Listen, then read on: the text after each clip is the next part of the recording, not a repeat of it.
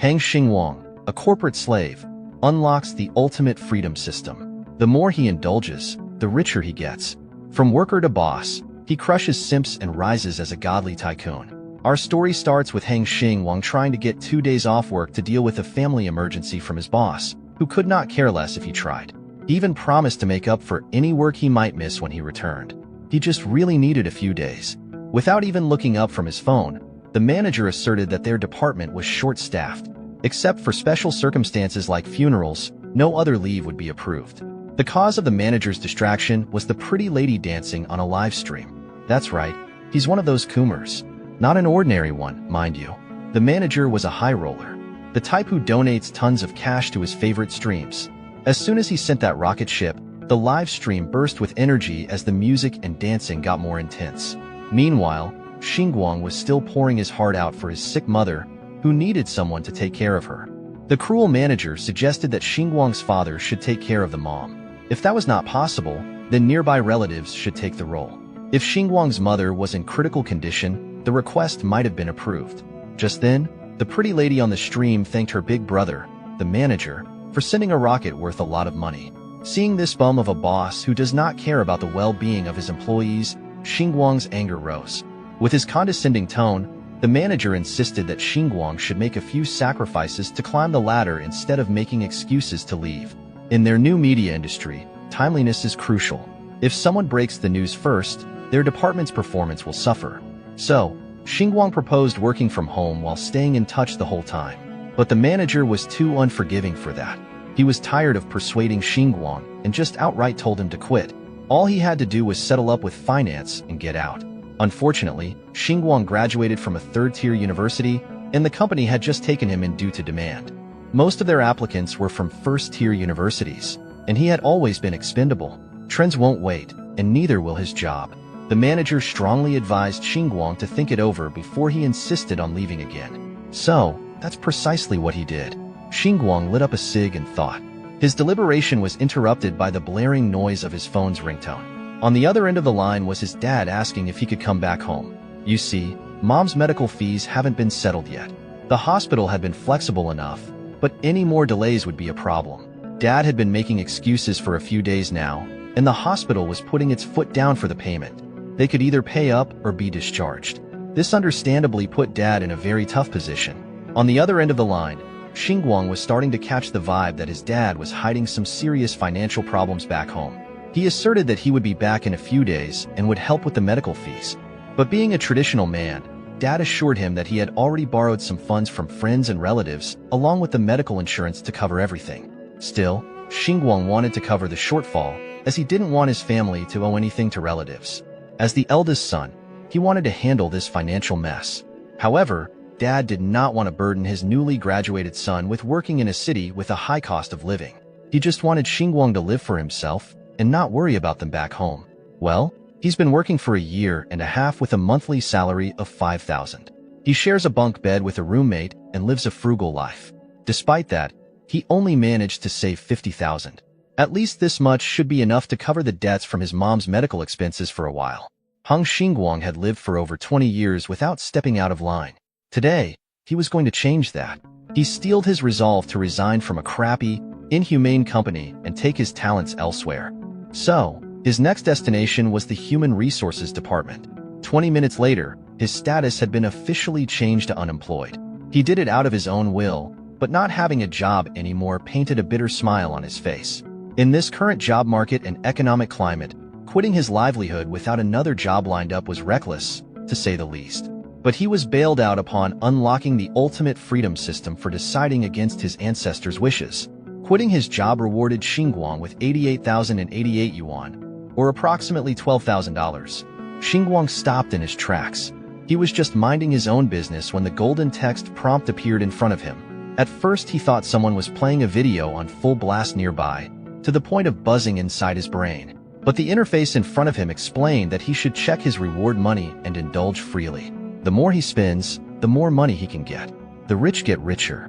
With his shaking hands, he carefully took his phone out of his pocket. The notification read that 88,888 yuan had been successfully deposited into his account. At first, The skeptic in him wondered if this was some type of new age scam or something.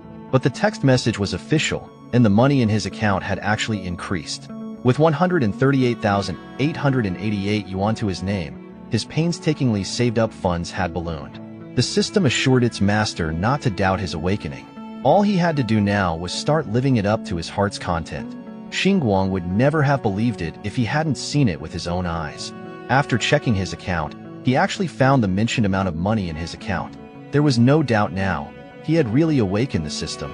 Now, all that was left was to figure out how everything worked and see if this system of absolute freedom could really help him. It was necessary to test everything in practice. His thoughts were interrupted by a woman's voice asking what he was thinking about. The girl who called out to him was Haowen, a blogger with 8 million fans. She wanted to know if he'd prepared her stream schedule. Haowen had 8 million fans for a reason. Her beauty and charm had tremendous power. At the sight of her, Xingwang's thoughts drifted away, and he didn't even hear what she said. Noticing his confusion, Haowen asked if he finally saw his older sister as a girl. Xingwang took it as a joke as usual. Throwing herself at him, Haowen said that she needed more operational resources because recently, the highest-paying fans had been paying less. Before that, Xingwang had always managed her streaming broadcasts. Online, she was known as the most attractive dance goddess. In real life, however, she was quite friendly and not arrogant at all. Also, her flaw as well as her strength was that she liked to joke around. That had been the case before, but now he had quit and wasn't responsible for it. He informed Haowen that the company would find her another manager. The girl worriedly asked why he had made such a sudden decision. Xingwang sympathized with her to some extent. Although she didn't look down on others, she treated him even better because he was her operator in the company. He was also the easiest person for her to work with, but now their roads were parting, and there was nothing to add here. In our hero's opinion, he finally became fully aware of reality. But Haowen did not plan to give up so easily. Using her witchy, sorry girl charms, she said she preferred to work with him and wouldn't trust anyone else. Xingwang's sanity was gone in an instant. He realized that he was charmed, but he wasn't going to lose so easily. At the same time, Haowen was trying to understand why Xingwang was acting so strange today. Usually, he always played along with her, but not this time. In a saddened voice, she asked if he really wanted to leave her. This might have worked on the old Xingwang, but now our hero was a completely different person. He wasn't going to be fooled by her pretense. Xingwang replied that he wanted to take a long vacation. Haowen started trying to seduce him with her charm again, and to be honest, she was quite good at it. Xingwang was having a hard time. However, it was already a foregone conclusion. He had a system with which he could become a billionaire. With that kind of money, he could get 10 of these beauties. After finally coming to his senses, Xingwang replied that Haowen should fix her nose makeup, as it looked a little crooked to him. Haowen, who had never heard such a thing in her life, was shocked. It seemed impossible to her, but she rushed to check it out in person anyway. Eventually, Haowen began to think that Xingwang's words were true, and her makeup on her nose was indeed a bit crooked. The broadcast was going to start soon, so there was very little time to fix this. At the same time, a system notification appeared in front of Xingwang, in which the system expressed its admiration for his determination. He refused to be a chain dog and was able to express his sincere feelings. For this, he received a reward of 23,001. Xingwang was once again shocked. He had done such a small thing and already received such a large sum. What could he get if he made his former boss crawl on his knees? But it was too early to think about that for now. Just like last time, he received the money into his account again. His balance was already 162,000 yen. Now Xingwang understood what absolute freedom meant. Now he could no longer be afraid to be himself. He could do whatever he wanted and get paid for it. What could be better than that? That day another devil was born on Earth. The beauty actually thanked him for pointing out her crooked nose. She also accepted that he was going his own way now, but was looking forward to a chance to work together in the future. This gorgeous woman actually wished him the best for his career instead of acting furious for being exposed. She was way too calm. Xingwang wondered if she was faking this nice act, or if she was just like this naturally. In addition, she even invited him to a farewell dinner treat for mentoring her on the technical side of things for so long. Haowen even offered to help him look for a new job with her connections to some industry bosses, believing in his top-notch skills. With the time they spent together before, she knew that he did not come from the best university. Maybe she was not conniving at all. Perhaps she was actually a decent human being. So, Xingwang reversed the invitation and offered to treat her to dinner instead. She was naturally worried that he would be struggling financially though. He laughed and used his departure as an excuse to stop being stingy. They might work together in the future, so this dinner could be considered an advance thanks. She smiled as she realized that he was already leaving when they hadn't had the chance to know each other at all. Since Xingwang had already packed up and was ready to head out, dinner after work should be perfect. Xingwang exited the building with a livelier pep in his step. He was born anew and was ready to experience the world on a whole new level. Before, if he could walk, he would never take the bus or subway. If he could take public transport, he would never take a taxi. If he worked overtime until 11, he would share a ride with someone. But looking at his bank account and the endless possibilities that had opened up to him, that might start to change. Even sharing rides in the dead of the night was a luxury for him in his daily life. So today, he would take the most expensive ride on the app and splurge properly on what he could not afford before. It did not take too long for a clean-looking silver car to pull up near him. The driver was personable and even wore a suit. This is what you get if you order a DD Premium ride.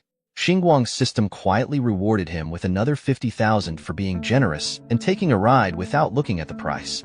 Looking at the car, its sleek lines and the smooth sound of its engine could make anyone's blood boil with excitement. He remembered waiting for other people to share a ride with him, sometimes until after midnight, just to save a few bucks. His current situation was light years away from that. He had truly made a gigantic leap in social class. From today onwards, he would be a different person. The driver smiled and politely directed him to get in the car. His destination was confirmed to be the Poaching Road intersection, a place called Liaoxiang Jinbing Pancake Shop, to be specific. Upon confirmation, the driver stepped on the gas and drove to the location. In the backseat, Xingwang gladly enjoyed the feeling of acceleration in an expensive vehicle. Smoke billowed from the tailpipe, and the driver showed off his impressive driving skills. With their speed, it did not take too long to reach Xingwang's destination. He got out of the car with a newfound sense of self, confident to take on anything now that he had unlocked a cheat code for reality and capitalism. The elderly lady working in the pancake shop practically knew him at this point. She also knew that his order was usually a jianbing without egg and sausage. But this time was different. He wanted the egg. In fact, he could afford all the eggs he wanted. But 2 should be enough.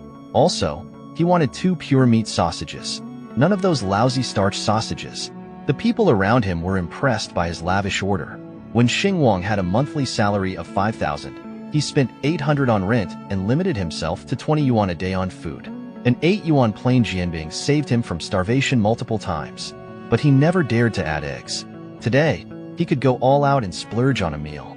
Just lining up to eat something worth 15 yuan was already a level up for Xingwang. He wanted the people around him to feel envy and jealousy as soon as they saw his 2 eggs and pure meat sausage. That's precisely what happened. The ladies blushed, and the dudes wondered when they could flex their eggs and sausages like this. This little stunt of making a significant leap from his impoverished living standards earned him another 20K from the system. Walking away from the stall while munching on good food, Xingwang enjoyed the beautiful afternoon with a satisfied smile on his face. He promised himself that he would add 5 eggs to his order next time. Back in his days as a student, Xingwang was so broke that he could not afford any kind of entertainment. After he got into the workforce, not only did he not have enough money, but he also lost all his time. These days, he doesn't even know what normal people do to be entertained. Walking aimlessly, he found himself near a familiar building. Suddenly, an idea struck inside his head like Jimmy Neutron having a brain blast. How could he forget about it? Now that he had plenty of money, he could live like one of those rich pricks who shop at the mall without looking at price tags. He still needed to treat Howen to dinner tonight. And as far as he knew, high-end restaurants pay close attention to dress codes these days. His current wardrobe just won't cut it. The quality of his clothes is not nearly up to rich society's standards. So, he entered the shopping mall and resolved to do what he had never gotten to do. Amidst the crowd, he looked at the shops and their storefronts in boundless confusion. He had unknowingly entered one of those massive malls filled with the scent of luxury. Every store had brand names written in English, and he could barely understand what he was looking at.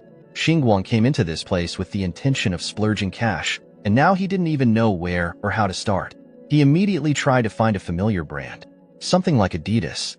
But those kinds of stores weren't up to this mall's standards. Xingwang stopped himself from looking around cluelessly like a bumpkin. Despite his cheat code in life, He was still looking at things small-mindedly when he could just go all out without consequences.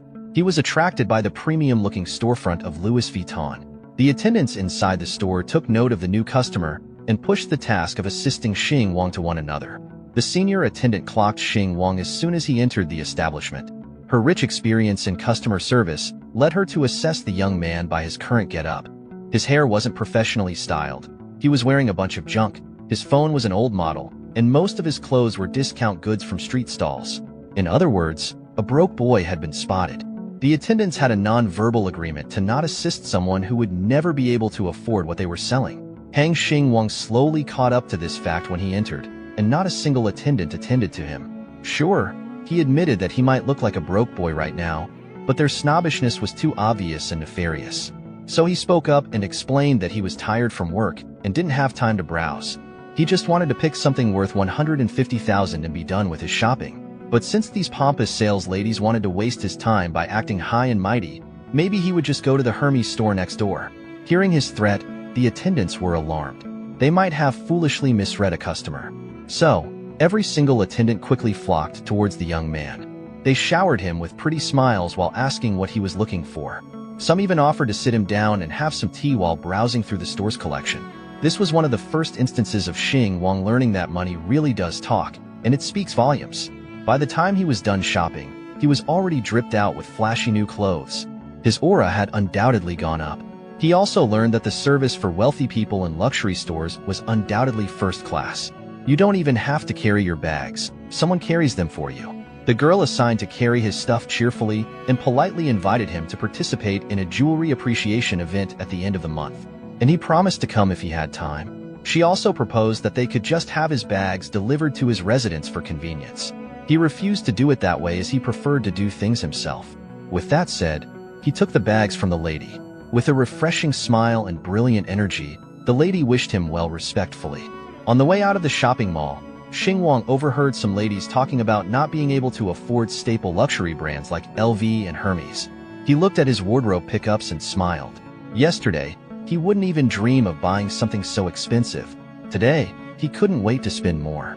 The system watched him spend 3 years' worth of his previous salary in one go. This was his first big sum achievement, and it came with a 660,000 win reward, or approximately 90,000. Indeed, spending more leads to earning even more. From being a penny-pinching broke boy, he was now only a little bit away from becoming a millionaire. All he needed to do was work hard and live it up luxuriously. Xingwang now could not be stingy, and if before he would choose some cheap fast food, now he chose the most expensive restaurant in the city, Lingwei Western. For such a restaurant, our hero of course dressed appropriately. His appearance, probably for the first time in his life, was bright and luxurious. At the entrance, he was immediately met by a beautiful waitress, and she offered to guide the Honorable Mr. Hang to the reserved private room. Xingwang arrived a little early and Hao Wen was still busy with her work, so he was going to wait for her at the entrance. But the waitress assured him that there was no need for important guests like him to wait here. The private room was separated from the main hall and he could relax there, have a couple of desserts while he waited for his friends. Such a reception in such a prestigious place was quite unusual for Xingwang. Indeed, clothes make the man. When he entered this private room, the desserts and tea were already on the table and he could help himself. If he wanted anything else, he could just ring the bell. The waitress wasn't going to disturb our hero's rest, and he could enjoy his meal. The view from the private room was really breathtaking. The evening city was especially good. This was the first time Xingwang had seen the city from the height of the 40th floor. In today's day, our hero had firmly convinced in practice that as long as one had money, he could enjoy the best service. And what's more, as long as you have money, you can stand at heights inaccessible to others. Now all those long-held fantasies and dreams that Xingwang had could finally come true. But before all that, he hurriedly transferred some money home, a little so as not to shock his father. It was only 100,000. If his father had any questions about the origin of the money, our hero could simply justify that it was savings from a part-time job. It would be believable, and his father and mother wouldn't be too shocked. While our hero was relaxing at the restaurant, Howen was sweating and working hard. She was performing custom dances, and the donations were pouring in, giving her no time for rest. There's a reason her broadcast got so many views. You know what I mean. Xingwang forwarded the location and the name of the restaurant. But of course she didn't read the messages because she was live streaming. Fans sent her one donation rocket after another, and Howen was grateful to them all. But it was time to wrap it up. That was all for today, and viewers will be able to see the follow-up tomorrow. Finally, this madness was over, and a tired and sweaty Howen could sit down and rest. Unfortunately, such a desirable moment of rest for her did not last long. Almost immediately, her friends came over. They wanted to go out to dinner together. Howen had to disappoint them, as she had her own plans for the evening. One of her friends immediately suspected that something was going on, and Howen was keeping a very important detail from her. Who was she going to have dinner with? Did she have a serious rich fan? Howen had to disappoint her. She should stop talking nonsense. She already knows this guy herself. It's just Xingwang. The friends were surprised that Howen still thinks about this loser and agreed to meet him after he left work. She definitely has feelings for him, no matter how hard she tries to hide it. Howen again advised them to stop talking nonsense. She's just grateful to him that Xingwang helped her a lot when he was an operator at the company. Now that he's left the company, it's just a farewell dinner. Besides, he'll treat. Hearing the key word that he would treat, the girls also wanted to go with her. It wasn't a date, so Howen didn't mind. Besides, they would probably eat something simple, and it wouldn't be too expensive for Xingwang. But if the friends wanted something expensive, they would pay for it separately. The blonde-haired friend was fine with it. She had a long day and was willing to treat herself a little. Xinhua wanted to go too, and didn't want to take advantage of others at all. At least that's what she said. In fact, Xinhua just knew that Xingwang was so stingy that he didn't even add an egg to his pancake. She was very curious about what kind of fancy restaurant he could take them to for dinner. Of course, Howen couldn't read the minds of her greedy friends, so she suggested they meet in the parking lot after she took off her makeup. Soon they walked down to the parking lot together, where Howen's brand new car was parked. That evening, they were lucky, and no one blocked it. Jiang Qingqing had to admit that it had become difficult for her to get advertising contracts recently, and she didn't know when she would be able to buy a similar car. Howen suggested that she try to become a dance streamer, but Jiang Qingqing knew herself too well. It was too tiring for her. After all, she didn't have the stamina like Howen to dance from morning to night. Instead, her strategy was to wait for good big brother to propose to her and pull her out of this damned industry. Xinhua immediately brought her down to earth. Jiang Qingqing wanted too much. In their industry, it's good enough not to get taken advantage of by big brothers. Yet she dreams of someone from them to save her. Jiang Qingqing just wanted to dream a little. Xinhua had nothing against it. She could dream all she wanted. But could she be so naive and believe that Howen had bought herself a fancy car just by dancing on the streaming service? Xinhua was sure that she must have slept with many big brothers. Otherwise, she definitely wouldn't have become a top 1 company star. Definitely not just because of her cute look. Finally, Xinhua came to her senses after all her dirty guesses and asked where they were going to have dinner. As soon as Howen pulled out her phone to check, she just froze with a strangely startled expression on her face. It was smugly remarked by Xinhua, certain that the place was so shabby that even her love-struck friend was shocked. Thank you guys for watching. If you enjoyed it, then do likes for part 2. Also like and subscribe for more, and stay tuned for next part.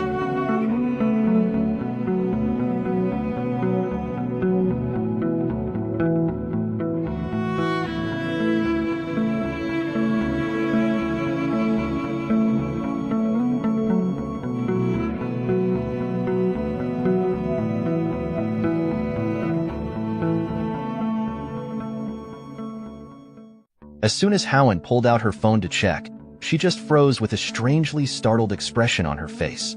It was smugly remarked by Xinhua, certain that the place was so shabby that even her love-struck friend was shocked. But she was wrong. The place they were invited to was called Ling Wai, and there was a restaurant with the same name. It was located in the Jingwu building. This restaurant was known for being a super famous and popular restaurant with 3 Michelin stars. Even the most modest dinner in such a place cost over 3,000 per person. But even that wasn't the main problem. It was the fact that it was very difficult to get a reservation because of the popularity of the place.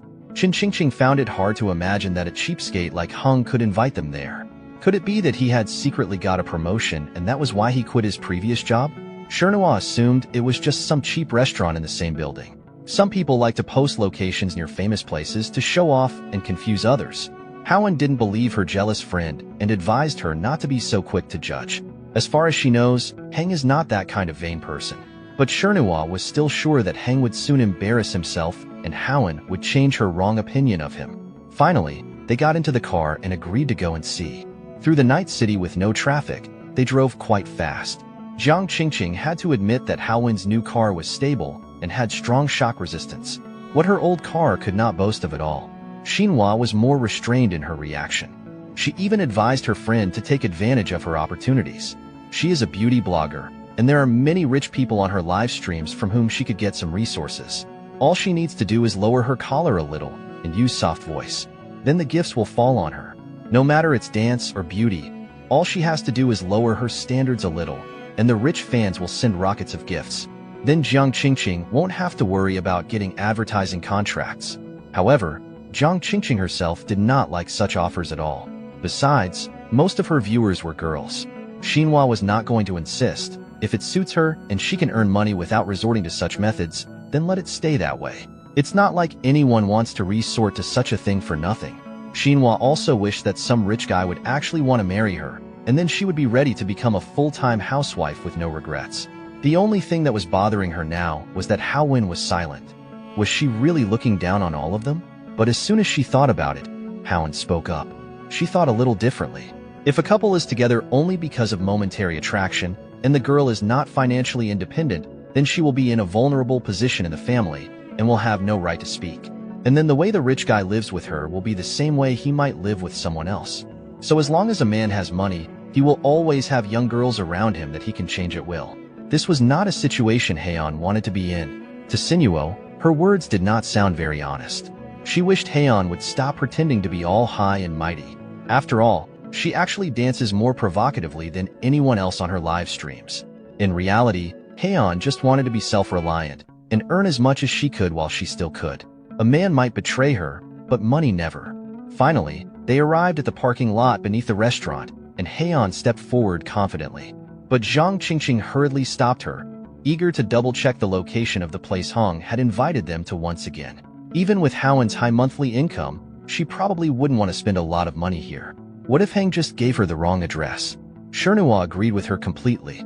It was embarrassing for her to walk into a high-end restaurant and then shamefully leave because they didn't have a reservation there. What if one of their viewers recognized them and posted a video of it online, and then they would lose followers? So Haowen decided to call Heng to find out for sure. But all she got was a dial tone and Heng didn't answer. Shernua smugly mentally laughed at her, certain that it was solely Haowen's fault that she was hanging out with show-offs and getting dragged into this. Haowen, on the other hand, thought Heng was just busy and therefore not responding. Shernua put on her good friend mask again and suggested that something might have happened. In any case, Heng wouldn't mess with her on purpose, right? So it's still worth going upstairs and checking since they're here. Senua was just curious to see this top 1 restaurant and how the story with Heng would end up. Haowen invited her friends to take the elevator, thinking that Lingwei is a very expensive restaurant. Even though she can afford it, Heng with his small salary probably can't. There's a reason he's usually so stingy. Lingwei would be too much of a waste for him. What if he was just kidding? In that case, she would have to pay for the entire dinner herself. Approaching the entrance, Haowen hesitantly looked around from around the corner. When she didn't see him in the main hall, she started to panic. Why wasn't Heng answering the phone? She tried again and again, but nothing changed. Suddenly, a waitress approached them from behind and asked if they had a reservation. Heian wasn't sure what to answer, but Xinhua answered instead, confidently saying yes. Now Heian had no choice but to say that the reservation should be under the name Hang Xingwang. Xinhua continued to gloat, knowing that the salary of an operator in his company was only 5,000. One dinner at this restaurant could cost him 3 months' salary, and she just couldn't wait to see how Heian would bear the blow of the harsh reality. But suddenly, against all her expectations, the waitress invited them to follow her, because Mr. Hang had been waiting for them for a long time. Shernua was simply speechless. Is this really real? As the waitress led them to the private room where Hang was waiting for them, Shernua couldn't stop envying how lucky Haowen was. The company gives her resources, and she firmly occupied the position of top 1, leaving everyone far behind. Shernua herself had to settle for second position. But as if that wasn't enough, there are all kinds of suckers trying to gain Haowen's attention. Even a stingy loser like Xingwang was ready to spend so much for her. Xinhua was sure that in the end he would end up with no money and no girl, but she wished she could be in Haowen's shoes. But then Xinhua would definitely not give even a chance to someone who pretended to be rich. The waitress led them to the elevator and sent them to the highest floor. Now Zhang Qingqing was really starting to worry that someone else with the same name as Hang might be waiting for them there. It was even hard for her to imagine how embarrassing it would be if they misunderstood everything. As far as she knows, this elevator here is strictly for the VIP clients, to make it convenient for them to get to the top floor with private rooms. It's just that the price of booking such a room goes up to 10,000 per person for the evening. Now, Xinhua was sure that someone else with the same name was waiting for them there. In her opinion, this was too much for Xingwang. He would have to spend his entire 3-month salary, and that's if he didn't eat or drink anything. Even if it was actually him, she was curious to see how he would handle himself when he saw that the 3 of them had come. One thing she had to admit though, this Xingwang is really smart since he picked the moment when someone with the same name reserved a seat in the restaurant and invited them here just to show off. But this whole show would soon be over, and she would bring him out. Finally, they arrived at the 40th floor, where a nice waitress who looked much better than the 3 of them invited them to come through and be seated. The only thing that bothered Howen was that Xingwang was not to be seen here, but Qingqing wasn't upset about it and immediately started taking pictures in such a luxurious restaurant. It was not allowed to take pictures in the lobby, but it was still possible to take pictures in the private rooms. Qingqing decided that whether they dined here tonight or not, if she managed to take good pictures, it would be considered a good night as if she had dined here. Xinhua did not share her enthusiasm and was in no hurry to join her. Qingqing was going to publish these photos later. After all, no one would know under what circumstances she had gotten here anyway. Xinhua continued to be not satisfied. She still thought that Xingwang was just a rascal who invited guests and didn't come himself, just like she expected. Qingqing was having a more pleasant time, recognizing that she had never dined at such an expensive restaurant in her life, and realizing that she might not get another chance, used it to the fullest to take more photos. Xinhua finally ran out of patience and demanded Haowen to tell her what Xingwang had said to her. She didn't want her friend to make a fool of herself if it turned out to be a misunderstanding. Haowen was also beginning to doubt that an ordinary office worker could afford to dine at such a place. She was about to leave when a waitress came to one door and started to wake Mr. Hong, who was sleeping there. Xinhua gloated that she knew it, and now Haowen would be humiliated. But Xingwang dashed all her hopes. He had just waited so long for them that he fell asleep, and when he woke up, he saw 4 or 5 missed calls. And now he hoped they hadn't at least waited too long for him. He immediately told the waitress to start serving. To the girls, his change in appearance from a poor guy in a hoodie to a rich guy in designer clothes was startling, especially for Haowen, who didn't even know what to say. Qingqing immediately estimated that his branded clothes cost quite a lot. The jacket alone cost over $5,500. Xinhua was just flaming with envy and couldn't understand how this guy could be so rich in reality. Had he inherited money from a rich relative? It made her angry that such a loser was so lucky, and it made her even angrier that he was so skillful at hiding it all. Xingwang greeted Haowen first and only then her friends. Qingqing he recognized immediately, but Xinhua didn't, and she had to introduce herself. Of course she tried to use all her charms, but our hero was not impressed at all. He remembered her video with beauty filters and was surprised that in reality she was so different. Xinhua tried to justify that it was because of her light makeup today, but inside she was just furious at her defeat. Of course no one saw this, and Haowen nonchalantly explained that she took her co-workers with her after work, but if he minded, they could leave. Just at that moment, a bunch of waiters came in with lots of dishes.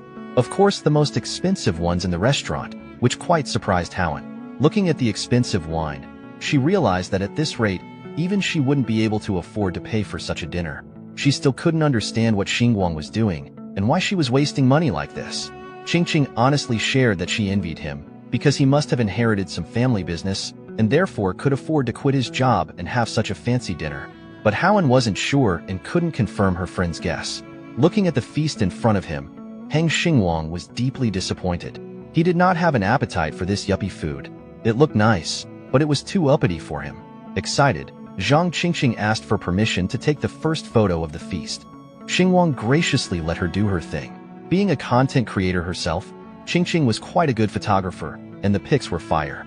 Feeling sketched out by the situation, Husha Nua asked Haowen what was really going on and why this guy had so much cash. Well, Haowen and Xingwang were never really close. Apart from work-related stuff, they had never interacted. He was responsible for a few effective marketing campaigns, though. She even recalled seeing him live modestly. But maybe he was just a low-profile, pragmatic, and rich second-generation son of some conglomerate. He probably did not want a girl to pay for the meal, so he decided to reveal his real wealth. Still unsatisfied with the delectable food on the table, Xingwang called the waitress to request something more down-to-earth and filling. Qingqing enthusiastically backed him up, agreeing that expensive meals aren't even filling. They just look good for photos if you're a socialite. The waitress suggested slow-cooked black truffle beef ribs, pineapple monkfish liver, and many more exotic cuisines with names that were far too complicated. Just hearing these names was killing his appetite. He just wanted something cooked in intense heat. Some imported crab, imported beef, and lamb cut into chunks should do. The girls had never seen someone act and order like this in a high-end restaurant. Annoyed, Jinwo interjected that they should not have come to a French restaurant if he wanted comfort food. She was starting to think that he did not come from a rich family, but had recently acquired wealth as a nouveau riche instead. Xingwang continued adding to his order, tacking on grilled kidneys and barbecue skewers like he was in a street stall. The waitress had to hurriedly apologize as she insisted that they only serve the restaurant's set menu items. That's when Xingwang requested the manager, as this was above the waitress's pay grade.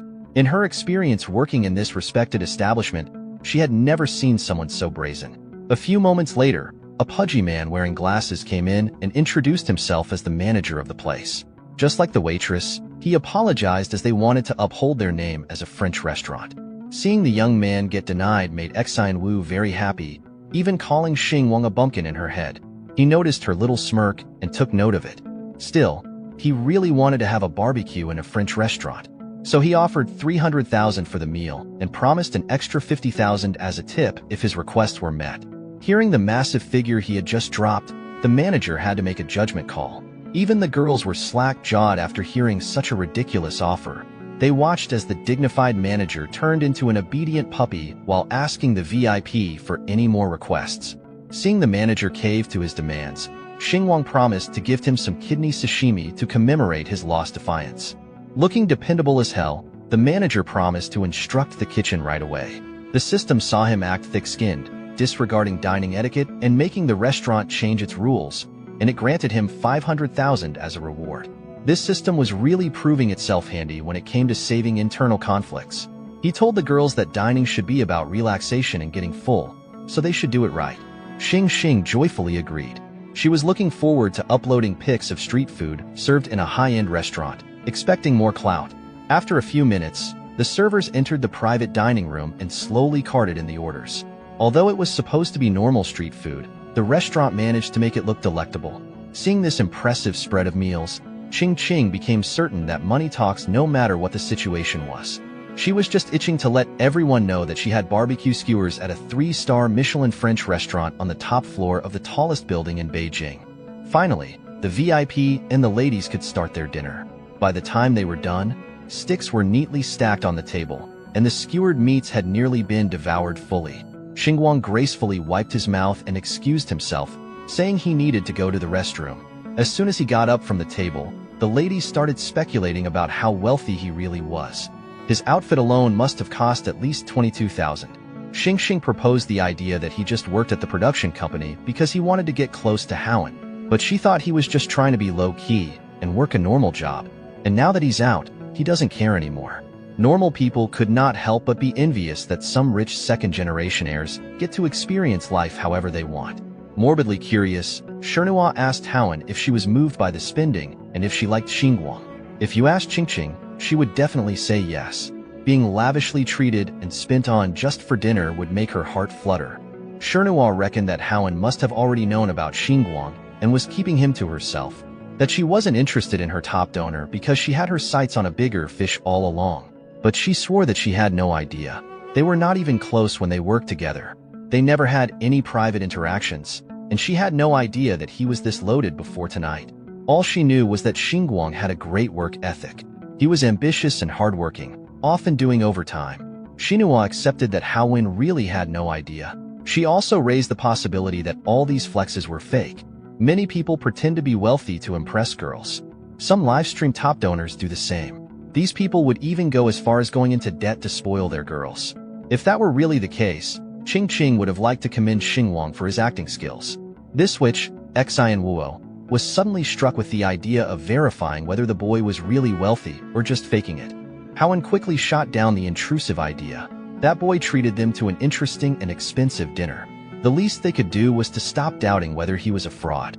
Xingwang explained that Haowen was underestimating her value to a man. A normal person could gain a lot by being connected to a popular streamer these days. That's how manipulative people operate. They charm you in, make you feel special, and once you're emotionally invested, they show their true colors, and it would be too late to get out at that point. Haowen had no intention of pursuing anything romantic with a work friend just because she was taken out for dinner though. Xinhua finally put her foot down and told the other ladies to just follow her lead as they verified his status.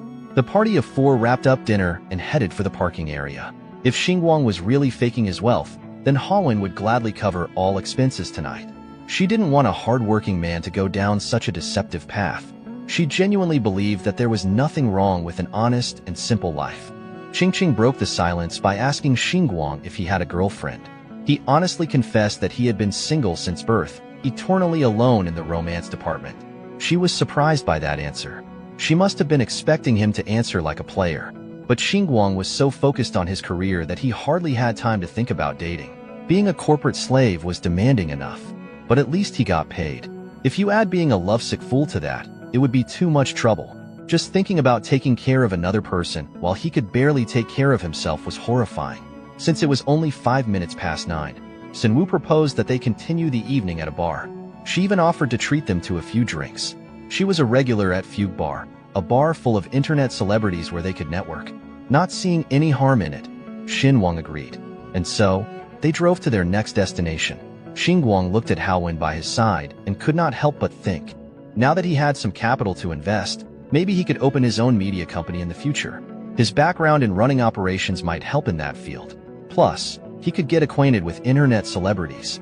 In doing so, he could be the next titan of the industry, with all kinds of assets in his hands. Upon arriving at the bar, Xinhua gave them a heads up that she could only afford about 2 drinks for each person. That was not a problem for the party at all. This night was just about going out and having fun. In the parking lot, all kinds of luxury vehicles were lined up. Their drivers were naturally wealthy. Meanwhile, Xingwang was just excited to enter the famous Fugue Bar he had heard so much about. As soon as they got inside, they were greeted by the blaring music performed by a live DJ, hyping up the crowd. In booths and on the dance floor, there was all kinds of touching that was not very YouTube-friendly. The party of 4 settled in one of the empty booths to have their drinks. Xinhua ordered a margarita and urged everyone to get whatever they wanted. Qingqing got the pink lady, and Haowen ordered a non-alcoholic lime mojito as she still had to drive afterward. Xinhua quietly observed what Xingwang would order. She was starting to see the look of someone who had never been to a bar. When she snapped him out of his daze for the order, Xingwang just waved his hand and told her that anything would be fine. Since that was the case, Xinhua got him a Long Island iced tea, a strong drink perfect for making someone spill the truth while drunk. This switch was really locked in to prove that someone was broke. The music was loud and the people were lit, drunk, and having fun on the floor. While enjoying their respective drinks, Xinhuo brought up a special bartender named Danny who made amazing but pricey drinks. Haowen knew that this was another one of her schemes to get Xingwang's wallet out. She wanted to make him face reality if he really was faking this display of wealth. While she was scheming, he was casing the club for influencers who might become potential business partners to make more cash in the future. Xinhua did not like being ignored. When he finally looked her way, Xinhua proposed that they play dice to stomp the boredom down. He seemed receptive to the idea and asked how the game worked. Xinhua didn't just want to play a normal game of dice. She wanted something more exciting. If you lose, you take off a piece of clothing, but you can bail yourself out of stripping with 10,000 instead. Xinhua smirked at the audacity of this woman. He stood before the witch and reminded her that he used to be the company's operations manager, and he knew all about her info and skills. He knew this girl was a dice expert. Ordinary people could not beat her. Realizing that her plan to humiliate and extort money had backfired before it even started, Xinhua was stun-locked. Xinhuang started going off. He knew what this girl was thinking. A mere operations guy earning 5,000 a month with no bright future ahead was pretending to be rich. He already knew that she was toxic trash from the start, but he wanted to let things slide to keep his night with Haowen fun. But it led to him being seen as an easy target. He wasn't stupid or a pushover. He could see through Xinhua's disdain completely. So, the system rewarded him for standing up for himself and exposing another person's scheme. It netted him a cool $1 million, pushing his current balance to 1.89 mil. Xingwang did not deny that he did not come from a rich family. Manhwa immediately took this as a confession to support her case that he was just pretending. He was not done speaking, though. Suddenly, the laid-back Xingwang was gone as he flaunted his power. Instead of playing dice, he would gladly give her 300,000 to strip all her clothes and walk out of the bar naked. Feeling uncomfortable, Manhwa played the damsel in distress role perfectly. Howen had to step in and defuse the situation, urging him to sit down and play with her for a while instead. Seeing him back up, Manhwa started back up again, telling him that he did not have 300,000 yuan to throw around carelessly. He just replied by addressing the whole bar and treating everyone to 300,000 yuan worth of drinks. That's the literal definition of FU money. His golden card shimmered with the bar lights. Thank you guys for watching. If you enjoyed it, then do likes for part 2. Also like and subscribe for more. And stay tuned for next part.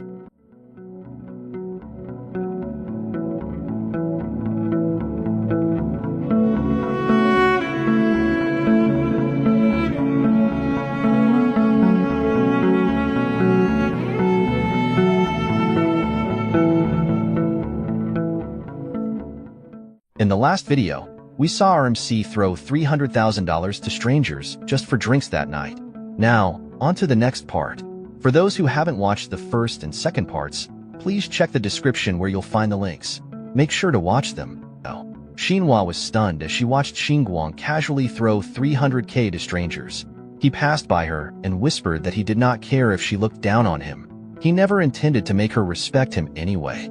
His sights were set higher. After all, vindictive people like Manhwa were nothing more than ants. She had a bad habit of looking at other people's wallets. These types of people could easily be humiliated by money. Xingwang sat down, and everyone was eerily silent. Manhwa followed suit, hanging her head low in shame while he looked at her. Qingqing could sense the tension in the air and looked to Haowen for an answer. Unable to stomach the shame and humiliation, Manhwa excused herself for the night, faking a smile as though she was supposed to do something else tonight. But as soon as she got far from the booth, she ran away with tears streaming down her face. Meanwhile, Xingwang was just playing with the dice she had left on the table. He told Haon to continue having fun, as he would be picking up the tab for everyone in the bar anyway. But they were interrupted by another girl who recognized Haon. She asked if Haon's stream today was a failure, and if she came to the bar to drink her sorrows away. The stranger hammered down the fact that Haon's top fan was spending less and less. Haon had just gotten out of work and did not want to talk about this stuff in the club. Miss Stranger continued tormenting her for acting innocent and flaunting her charms with a fake sense of purity. Finally ticked off, Haon swiped the stranger's hand away, staring daggers right into the girl's soul. Xingwang quietly watched as this all went down. Instead of leaving, the strange girl sat in the booth and proposed that they should not pass up a good opportunity to stream together. So, GA went live and greeted her viewers while introducing Haowen. She also asked her viewers if they would like to see a live PK in the bar. GA acted helpless while telling the chat that Haowen was not feeling the challenge and urged them to convince her to agree. Immediately, her phone notifications blew up with all sorts of requests for her to take the challenge. GA had set the scenario up. Her big shots were ready to support her tonight to finally surpass Haowen as the top dance streamer. It would only be a matter of time before those top fans made their move. For now, Haowen had to take a phone call from the agency. As expected, it was the executives pressuring her to go live immediately and not miss the opportunity to trend. Even though she was not in good condition, the higher-ups had already paid for promotion, and if she did not start streaming, there would be consequences. While Jai entertained her chat, Haowen dejectedly came up to her after being forced to take the challenge. When asked if she was scared, the top dance streamer just urged the number 2 to get started. The people cleared the dance floor to give the two plenty of space to duke it out. As soon as the music started, each one took a gracious pose for the camera. Qingqing monitored the chat on her phone and saw many rockets and yachts flying all over the screen. Haowen was starting to lose against the challenger. Say what you want about Jai, but she was a shrewd businesswoman for this planned PK challenge alone. On the other hand, Haowen wasn't feeling 100% healthy in the first place. Some of her were starting to talk badly about her dancing. It did not help that she was losing the donation war too. She did not have her top fan brother Z in the chat after all. Seeing this setup, Xingwang immediately realized that GA was playing dirty and cornering Haowen.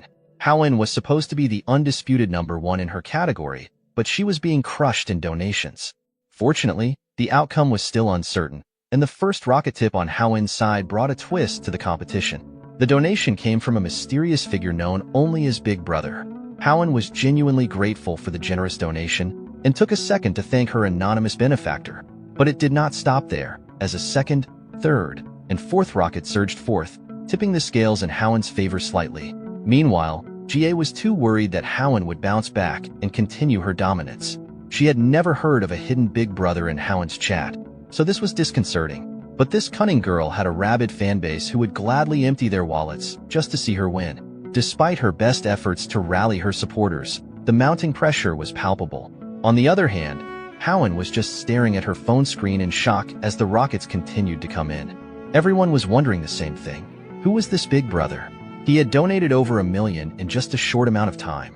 Some speculated that her agency was forcefully promoting her, but spending this much on one talent was unlikely, as the platform takes a massive cut of 60–70%. Xingwang was just watching from afar, getting bored of all the commotion. His system had given him $5 million more for letting his money flow like water with no pretenses.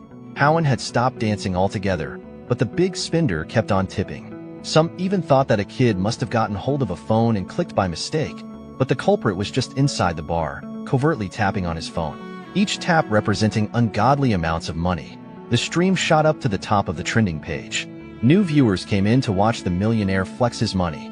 Even when Howin asked if she could catch her breath, the rockets never stopped launching.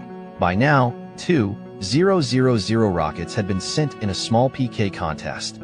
GA's diamond-level Big Shots group was in chaos, refusing to lose to a single big spender. For the sake of their girl, they needed to fork out some serious cash too. Because of this, GA's progress bar started fighting back as rockets were launched one after another. She personally and adorably thanked Time Revealer and Old Kong for their continued support and their rockets. One of her top fans had wanted a private video from her before. He was rich and generous, so he definitely wouldn't miss the chance to play the hero. That man was Boss Tong, and with him joining the rocket war while Howin's side died down, victory seemed within reach. Xingwang quietly laughed to himself as he sat down and looked at his phone. He tapped on the screen as fast as humanly possible. This quick succession of taps represented another 100 rockets sent to Howin. The system congratulated him for becoming the new top Big Brother in Howin's chat and rewarded him with another 10 million. With a boost in his bank account, Xingwang continued flaunting his wealth by sending 500 more rockets. This little contest was practically an infinite money glitch for his system. By the end of the last song, Howin was declared the winner of the PK match. She thanked everyone who supported her, especially this new Big Brother. To cap off the celebration, Big Brother sent another 1,000 rockets to congratulate Howin. This last donation made Xingwang the top daily donator on the entire platform. This earned him another 10 million. And for his efforts in sending the rockets, another 1 million was added. Howin politely thanked Big Brother for the support that won her the PK match and brought in a lot of attention. It was the first time she had reached millions of live viewers at once. She was grateful, but ended with the message that everyone works hard for their money and should not waste it on a streamer like her. Her display of humility just made her audience adore her even more. This was the charm of a pure and unpretentious woman. Jay stared at her phone in defeat. All the effort she put in was for nothing against a single donator. In the end, she had only helped Howin rise to even greater fame. That girl had received tens of millions in donations in one go. This was a single-day achievement that even top streamers could not easily attain. With the contest wrapped up, Xingwang got up from his seat and yawned, yearning to rest in his bed. He found Jai sulking in a corner and praised her for having so many big brothers willing to support her. He urged her to work hard and maybe surpass Howin someday. It definitely stung to hear that after a fresh loss. Ching and Howin knew that. Jai was stuck reconsidering her life choices in the middle of the club, while the party of three exited the premises. Outside, Ching could not stop talking about Jai's humiliation. She was just glad that karma had done its thing and made Jai's plan backfire. As a streamer herself, she was in awe of this super rich Big Brother who could spend money like he was the #1 tycoon on the platform. Surprisingly, Howin did not seem excited at all. She confessed that she felt unworthy of it. Tens of millions had just entered her bank account from a fan she had never seen on her stream before, leaving her with a sense of unease that was hard to shake. Ching urged her to wake up and treasure this godsend of a donator. Ching herself wanted to get close to this generous Big Brother. She took the user ID from Howen and brazenly sent a private message to the big tipper. As soon as she pressed send, Xingwang's phone lit up with a message notification. When the ringtone sounded, the girls looked behind them suspiciously. It was the official notification of the streaming app, so it seemed too much of a coincidence. Howen also felt that Xingwang could be connected to what happened earlier. He tried to deny their suspicions that he was the big brother. Without a cover story ready, he struggled to make it believable. Xingwang claimed he was just dealing with numerous private messages from different businesses. But just a moment ago, he had spent millions, and the big brother would need to be worth at least billions. Using this reasoning, Xingwang pretended that he couldn't afford to spend tens of millions in minutes. Qingqing also noticed the similarities between Big Brother Wang and Xingwang's name. Qingqing, to change the subject and finally wrap up the day, Howen offered to drive him home. Since he lived near Longhu New City, which was out of her way, he insisted on just getting a cab. Their plan to head home was abruptly interrupted by a drunken man who had just stumbled out of the club, casting a tense atmosphere over the scene. Based on her defeated reaction, it seemed like Howen knew this man already. In fact, everyone knew this man. He was Xingwang's former boss. The man started running his mouth about how unemployed people shouldn't be going to bars while relying on women to pay. Howen immediately spoke up to clarify that they were the ones relying on Xingwang tonight for dinner and drinks. The belligerent boss was shocked to hear such a ridiculous thing. He interpreted what she said as Howen kindly covering for the poor guy's dignity. Drunk boss argued that everyone's bill had been taken care of by a mysterious person, so it should not be possible for Xingwang to treat the girls to drinks. He continued calling Xingwang a poor man who didn't have much aside from his sweet talk to charm women. Xing decided to step in too, insisting that Xingwang had treated everyone in the bar. The drunk boss immediately lashed out, telling her to shut up. He told Qingqing to stop being so cocky after gaining a few fans when all those fans were fake. This comment surprised and confused the carefree girl, leaving her feeling exposed and vulnerable. It was a harsh reminder that her success was not entirely her own, and it shook her confidence. Drunk boss proudly revealed that the company had spent a lot on Qingqing's promotion, even buying fake followers. All she did was do her makeup without securing any ad deals. Qingqing was essentially a money-losing asset, unlike Howen, who could dance for a single night and bring millions to the agency. Without stopping, the boss suggested that Qingqing should wear less during her tutorials on stream, instead of pretending to be pure. Maybe she could also go down the route of a dance streamer. As for Howen, he offered her a supporting role in a TV drama, saying he could make it happen if she agreed to spend the night with him. Before the drunken boss could get his grubby hands near Howen, Xingwang, fueled by a sense of justice, grabbed his hand with force.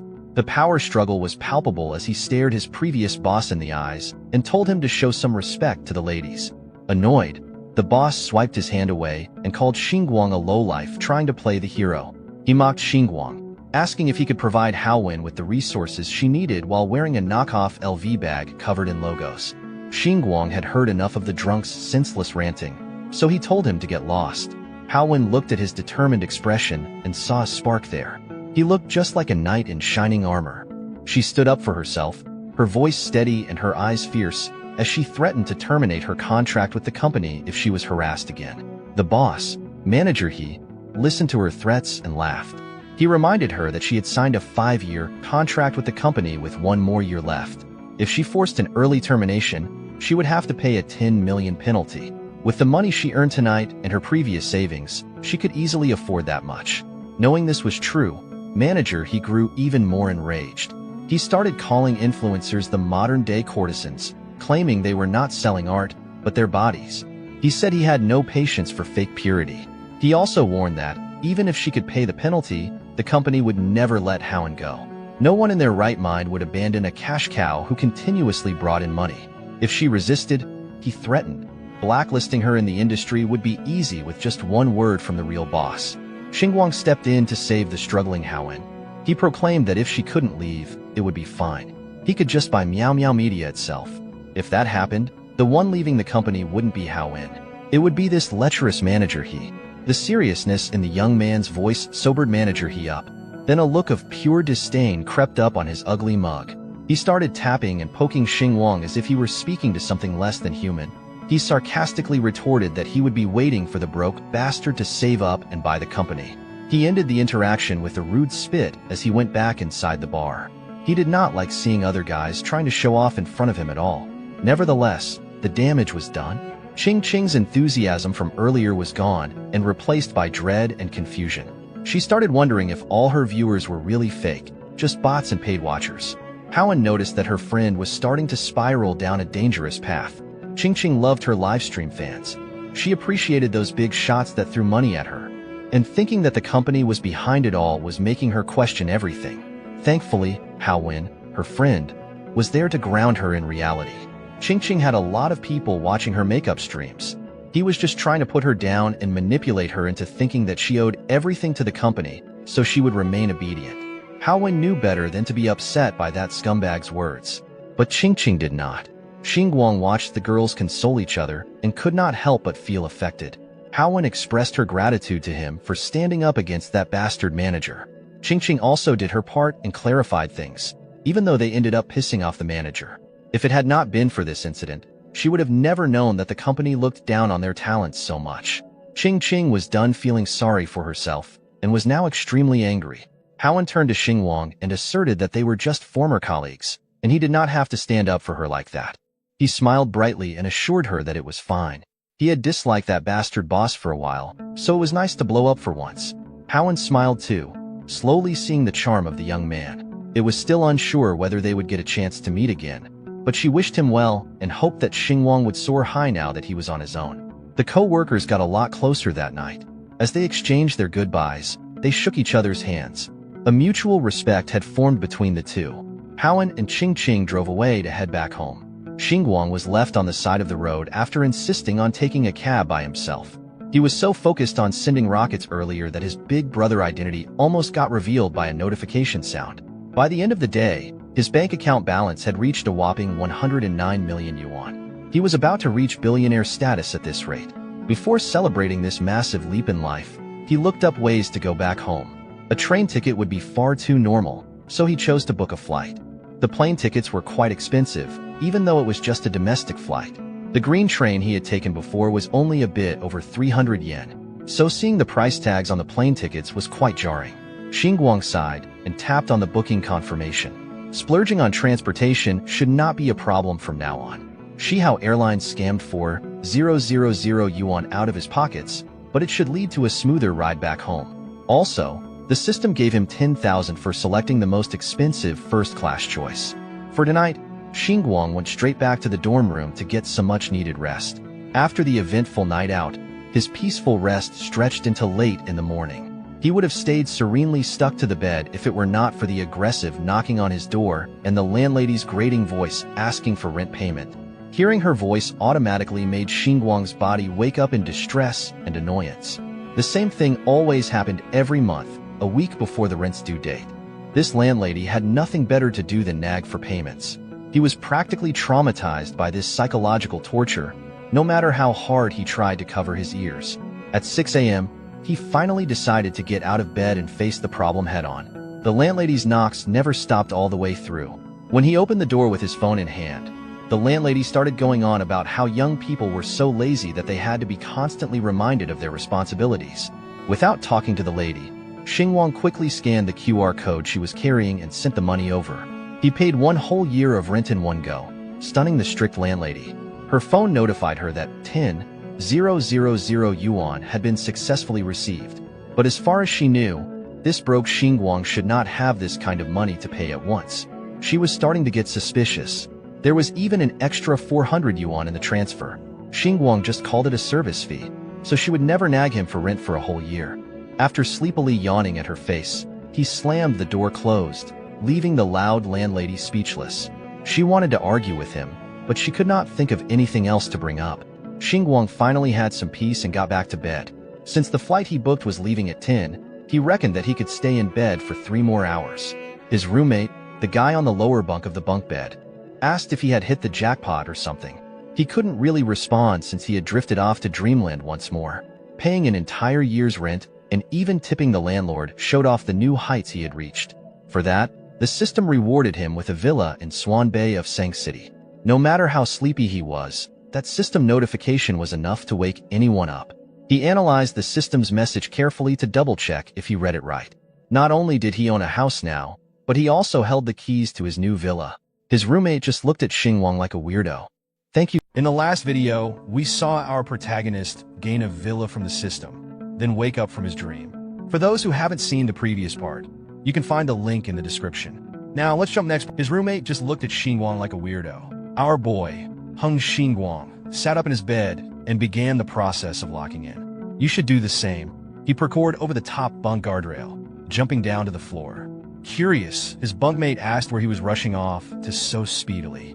Xingwang ran to the door and simply told his roommate that he was finally going back home. His first stop was the airport, and he wouldn't be coming back for a while as he took care of business there. His roomie ran after him, reminding Xingwang to pack his luggage, but there would be no need for that. He was too focused on going home and getting his mom a VIP hospital room. In her standard accommodation, Dad was peeling apples for sickly Mom. Dad notified her that their son would be coming over. That kid was so excited that he sent 100,000 yuan, which he allegedly earned through part-time work. Mom was worried that her son was getting mixed up in something illegal to earn that much from part-time gigs. Dad just laughed, as he knew his son too well. He knew that Xingwang was not the type of kid who would do something like that. Speaking of Xingwang, the rich blonde Jigachad burst into the room, making his flashy entrance. The look of worry was evident on his face as he asked how Mom was doing. He was a good son who didn't want his mom to feel any discomfort whatsoever. She assured her boy that she was fine. She just needed minor surgery for her illness, but her vitals were promising. Dad had already guaranteed this on the phone, yet he still came all the way home, and it looked like he had run all the way to the hospital with how sweaty he was. As he handed a peeled apple to his boy, Dad worriedly asked how work was going and if he had any trouble with the bosses for taking leave. Xingwang chose to be honest and wholeheartedly confessed that he had quit his job. At first, his parents were shocked at such a drastic decision. Any parent would have reacted the same way. They did not reprimand him for doing so. They knew their Xingwang was a good son who would always land on his feet. They also knew that he had been through a lot in the city, but now he could take a good rest and eat well at home. Suddenly, Xingwang's worries melted under the reassuring words of his mom and dad. They truly were his safe harbor. They had always been understanding and supportive of him. He then asked his dad if the medical bills had been settled properly. Dad explained that most of the borrowed money had been paid yesterday after their call. He even wanted to transfer the 100,000 back to Xingwang so he could spend it on himself, as young men needed money for many things these days. Xingwang declined and told his dad to keep it for their expenses. As for the remaining unpaid debts, he would like to settle them and pay them back quickly too. Hearing that, Dad started feeling a little awkward as he mentioned the relatives they had borrowed from. Seeing how his dad was acting, Xingwang already had a bad feeling about this debt.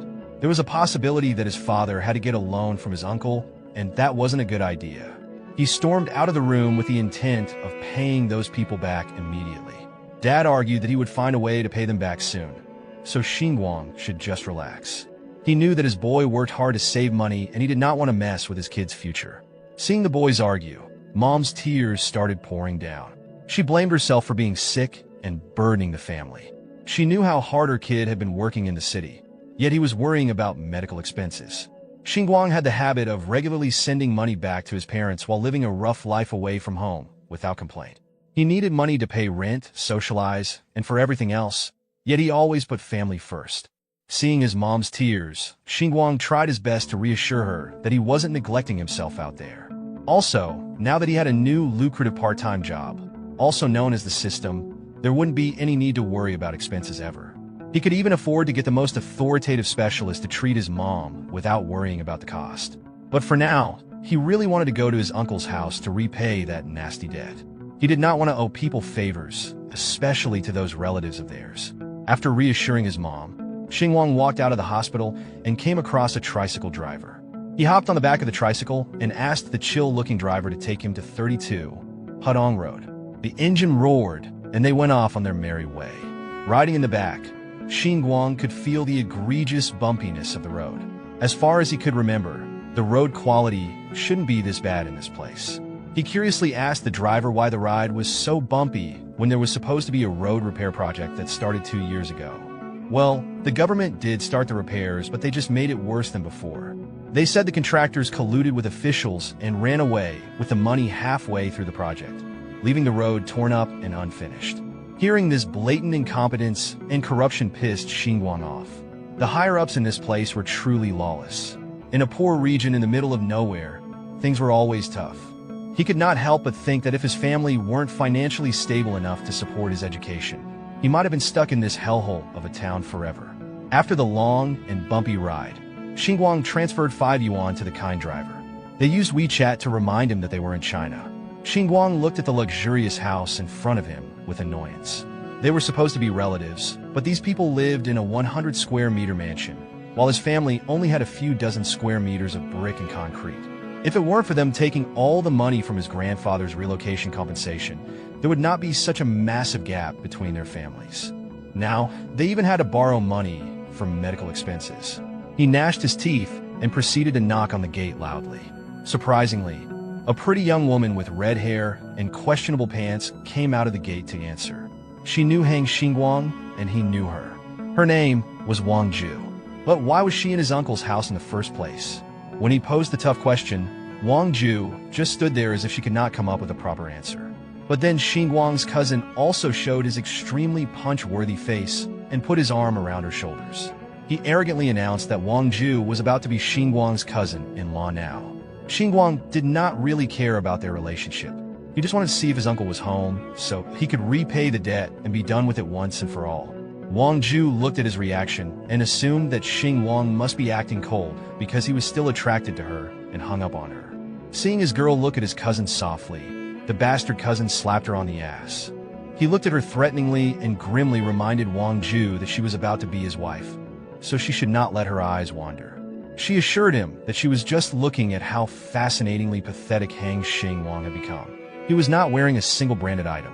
Xingwang claimed to live in a big city, yet he was going backward. Wang Ju believed that the countryside was a lot better. There, her husband could wear Adidas and Nike anytime he wanted. Her bro was flexing Adidas and Nike in front of 100 millionaires. The dumb couple let Xingwang in, and he found his uncle playing cards with a few buddies in the lavish living room.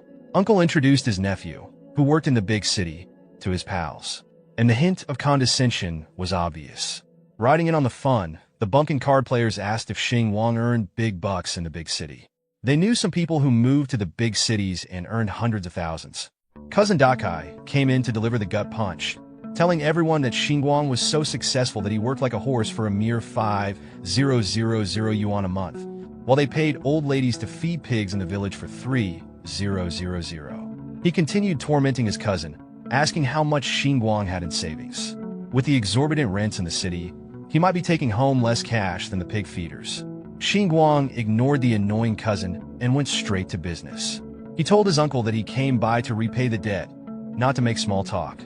Uncle was too focused on his cards, though. It looked like he was winning, after all. Uncle assured his nephew that there was no need to rush, as he understood how difficult it must be for Xingwang's family. He would be charging interest anyway, so this was not charity. Xingwang continued trying to be polite, but Uncle just refused to take his money. They all thought he was struggling with no cash to his name, but our boy was insistent. He wouldn't leave this house as long as the debt remained unpaid. Uncle finally caved to his insistence and even offered an installment plan as he ordered his son, Dakai, to bring over the red book. Cousin Dakai handed the red book to Xingwang, and for a second, he genuinely wanted his cousin to relax about the loan. He believed that blood was thicker than water. But Uncle asserted that the family's college graduate was too prideful and didn't want his relatives' money, even though they should be helping one another as a family. A moment later, Xingwang finished transferring 51,000 yuan to his uncle's account to cover the debt and interest. Uncle hurriedly checked his balance on his Nokia phone, and his eyes almost popped out of their sockets. The kid really did it. He really transferred the full amount. Surprised, he turned to Xingwang and curiously asked where he got the money from. Xingwang headed for the door and simply answered that he earned it by working in the city. Cousin Dakai sneered and assumed that Xingwang was just being prideful at the cost of his mom's suffering. At this point, dignity should not matter. 51,000 could cost them their lives and savings. Sure, that might have been true a few days ago, but that was no longer the case. Wang Ju wrapped her arms around her man and proposed to see Xingwang off. She said she wanted to clear up any misunderstandings with him to avoid awkwardness now that they were family too. Dakai liked that idea. He wanted his girl to let Xingwang know his place. She quickly ran after our boy. Wang Ju had the nerve to tell him to stop holding on to any old feelings he might still have for her, while acting like they didn't know each other anymore. The two of them used to be childhood friends. They grew up together, and she knew that he liked her the entire time. But she only ever saw him as a little brother. Soon she'd marry Ditsai, so it would be best if Xingwang stopped his feelings for her. He looked at that which like she was the most delusional person in the world. This girl had the audacity to give him a whole speech when he didn't even care about her. Not getting the hint, Wang Ju continued on. She said that it would be bad for his and the family's reputation if people heard about his feelings for her. It would go against common decency. Xingwang couldn't hold his laughter anymore. He tried hard to stifle it and turned to Wang Ju. He simply told her to go take a look at herself in the mirror. Cook that delusional fraud, brother. Of course, Wang Ju was furious at such words, but Xingwang didn't care about that. He saw the whole situation differently. Wang Ju had never been his childhood sweetheart, just a friend he had fun throwing cow dung at each other. Of course, he remembered how kind she was as a child, and hoped that Wang Ju would not despise the poor and like the rich, but would instead grow up to be hardworking and cheerful, treating everyone with love regardless of their wealth. But unfortunately, in reality, she was no different from other greedy people like his uncle. Now he wasn't going to pretend like he didn't despise her. Wang Ju understood these words in her own way, certain that he was saying this because he didn't get her as a wife, and that's why he was angry and trying to humiliate her. But she was ready to forgive him because she would soon be his sister-in-law, and she didn't want to fight with him. Let the past be the past, no matter what it was. Such an answer surprised Xingwang. So what else could he expect from another greedy girl? He wasn't going to waste any more time on her and turn around to leave quickly. This attitude made Wang Ju even more furious. She had tried to appear friendly, but now her patience had run out, and she wasn't going to pretend anymore. She quickly stood in front of Xingwang and asked what he was thinking to do. Does he really hope to become someone significant just because he graduated from a second-rate university and lives in the city? It's all useless, and he will never become as rich as his cousin no matter how hard he tries. Wang Ju thought she had long ago understood how life works. The rich like his uncle can live in luxury, in a house of hundreds of square meters, eat, drink, and relax. While poor people like Xingwang and his family are forced to cram in a small apartment, constantly in debt and working. For her, the choice was obvious. But even there, she didn't stop and remembered about Xingwang's mom, who was constantly sick and making their situation even worse with hospital bills. And neither 5,000 nor 15,000 would solve that problem. She's also sick of being nice and glad she could say all this to his face. Of course, Xingwang was pissed at this little witch who finally showed her real self. She doesn't even know what she's talking about when she thinks his uncle and cousin are the richest in the world and brags about it like it's worth something. In reality, Xingwang and everyone else doesn't care about her and her future husband. And with her behavior, she just showed that she's just a narcissistic painted toad. Wang Ju didn't even know what to say and could only point her finger at our hero, trying to think of ways to humiliate him. But Xingwang was ahead of her. He had something else to say, because unlike her future husband, he is self-sufficient, works hard, is diligent and motivated, respects his parents, and does not treat people based on their wealth. And that's all much better than just the money his cousin has. And Wang Ju should stop acting like a crazy person and just look in the mirror. For exposing and putting in place another money-hungry witch, the system rewarded our hero with another house. However, there was one thing that the house was about to be demolished. It was a bit unexpected, but Xingwang was going to deal with it. Meanwhile, Wang Ju was not going to calm down and kept pointing her finger at our hero, saying all sorts of insults. He got fed up and grabbed her finger and pointed it back at her, advising her to stay in this house with her future husband and not to harm others. Hurley walked away from this crazy girl, but soon as he got far away, a car caught up with him. And of course, he got splashed with mud from a puddle. Who doubted it was his cousin in the car? He stopped and did not miss the opportunity to laugh with Xingwang, justifying himself by saying that he was in a hurry to go to the construction site. After all, his company had recently received an order from the First City Construction Bureau, and now he was the one in charge of building roads in the town. Moreover, he offered Xingwang a job if he wanted one. There would always be a job at the construction site. Xingwang immediately realized why the roads in the town were so terrible. It was obvious the son had inherited his uncle's talents and corruption. In that case, Xingwang was ready to help his hometown and eliminate these scoundrels from government contracts. To do so, he went to the first city construction bureau and sponsored the construction of new roads in the town instead of his cousin's crooked repairs. For this, the residents were very grateful to him and promised that they would always remember his kindness. To Xingwang, it was just a trifle now. Of course, the system rewarded him for it. In gratitude for investing in the development of his hometown, he was given 100 houses to own. Even Xingwang, who was used to receiving generous gifts from the system, was shocked. He didn't even know what to do with all these properties. But in this system could not help him. It was a gift based on his behavior. And now he himself must decide what to do with it all. Of course, our hero wasn't going to blame the system for that. Better to have 100 houses than none, right? But even so, he began to notice that the system is becoming more and more abstract. And if before he received only small amounts of money, now he gets hundreds of houses. What's going to happen next? Will the wealth of the whole world end up in his hands? To this question, he has not yet found the answer. We'll find out what happens next in the next part. Don't miss it. Thank you for watching. In the last video, we saw our protagonist receiving 100 land certificates from the system. For those who missed the previous part, click the eye icon at the top of the video to access the playlist, and then you can continue watching this one. Now, on to the next part. Our protagonist is taking care of his mother in the hospital. She's doing well and even praises him, saying, "My son is so considerate, even peeling fruit for me." But just as they're having this sweet moment, their conversation is interrupted by the doctor. The doctor turns to Xingwang and says, "The surgery was very successful, and now all her indicators have returned to normal. We're preparing for her discharge." Upon hearing this, Xingwang is completely shocked. Xingwang, still in shock, turns to the doctor. "Doctor, my mom just had surgery yesterday. She's still in the recovery observation period. Let's not rush things. We'll pay the hospital fees on time, and I'd also like to arrange a comprehensive examination for her." Before he could finish his thought, the doctor cuts him off. "What I meant is that I've already processed her discharge."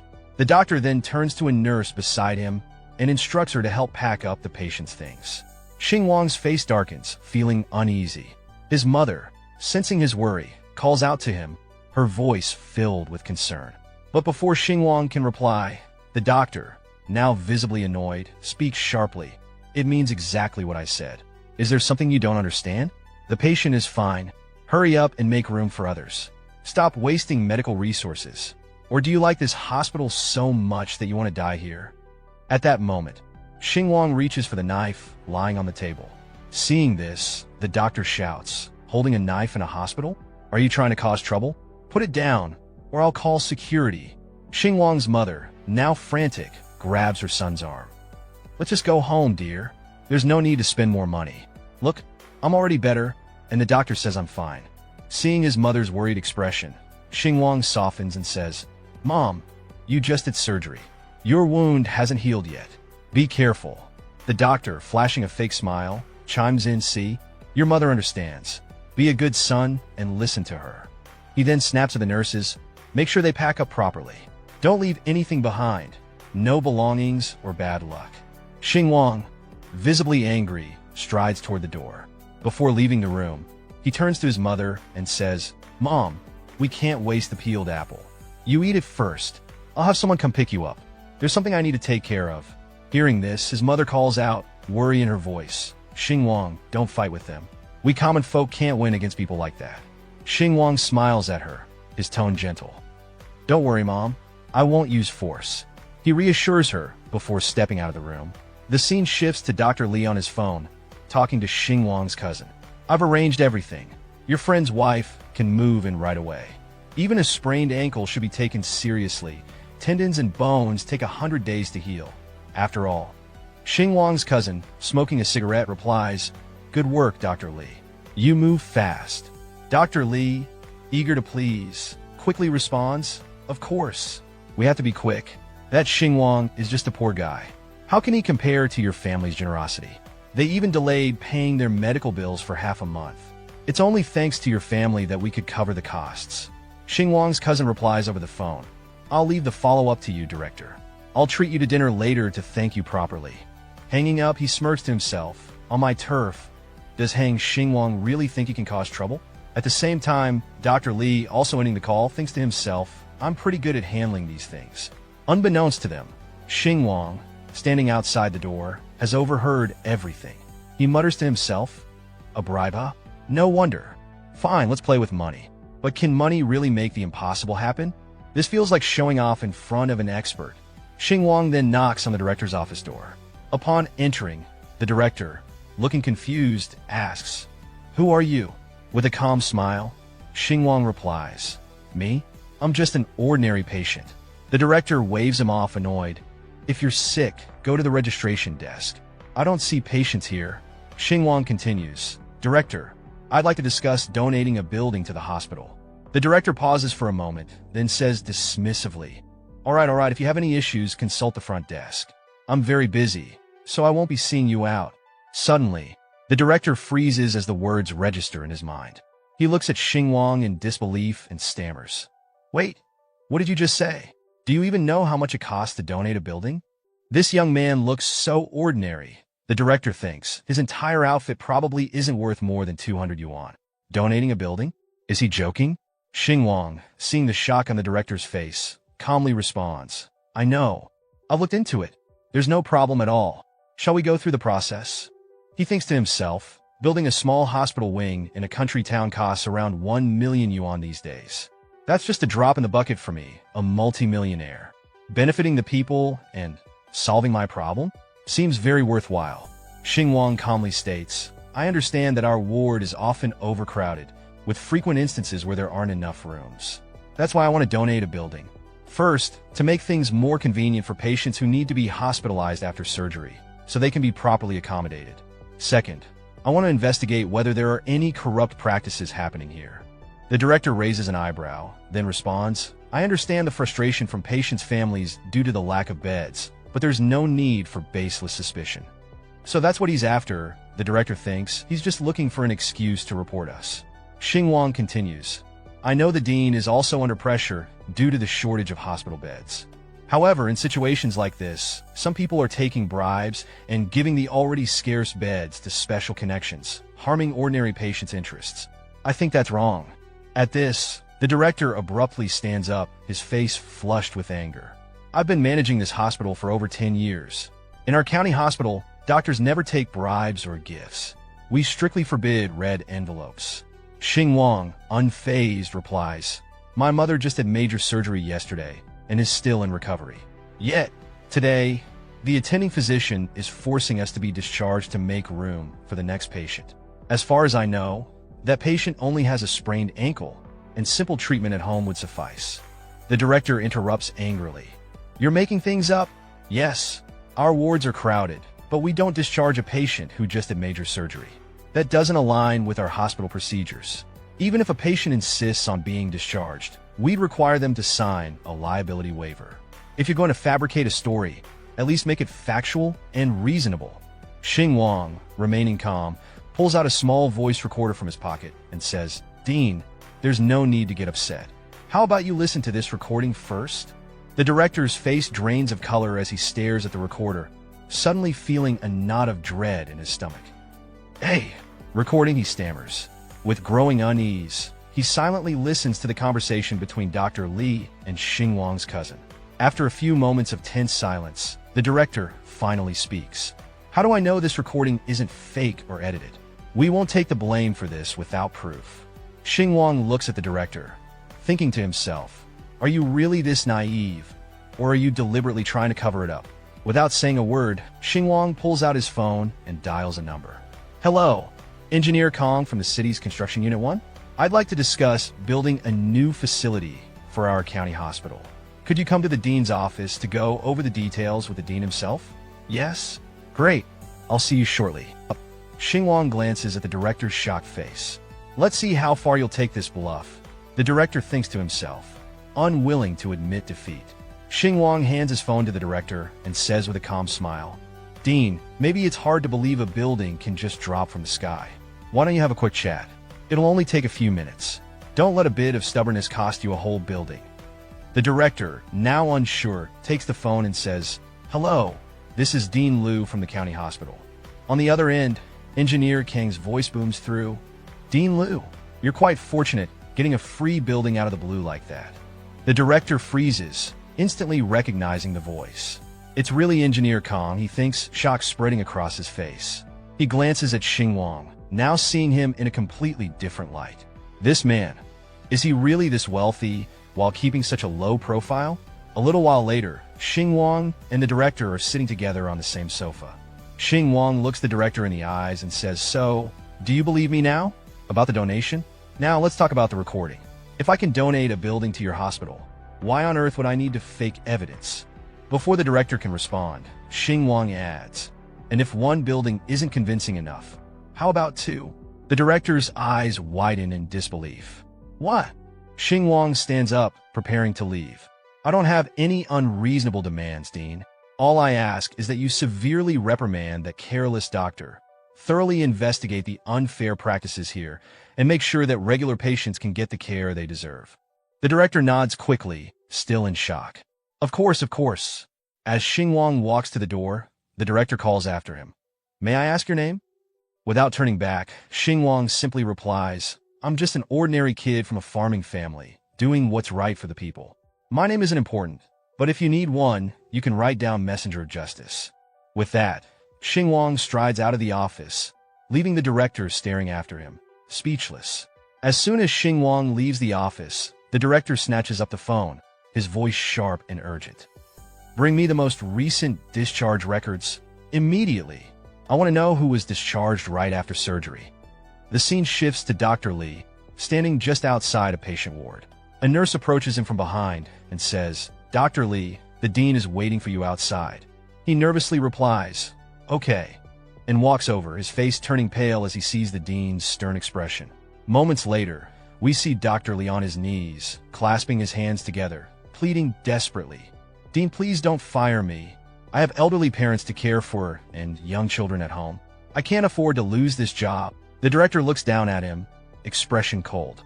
"You have elderly parents and young children, but what about the patients? Don't they have families too? A doctor like you, with no medical ethics. Find another job. Our small county hospital can't afford to keep someone like you." The scene transitions to Xingwang's cousin, Hang Datsai, sitting by the water with his girlfriend. They're laughing and relaxing, soaking their feet in the water. His friend turns to him and says, "Honey, your career's on the rise. Will we be able to buy a house in the city soon?" Hang Datsai, grinning smugly, replies, "Of course." Hang Datsai is suddenly interrupted by a man storming towards him, frustration evident on his face. The man glares at him and says, "Didn't you say you had a great connection and even bribed the doctor? How come my wife just spoke to them, and now she's being asked to leave? Her injury has gotten worse because of this mess. She's so angry. She won't even let me into the bedroom." Datsai, startled, jumps up from his seat, wide-eyed. "What?" Trying to maintain his composure, Datsai quickly pulls out his phone, showing it to the man. "Wait, maybe they don't know you're my brother. Let me call and clear this up." He starts dialing Dr. Lee's number. The scene shifts to the dimly lit interior of a bustling bar. Our protagonist's cousin, with a nervous grin plastered on his face, strides in holding a gift-wrapped box. Spotting a man lounging on a plush sofa surrounded by two stunning women, he places the gift on the table and clears his throat. "Mr. Zhao," he begins, voice dripping with forced politeness. "Didn't we agree that the road construction job would be subcontracted to me? You just sit back, relax, and collect your share." Mr. Zhao, a rotund man with a girl on each arm, barely acknowledges the words. One of the women giggles, twirling her hair like she's auditioning for a shampoo commercial. The cousin, undeterred, slides the gift closer and adds, "How about we adjust the percentage from 30% to 40%? Mr. Zhao glances at the box with disinterest, his expression as lively as a stone. Seeing no reaction, the cousin thinks, a greedy snake. He wants more money. "Fine, let's play." With a strained chuckle, he says, "Everyone knows this qualification review is just a formality. I'll find a shell company and go through the process again. No trouble for you, Mr. Zhao." But Mr. Zhao's eyes flash with irritation. Without warning, he swipes the gift off the table. "Who told you qualifications can be forged? You think a few lousy cigarettes will make me break the law? What do you take me for? A beggar?" The cousin awkwardly retrieves the fallen gift, stammering, "No, Mr. Zhao. That's not what I meant. Before he can finish, Zhao pointing his finger towards protagonist's cousin. "You think I'm playing hard to get? Huh? You dare insult me?" The cousin, now drenched in sweat, blurts out, "No, that's not what I meant, okay. 50%. I'll give you 50%. But this only fuels Zhao's rage. He jabs a finger in the cousin's direction and shouts, I treated you like a brother, and this is how you repay me? Get out of my sight. Out of nowhere, a burly bodyguard appears, grabs the cousin like a sack of potatoes, and tosses him out the door. Don't let Mr. Zhao see your face again. The bodyguard growls. Where did that guy even come from? The cousin wanders mid-flight, landing unceremoniously outside. Meanwhile, in a luxurious private room, the same Mr. Zhao undergoes a miraculous transformation. Gone is the fire-breathing dragon. In its place stands a meek lamb. Mr. Zhao, please come in. A black-suited man ushers him in with reverence. Inside, sitting comfortably on a high-back chair, is Xingwang, our protagonist, exuding quiet authority. Mr. Zhao, now all smiles and bows, greets him nervously. Mr. Hang, thank you for waiting. On behalf of the townspeople, I deeply appreciate your funding for the road construction project. Xingwang watches the groveling man and thinks, profit-hungry hypocrite. With a sigh, he rubs his temples and says, Don't make it sound so noble. I'm not doing this for charity. My parents are old, and the bad roads make it hard for them to walk. If they twist an ankle, I'll have to deal with the headache. Then, fixing his sharp gaze on Mr. Zhao, Xingwang adds, This road won't deteriorate in less than a year again, will it? Mr. Zhao's face practically turns into a sweaty emoji as he panics. How could that happen? He stammers, his awkward expression betraying his inner monologue. I'm only here because you're filthy rich. Ugh. Moments later, trying to mask his unease, Mr. Zhao turns on his salesman charm. The road we build will definitely meet your expectations, he says with the enthusiasm of someone trying to sell a toaster that doesn't work. Xingwang, still unimpressed, delivers his verdict. Then I'll leave it all to you. I hope you won't disappoint me. Cue the system's grand entrance. System notification. Noble host. You've completed the task of building roads and houses in your hometown in just 2 days and 1 night. By spending money generously and showing high moral character, you've been rewarded with a bonus. Don't forget your humble beginnings and stay true to yourself forever. Xingwang leans back, gazing at the ceiling dramatically. So that's why the system's been quiet these past 2 days. It was cooking up something big, he thinks, feeling like a main character in a telenovela. Meanwhile, over at Xingwang's second uncle's yard, chaos is brewing. His childhood sweetheart storms in like a whirlwind, fury lighting up her face. She zeroes in on Hang Daka, who's chilling on the sofa, phone in hand, as if he's the king of the couch. Hang Daka, she snaps. You're lying here playing with your phone all day. No mopping, no washing. What are you, a decorative plant? Dada lazily looks up, giving her the kind of look that says, and what of it? But she's not letting him off that easily. If I'd known you were all talk and no action, I'd have chosen Hang Xingwang instead, she fumes. At least he's in the city, doing something with his life. That comment slices through Daka's pride like a hot knife through butter. His face scrunched up in indignation. What did you just say? She doesn't miss a beat, poking him in the chest like she's hitting a doorbell. I said you're useless. If I were you, I'd kneel before Mr. Zhao if that's what it took. You fooled me with your big talk, but you're just a lazy show-off. As she storms off, she tosses over her shoulder. I'm going to find Hang Xingwang. He grew up with me. But before she can finish, Daka springs up, grabbing her shirt to stop her mid-step. Stop right there, you shameless woman, he growls, pulling her back like she's a sack of potatoes. He throws her onto the ground with the grace of a cat tossing a toy mouse. Not earning a single penny, and you dare criticize me? Are you asking for a beating? The scene shifts to Xingwang parents, far away from this circus, blissfully unaware of the family drama brewing, and Xingwang's parents, who are in for a surprise of a lifetime. A man in a neat suit respectfully hands over some documents to them, his expression as polite as can be. Here are some details. You can look them over carefully later, he says with a bright smile. Xingwang's father takes the documents, but as he reads, his eyes widen to the size of dinner plates. This, he exclaims, clearly stunned. His wife, noticing his reaction, leans in, her curiosity piqued. What does it mean? She asks, her voice tinged with concern. Before Xingwang's father can explain, the construction worker steps in, practically glowing with enthusiasm. Let me explain briefly, he says, holding up a finger like he's about to drop the best news ever. This road construction will affect your property, requiring us to use just 1 square meter of your land. To express our apologies, we plan to build a house for you as compensation. What do you think? Is that acceptable? The couple freezes. Their jaws drop, and one eyebrow on each of them seems to defy gravity, shooting straight up. They both blurt out in unison, "Huh." The construction worker, trying to keep the mood light, starts rubbing his hands nervously. "If it's not acceptable," he says, his tone dripping with politeness, "we can also add some monetary compensation. What do you think?"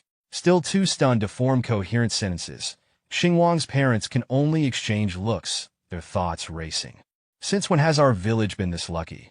A whole house for just 1 square meter of land? And money too. Is this a dream? Finally, Xingwang's mother steps forward, her face softening into a gentle smile. "It's more than enough," she says, her voice calm, but her thoughts screaming. This is the jackpot of a lifetime. Meanwhile, Xingwang's father can't hold back his excitement any longer.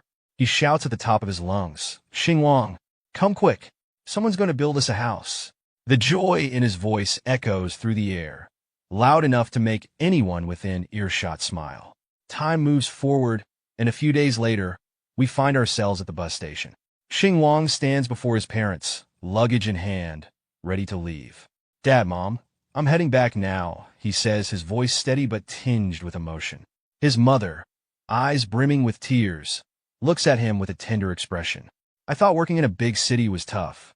You must take care of your health and don't push yourself too hard," she says. Then, with a hopeful smile, she adds, "Next time you come home, we'll be able to move into a bigger house." Xingwang chuckles softly, hugging his mother tightly. "Don't worry. I'll take good care of myself," he assures her. "I've got to go now, or I'll miss my ride to the airport." He waves at them as he walks away, his gentle smile never faltering. From a distance, his father waves back enthusiastically, shouting, "We'll be waiting for you to come back." Fast forward, Xingwang now sits confidently on a plush sofa, scrolling through his phone with a self-assured grin. In his mind, he thinks this trip home was worth every penny. Out of nowhere, One, his former co-worker, or should we say future girlfriend, walks in, her face lighting up with excitement. "Hang Xingwang," she exclaims. "What are you doing here?" Caught off guard, Xingwang looks up in surprise. "Howin? I just got back from visiting my mom in my hometown." Her expression softens. "Oh, I'm sorry I forgot to ask earlier. I heard your mother was sick, and you left your job because they wouldn't give you leave. Is she okay now?" Xingwang nods confidently. "It's nothing serious. She's recovering well." "That's good to hear," she says, visibly relieved. "I'm here on a business trip. The company wanted me to change my image, so I've been working on a rural revitalization campaign. I just finished up and was about to head back when I ran into you. Talk about a small world, right?" Xingwang smiles warmly. It really is quite a coincidence. Then, her expression shifts to something more serious. "So, do you have any plans? Whose company are you thinking of applying to?" Xingwang looks a bit surprised at the question, but Howen quickly adds, "If it's inconvenient, you don't have to tell me." Regaining his composure, Xingwang replies confidently, "It's no secret. I don't plan on joining another company right now. I'm thinking of starting my own business." In his mind, though, a devilish grin forms. "I've even rented a building right across from my old company just to mess with my former boss." Unaware of his inner mischief, Howen beams. "That's great. If you need anything, let me know. I know some amazing editors and photographers who won't break the bank." Just then her phone rings. She stands up, her tone turning playful. "Sorry, I need to take this call." As she walks away, Xingwang notices her tense expression while she talks on the phone. On the other end, her boss's grating voice barks, "Howen, you've made some money and now think you're too important? How dare you ignore my messages? Get online right now and compete with Mia's team. They've been tagging you for half an hour." Frustrated, Howen snaps back, "I told you an hour ago I'm about to board a plane. You said it was fine then." "Yeah, well, you haven't boarded yet, have you?" he sneers. "Just do it before you get on." Sweat rolls down her face as she protests. "The next flight isn't for 10 hours, and I might not even get a ticket. Plus, this is my rest time." Her boss laughs mockingly from his office, reclining in his chair with his feet on the table. "Rest time? In this industry? Don't make me laugh. You think the company supports you for nothing? If you miss the flight, just stream for 10 hours at the airport. Problem solved." Her patience snapping, Howen fires back. I've already given the company more than enough. I've been the top ranker for 6 months straight. No one's supporting me for nothing. In his office, Shuei's boss lounges at his desk, a smug grin plastered across his face. A young woman enters silently and pours tea for him. Without even glancing at her, he eyes the steaming cup and says, "So what? Your contract is still with us. Until it's terminated, you do as I say." His hand moves somewhere suspiciously, inside her clothes, or maybe inside the girl's. Wait a second, is this guy pulling something shady? Focus, focus. Nothing weird is happening, right? I think I will leave the part as it is. I can't explain it to you guys anyway. And so, without missing a beat, he continues barking into the phone. Stop arguing and get online now. Say another word, and I'll consider it a breach of contract. Seriously, dude, could you be any creepier? Suddenly, our protagonist, Xingwang, decides it's time to step in. He calls out Shui. The voice on the other end of the line pauses for a beat before snapping back, and she say yes. Realizing something's amiss, the boss growls. So you're with that Hang Xingwang guy? No wonder you're unavailable at the airport. My foot. You're probably naked in bed with him right now. Hearing that, Shuei's face flushes with anger. Stop spreading rumors. I already took photos of my round-trip ticket and sent them to the company chat as proof. The boss lets out a mocking laugh. Oh yeah? Then why don't you go live right now and prove it? Let's see if you're really at the airport or cozying up in bed. Annoyed beyond belief, Shui snaps, "You."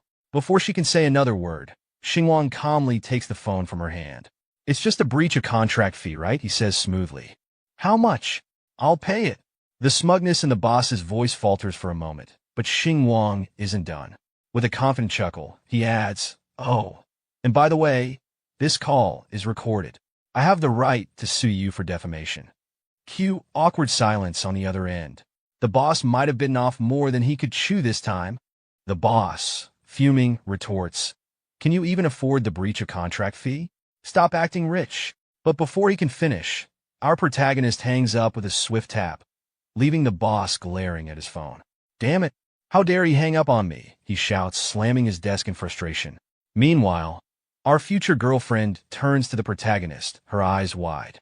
"You're not really going to pay my breach of contract fee, are you?" Xingwang doesn't answer right away, casually scrolling through his phone. She glances at him, thoughts racing.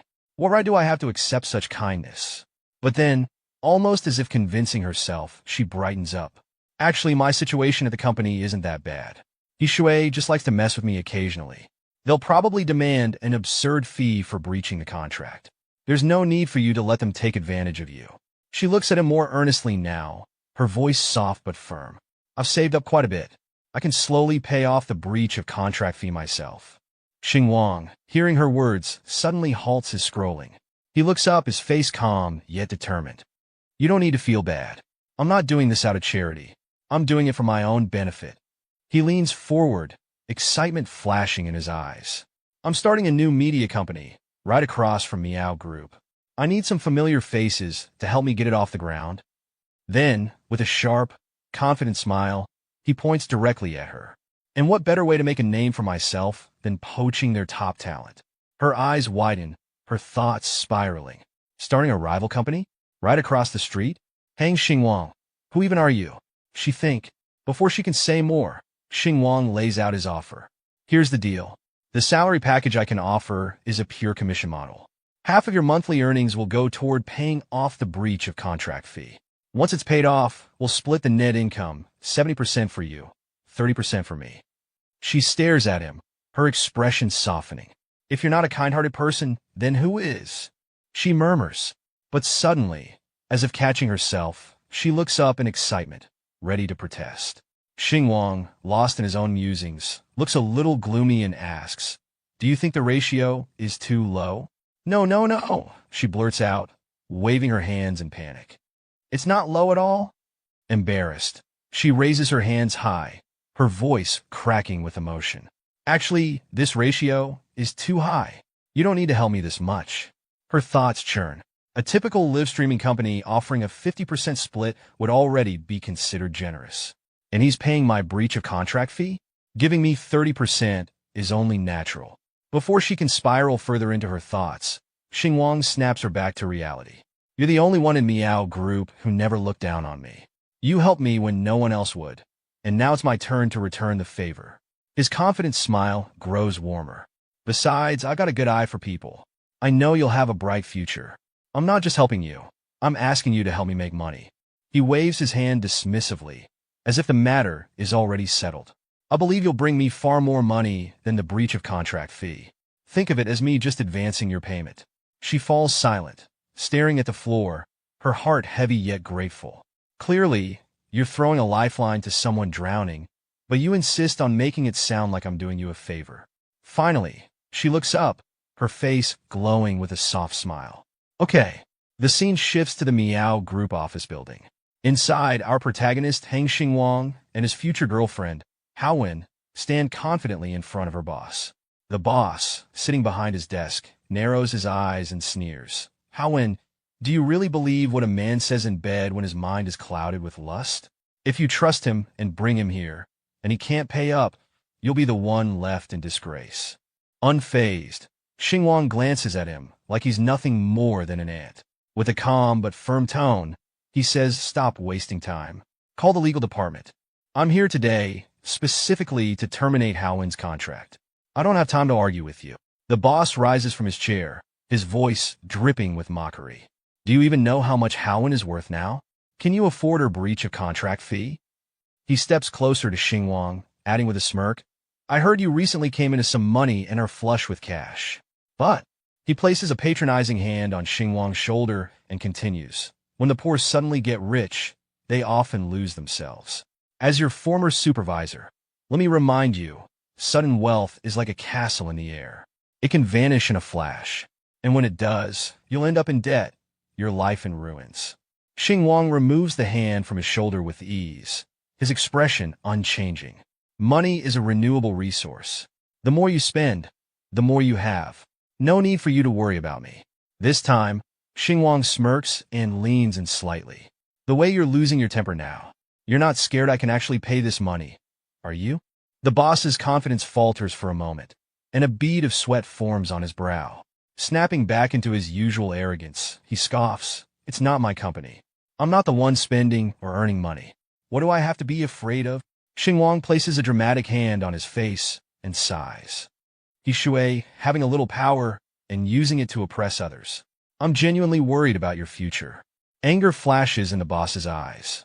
Han Xingwang, what are you so proud of? Don't forget, you used to be nothing but a dog under my command. Xingwang raises a single finger like a child making a point. With an awkward but deliberate tone, he replies, excuse me. I was a legally employed worker who signed a labor contract. If you call me a dog, I could sue you for defamation.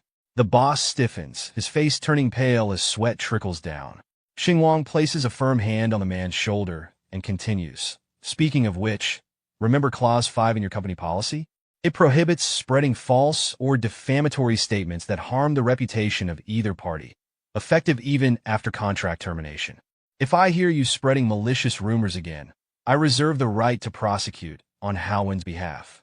Moments later in the conference room, Haowen sits across from the boss. A lawyer slides documents across the table to both parties. Here are the contracts. Please sign. Haowen glances at the papers, her face resolute. Meanwhile, the boss crosses his arms, his tone dripping with sarcasm. Haowen, are you really going to sign? Following someone like him just for a bit of dirty money? You'll regret it later. Without hesitation, Haowen signs the papers, her expression cold. I don't need your concern, she snaps. The boss's smug demeanor wavers as he watches her pen hit the paper. Fine, he mutters. The termination contract is signed. But when will the payment be made? Pretending to be generous just to get someone to sign, then running off and leaving Haowen in a mess. That's your game, isn't it? Xingwang doesn't even flinch. He points his finger to his phone and says, why the rush? Check the account. The payment was made a minute ago. The boss's face flushes with panic as he fumbles with his phone. You're bluffing. Do you even have that kind of cash flow? Are you just talking nonsense? Xingwang, slightly annoyed, retorts, whether it's paid or not, can't you check with your finance department, idiot? As the boss struggles to recover his composure, Xingwang turns to the window. He gazes out at his newly rented building across the street, a satisfied smile on his face. Being in upper management is nice. The view is wonderful too. Turning back to the boss, he adds, Manager, we have a long future ahead of us. At that moment, a notification pops up on Xingwang's phone. Congratulations, host, for understanding the true essence of spending money. Money only grows the more you spend it. The host has now moved from the not looking at price tags level to the contract termination without asking the cost level. Reward: 9,999,999 points. Xingwang chuckles softly, his smile brimming with confidence. Draining the old company dry is no longer a dream. Hey, think inwardly. Sometime later, Hang Xingwang and Haowen step out of the Miao Group office building. From behind, a cheerful voice calls out, Haowen, Han Xingwang, what a coincidence. Turning around, they see Haowen's friend waving enthusiastically as she jogs over. Standing beside them, the friend looks at Haowen and says, I just heard you resigned. Will we still be able to meet in the future? Haowen hesitates, unsure of how to respond, but Xingwang interjects with excitement. Why not? He points toward his newly rented office building across the street. We're right over there. You can even come to our cafeteria for lunch. Haowen's friend freezes, staring at him in shock. Before she can say anything, Xingwang's phone buzzes. He picks up, glancing at the screen. Who is this again? A respectful voice on the other end replies, Mr. Hang, your property certificate is ready. When would you like to pick it up? I'll come over soon, Xingwang says casually. Very well, Mr. Hang. We look forward to your visit. Hanging up, Xingwang smirks and mutters to himself. I almost forgot. I still need to inspect that villa. Turning to the two women, he says, Haowen, take some time to rest and plan for our business. I've got something to take care of. Haowen smiles gently. Okay. Xingwang hails a taxi and leaves. As he drives away, Haowen's friend turns to her, wide-eyed. Did he pay your contract termination fee? Haowen nods, her expression soft but distant. Yes. Her friend looks utterly baffled. I can't believe it. The quiet guy from your office turned out to be a wealthy tycoon? Truly, you can't judge a book by its cover. Sometime later, at the Grand Swan Bay sales office of Rejection Real Estate. Inside her opulent office, a high-ranking woman leans back in her chair, her legs propped up on the desk. Speaking into the phone, she orders her employee, the VVIP client, is on his way. Be alert and don't be disrespectful. This is crucial for our performance. Make sure everything is perfect. The employee on the other end replies nervously, Understood. I'll arrange the reception right away. Moments later, the entire sales office is buzzing with excitement. Employees scurry around, tidying every corner. The manager, standing at the center, shouts, Mr. Hang, the man who bought the 300 million yen villa, is coming. Everyone, head to the entrance to welcome him. Make sure your clothing is impeccable. We must maintain the reputation of Red Chung Real Estate. Turning to a female employee nearby, the manager continues, This is an important guest. We can't be careless. The woman bows respectfully. Manager Wang, do we have a photo of him? What if we greet the wrong person? The manager chuckles confidently. He's a mysterious tycoon. Of course, we don't have a photo. Rich people like him have an unmistakable aura. When he arrives, this place will light up. He clears his throat dramatically, then scolds her. You have been in sales so long. How can you lack such basic judgment? Yes, understood, she stammers, flustered. As he finishes his talk, the manager accidentally brushes against a dusty wall. Looking at his now dirty hand, he yells, There's dust everywhere. Clean it again. Not a single speck should remain. We must give the VVIP an excellent experience. Meanwhile, Xingwang arrives in a simple taxi, stepping out in a casual tracksuit. He gazes up at the grand building and smiles. Wow, he murmurs. Looking at the black-suited staff lined up at the entrance like guards, he adds, as expected of Red Chung Real Estate's top brand. Swan Bay's sales office looks impressive. Unaware of the grand welcome plan for him, Xingwang spots the crowd and thinks to himself, Who are all these people waiting for? Must be the company chairman or something. He strolls inside, his relaxed demeanor completely out of sync with the buzzing energy outside. Looking around the luxurious, yet eerily empty sales office, he muses, a big sales office with no one inside? Maybe everyone's outside waiting for someone. This promised villa sounds a bit suspicious. Approaching a 3D model of the villa area, he studies the landscaping and pools. Looks just like something out of a TV show. I wonder where my house will be. Xingwang casually inspecting the 3D model, still unaware of the woman standing behind him. Irene, the employee from earlier, approaches him with a gentle smile. Sir, what type of house would you like to see? I can show you around. Before Xingwang can reply, a voice calls out. Irene, come here for a moment. It's the manager. Irene walks over, and the manager, speaking in a low but firm voice, says, Didn't I say we're not receiving other clients right now? Why aren't you watching the entrance properly? But he's still a customer, Irene replies politely. The manager's expression darkens, and he points his finger at her. By my calculation, our VIP client should be here any moment now. Clear everyone else out. We can't have them feeling disrespected.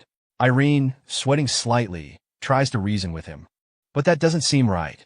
We didn't even post a notice. The manager cuts her off, shaking his head in frustration.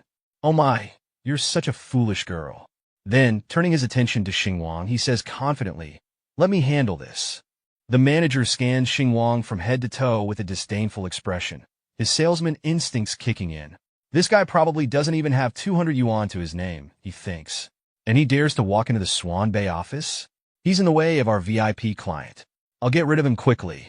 He approaches Xingwang, who is still examining the model, and says from behind, Some people should know their place.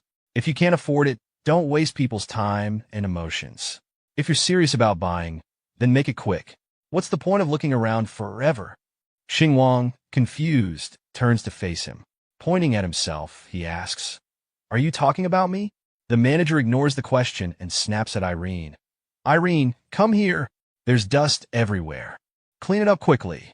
What if our VIP guest questions our cleaning standards? Sweep it all up. Irene looks embarrassed, but before she can respond, Xingwang speaks up, his voice tinged with annoyance. How would I know if it's good for me if I don't take a proper look first? Is it suitable for me or not? The manager places his hands on his waist, his tone dripping with arrogance. Your whole appearance suggests you don't even have 200 yuan to your name. Do you know how much our houses cost? 300,000 yuan per square meter. Can you afford that? I was giving you a chance to leave gracefully. But since you insist on embarrassing yourself, don't blame me. Xingwang's expression hardens. The property management here doesn't seem very good. Judging people by their appearance? If that's how you treat potential buyers, I don't think these houses are worth such high prices. The manager smirks, crossing his arms. You're just bitter because you can't afford it. Suddenly, Xingwang's phone rings. He smiles as he answers. On the other end, the familiar voice of the woman from earlier greets him warmly. Mr. Hang, have you arrived at the sales office? If you have any questions, you can ask Manager Wang. Hearing her voice, the manager's smug expression falters. He freezes, the voice sounding eerily familiar. Xingwang, with a knowing grin, replies into the phone. Manager Wang? Oh, he just said I was embarrassing myself and not worthy of buying a house. I think I'll buy elsewhere. Let's cancel the transaction. On the other end of the line, the woman stands abruptly from her seat, her voice shaking. Mr. Hang, please have a seat. I'll be right there. She slams the hand down and mutters under her breath. This Manager Wang. Has he completely lost his mind? Without wasting another second, she rushes out of her office and heads straight for the Redching real estate sales office. And she say to our protagonist, There must be some misunderstanding. Please wait, don't leave. Deputy General Manager Li Weining, leaving her office in a rush. A man in a sleek black suit opens the car door for her, and she steps inside. To the Swan Bay sales office. Quickly, she commands. The driver nods, smiling. Yes, ma'am. The car speeds off toward the sales office. Inside, Li Weining angrily dials her phone. Wang Sheng, what have you done? If this mysterious client gets offended, you'll be in serious trouble. Didn't I tell you to take good care of the VIP client? Did you even listen? On the other end of the line, Manager Wang forces a laugh, trying to sound unbothered. Li Weining fumes and mutters, This man is hopeless. Meanwhile, back at the sales office, Manager Wang shifts the blame. Turning to Irene, he scolds, I told you to clear out other clients, but you didn't listen. Now the rich client must be upset, thinking we're entertaining random people. Xingwang, still observing, thinks to himself with a frown. I thought he'd recognize his superior's voice, but apparently not. Wang's frustration boils over as he berates Irene. Lily, what's the point of being pretty if you can't do your job properly? Now that you've offended the VIP client, I might lose my job because of you. Irene, tears streaming down her face, kneels on the ground. Manager Wang, I was just doing my duty. Unmoved, Wang pushes Xingwang toward the exit. You poor nobody, I don't care what connections you have at Hongcheng. Not even the king can help you now. Get out of here. You're bad for business. At that moment, Li Weining arrives at the sales office, her commanding presence freezing everyone in their tracks. From behind Xingwang, Wang continues, Did you hear me? Get out. Then he turns and sees Li Weining. His tone changes immediately. Manager Li, you're here. Actually, what happened was, Li Weining doesn't even glance at him as she walks past. Wang assumes she's upset about Xingwang still being there, and thinks smugly, Manager Li must be furious about this poor kid loitering around. But to everyone's shock, Li Weining bows deeply in front of Xingwang and says respectfully, Mr. Heng, I am Li Weining, Deputy General Manager of Hongcheng Real Estate. Please call me Shaoli. She straightens up, looking flustered. I deeply apologize for your unsatisfactory experience. Manager Wang was disrespectful. Please forgive us. Wang's jaw drops, his earlier arrogance draining from his face. He stumbles backward, his mind racing. No way. Xingwang stands confidently, hands in his pockets, while Irene, watching from a distance, thinks, so he's the VIP client we've been waiting for. Li Weining continues, her voice steady but apologetic. We will take steps to prevent discrimination like this in the future. At Hongcheng, we strive to treat all clients equally and sincerely. I hope you will give us another chance. Wang, now pale and panicked, stammers. Manager Li, are you serious? How could he really be a rich person? His thoughts spiral. The mysterious buyer of a 300 million yuan property? How can he look so young, poor, and without any presence? Why would he wear cheap clothes? Li Weining turns to him, her expression cold. How many times have I told you not to judge clients by their appearance? But you ignored my words. Wang's legs give out as he thinks, I'm done for. Li Weining points a finger at him, her tone sharp. You've grown arrogant from selling a few properties. Starting tomorrow, you don't need to come in anymore. Wang falls to his knees, tears in his eyes. Manager Li, please. I have elderly parents and young children to support. I'm paying off a mortgage and car loan, and my daughter's medical treatment is expensive. I can't lose this job. He hugs her legs, sobbing. Please, I beg you. Li Weining looks down at him with disdain. You should have thought of that earlier. We are running a business, not a charity. Reflect on your actions. Desperate, Wang crawls toward Xingwang. Clutching at his shoes, he pleads, Mr. Heng, I was wrong to judge you by your appearance. Please give me another chance. From the back, Irene trembles, thinking I must be next. What should I do? What should I do? Xingwang smiles calmly, looking at Irene. This female sales agent is good. Make her the manager. Li Weining's expression softens as she nods. No problem. Well then, Mr. Heng, shall we go view the properties? Wang's face contorts in despair. She's the manager now? Xingwang stretches and says casually, It's getting late. Can I still view the properties? Li Weining responds with a professional smile. Of course. I will personally take you over. The scene shifts back to Irene, who upon realizing she has been promoted, disappears from the area in shock, tears welling up in her eyes. She whispers to herself, Did I just get promoted? This must be a dream, right? Meanwhile, Xingwang's system suddenly pops up with a notification. Personal compliment unlocked. Never underestimate the system's compliments. They might come in handy at crucial moments. Xingwang smiles mysteriously, thinking this system can even be playful. The scene transitions to a courtyard leading to the villa entrance. The luxurious estate is adorned with elegant plants and a meticulously designed garden, exuding extravagance. The gate opens, revealing male servants in black suits and maids in uniform, all lined up to greet the new owner. The general manager, Li Weining, gestures to them with pride. These are the villa butlers, responsible for your security and property management. The staff bows respectfully. Welcome to your new home, master. Walking beside Xingwang, Li Weining continues. Mr. Heng, please come in. We'll set up the automatic gate recognition system for you shortly. A butler hands Li some documents. She presents them to Xingwang. Mr. Hang, here are the property certificates and other documents. Please review them. Xingwang takes the documents, his excitement barely contained. A 300 million yuan luxury home. Forgive me, I'm just a country bumpkin who's never seen such an expensive house. I have to take a good look. He thinks, picking up the certificate. Opening the box, he sees a vibrant red certificate inside. Picking it up, he marvels, this certificate feels so premium. He places the certificate back and with casual confidence says, "Lead the way." Li Weining is momentarily stunned, wiping sweat from her forehead. As expected of a tycoon, a 300 million yuan house, and he doesn't even bother to check the deed. She gestures toward an enormous, stunning villa. "After you, Mr. Hang," she says respectfully. Xingwang strolls forward casually, hands in his pockets. Walking beside him, Li Weining explains, "We hired a renowned landscaper to design the private garden, and the villa's interior decor was handled by an international designer." She glances at Xingwang and thinks, a low-key wealthy boss like him must be a young master from a hidden family. He's probably keeping a low profile to avoid trouble. Xingwang looks at the villa thoughtfully. "The landscaping is impressive, but considering my parents' preferences, we'll need to plan a garden plot for planting cabbages and eggplants. They'd like that."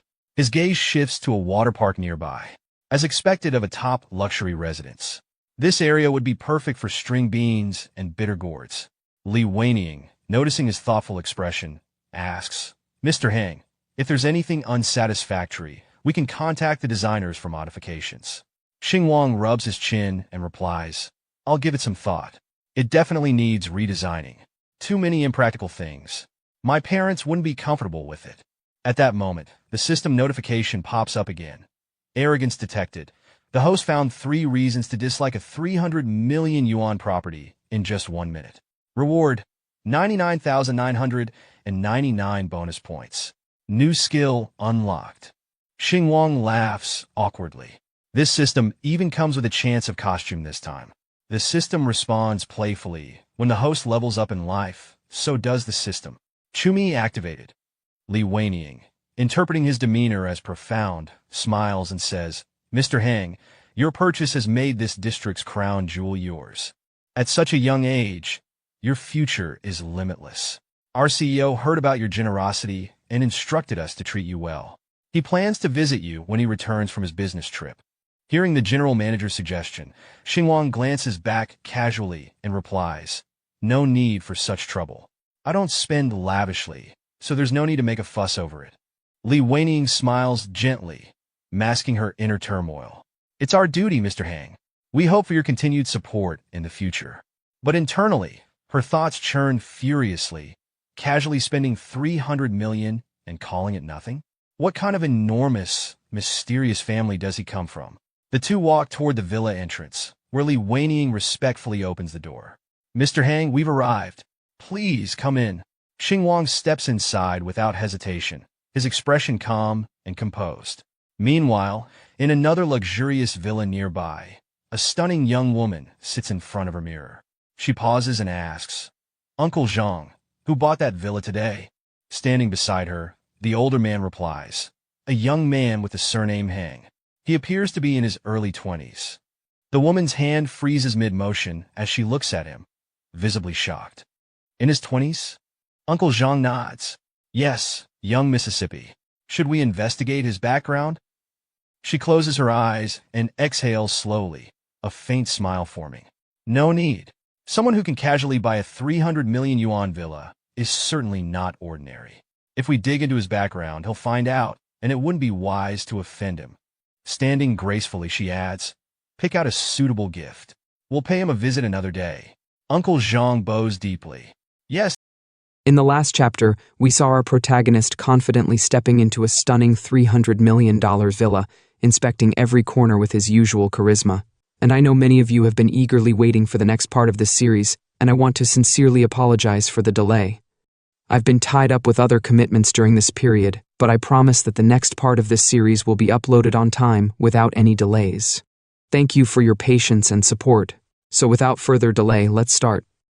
3 months later, today was the founding day of Xingwang's company. Standing proudly before everyone in the company, Xingwang declared, "After 3 months of preparation, Our Jun Media company is finally opening. We sincerely thank Director Gao for her hard work in training everyone over the past 3 months. Everyone must do their best to repay her efforts. We won't let you down." The room was filled with cheers and excitement, and Xingwang shared a knowing smile with Gawain, both of them reflecting on how far they had come. They thought back to 3 months ago when Gawain had asked, still a bit confused, "I have to live stream and train new talent?" Xingwang had responded calmly, "Half of the commission from new live streamers goes to you." Gawain had been shocked. "Isn't that too much?" But Xingwang smiled and replied, "You're the founding hero of Dujun. Besides, every profession has its expertise. You're familiar with the live streaming process, account operations, and how to attract viewers. I can't do it alone. Of course, once the company is running smoothly, you can switch to the front lines if you want." Gawain nodded firmly. "I want to stay behind the scenes," she said, filled with determination. Meanwhile, over at Boss He's office, a different vibe dominated the air. He stared at his phone, muttering disdainfully, "Jun Media, signing live streamers like it's going out of style. What era is this? Someone starting from scratch wants to open a live streaming company? Right across from me? Are they provoking me?" Before he could act further, Anne walked in with a cheerful greeting. "Cousin, you're back from your trip. Is sister-in-law well?" Boss He's demeanor shifted instantly, his previous arrogance dissolving into sycophantic politeness. "Anne, good timing. I was just strategizing how to deal with this Jun Media. The old rules, of course, teach them a lesson. Let them know who's boss in the live streaming industry." At the same time, back at Jun Media, Xingwang was in his office, frustrated with a stack of designs. "These designers are all style over substance," he muttered. "My 300 million yuan via must be magnificent and creative." A knock at the door pulled him from his thoughts. Gao Wen entered, her phone clutched tightly in her hand, and her voice filled with urgency. "Our anchors received PK invitations from MioQN," she said. "They all have at least 1 million fans, and they're all targeting anchors in the same field." She thrust her phone forward. "Look at this. Mini Coco from MioQN sent me a PK invitation. 1 million fans versus me? Isn't this just targeting us?" Other employees chimed in nervously. "Boss, I got one too. If we lose, we have to add the MioQN prefix to our names. Isn't this their old trick? 1 million fans bullying anchors with only tens of thousands. How shameless." Hearing this, Xingwang leaned back in his chair, a calm but confident smile on his face. "They're making a big fuss," he said, "targeting our company's main live streamers while baiting the smaller ones for PK, just to rile up their fans. Let them try. They think they're intimidating us, but this is just the beginning. We'll show them exactly what Jun Media is capable of. They're telling the new live streaming companies that they're the top dogs in this industry. What a cunning tactic. But it's a pity they've picked the wrong opponent this time." Xingwang stood up with a confident grin. "Isn't PK about revenue from gifts? Tell our live streamers to accept the PK." Gao Wen blinked, surprised by his boldness. "Wait, aren't you going to pay out of pocket to send rockets to the new live streamers?" she asked hesitantly. Xingwang paused, suddenly realizing how extravagant his plan sounded. He softened his tone, scratching his head. "Did I seem a bit over the top just now?" Gao Wen couldn't help but recall the PK at the bar, and something clicked in her mind. "Big brother, could it be?" Xingwang," she muttered to herself. Xingwang raised a finger, cutting off her train of thought. "Gao Wen, don't worry," he said firmly. "I'll help you. Big brother will handle this. Money is only money when it's spent. Keeping it in your hands is just a number." Gao Wen hesitated, her practical side surfacing. "But we should still be frugal," she countered. "After all, more than half of the money goes to channel fees and platform commissions." Her thoughts spiraled. "He paid tens of millions in termination fees from me. And if I'm not mistaken, he also sent me tens of millions worth of rockets before. Still." Xingwang radiated confidence. "You can't think like that. Life is short, why save? Besides, I'm not spending recklessly, I'm investing. Right now, I'm lacking popularity, and guess what? It's come knocking on my door. This is our chance. If we seize it, our company's reputation will spread like wildfire across the industry." He leaned in, his tone calm but persuasive. A live streamer with 1 million fans is enough to spark curiosity. Viewers will come to see what we're made of. And that's where you come in. Your ability to train newcomers and create content. Once they're here, it's our job to keep them. If we do that, we win. Don't worry, I know my limits. I'll help you earn a stable income. Hearing his words, Gao Wen's expression shifted. Determination filled her eyes as she thought, he's right. His vision is leagues ahead of mine. He spent hundreds of millions already. What's a few more tens of millions? Plus, he worked in operations and marketing at Manhwa. I can't compete with that expertise. If he trusts me, I should trust him too. Later, in Dujun's live streaming room, the atmosphere was tense. Sister Gao, what should we do? If we accept the PK, we'll definitely lose, one of the streamers said nervously. Gao Wen took a deep breath and straightened her back. Accept the invitation, she said resolutely. Meanwhile, in Mao Kun's office, a notification popped up on the screen. The PK battle between Mao Kun and Dujun had begun. As the battle unfolded, the Mao Kun streamer was already grinning from ear to ear, thanking a cascade of extravagant gifts. Thanks to Shababar for the Meow Group rocket. Thanks to Akao for the private plane. Shout out to Liudu for the moon on the sea. And Xiao PQ, thank you for the 10 planes. Thanks. Thank you all so much, the Mao Kun streamer said smugly, basking in the flood of gifts rolling in. Meanwhile, Xingwang's phone buzzed with messages from the group chat. Have you heard? Jun Media and Jun Media are going head to head. Jun Media is just throwing pebbles at a boulder. They're just copying Mao Kun's style. No originality at all. Clowns, every one of them. The comments on Dujun's stream are brutal. Fans are pouring in just to roast them. Let's see how Mao Kun's boss crushes these wannabes. Boss, come out and discipline these clowns already. Xingwang gently set down his phone, his face calm, utterly unbothered. While the noise buzzed around him, his thoughts wandered to something entirely different. Should he go for a whole set of rosewood furniture? Or perhaps a French vintage style? Now that was a real dilemma. His musings were interrupted as Gao Wen entered the office, her expression a mix of frustration and urgency. The votes are getting crushed in the PK, she reported. They came prepared, boss. They're big spenders, are focusing all their firepower on voting today. On our side, everything's set, the accounts are ready, and the money's been loaded. When should we make our move? Xingwang smiled, a calm confidence in his demeanor, and waved his hand dismissively. No rush. The time isn't right yet. Let them rest, gather their strength. When their popularity peaks, and when the mockery is at its loudest, that's when we'll strike.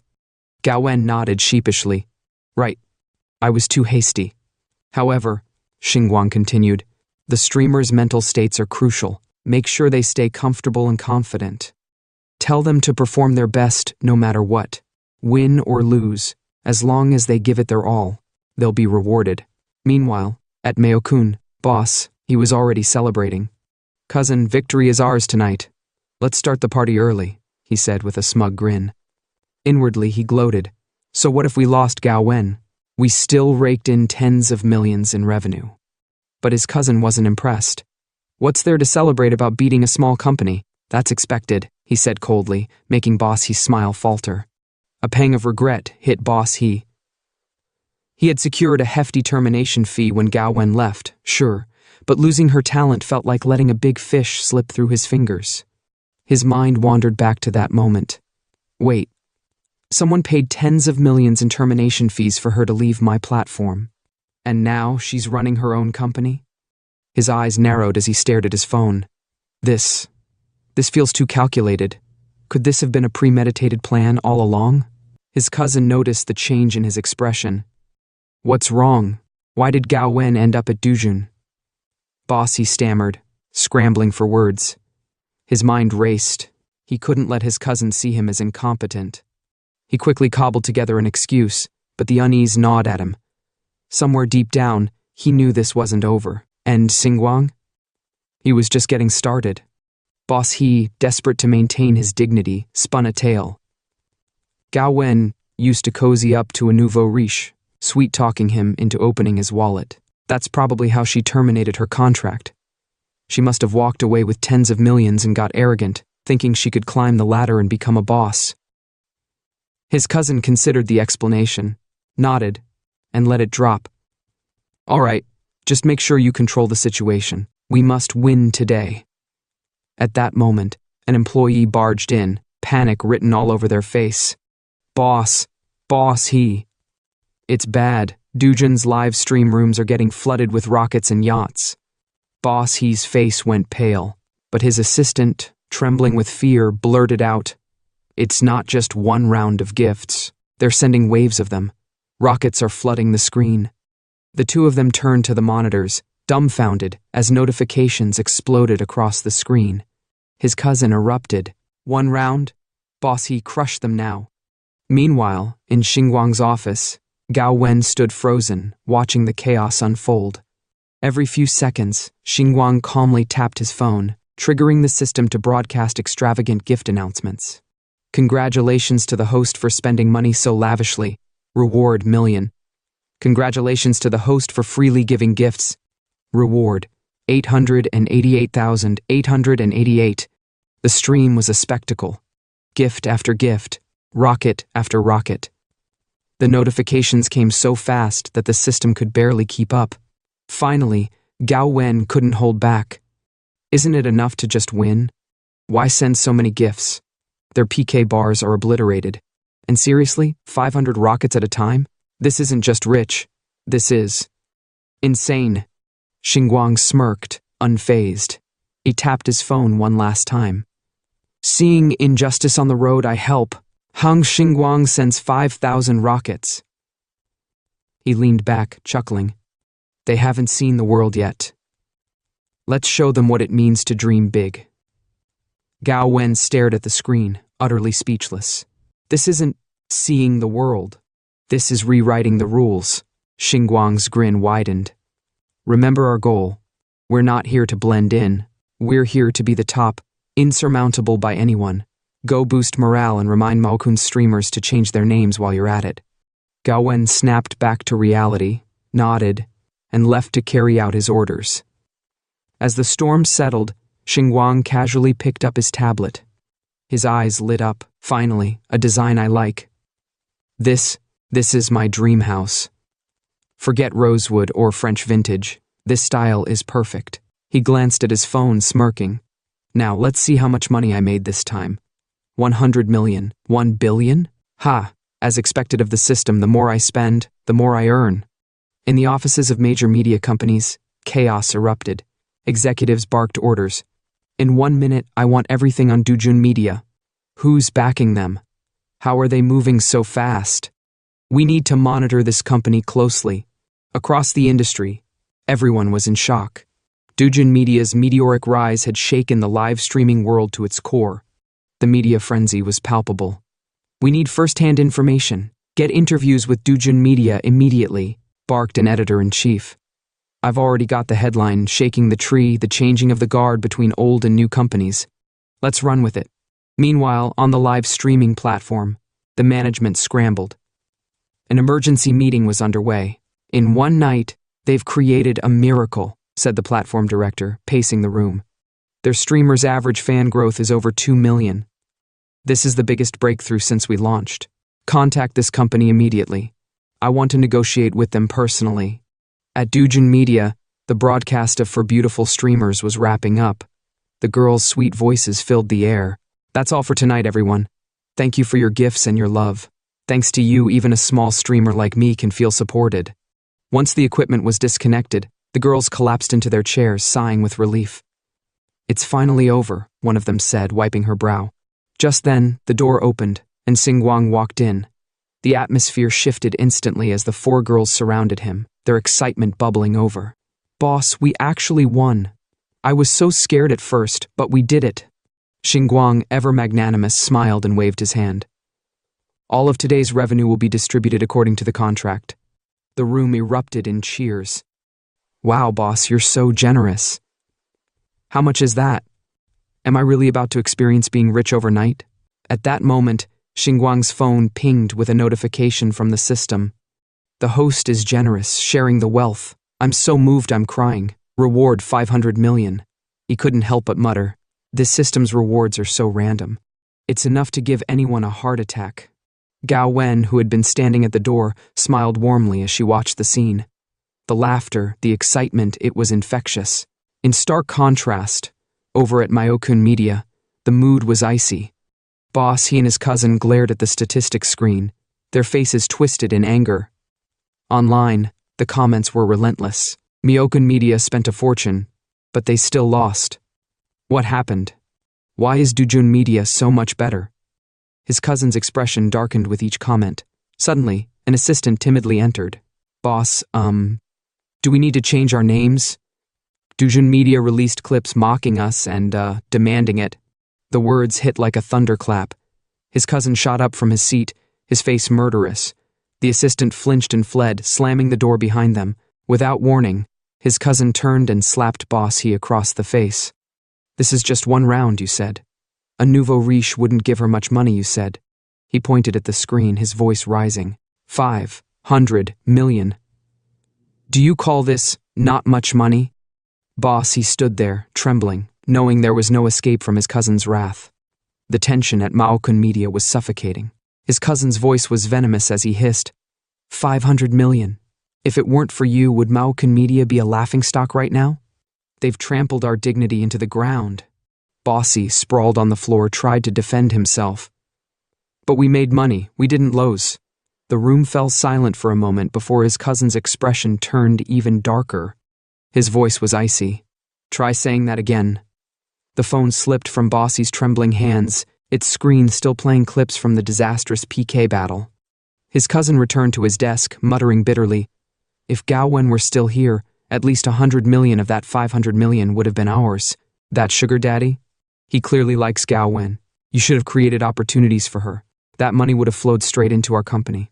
Bossy, clutching his swollen face, struggled to his feet.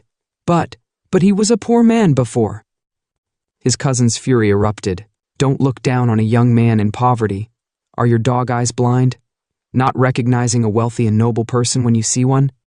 He slammed his fist on the desk. I heard that when Gao Wen was here, you made her life miserable. You treated a money tree like garbage. No wonder she was forced to leave. Bossy muttered weakly, didn't you implicitly agree?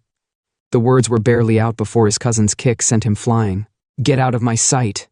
Daytime at Jun Media.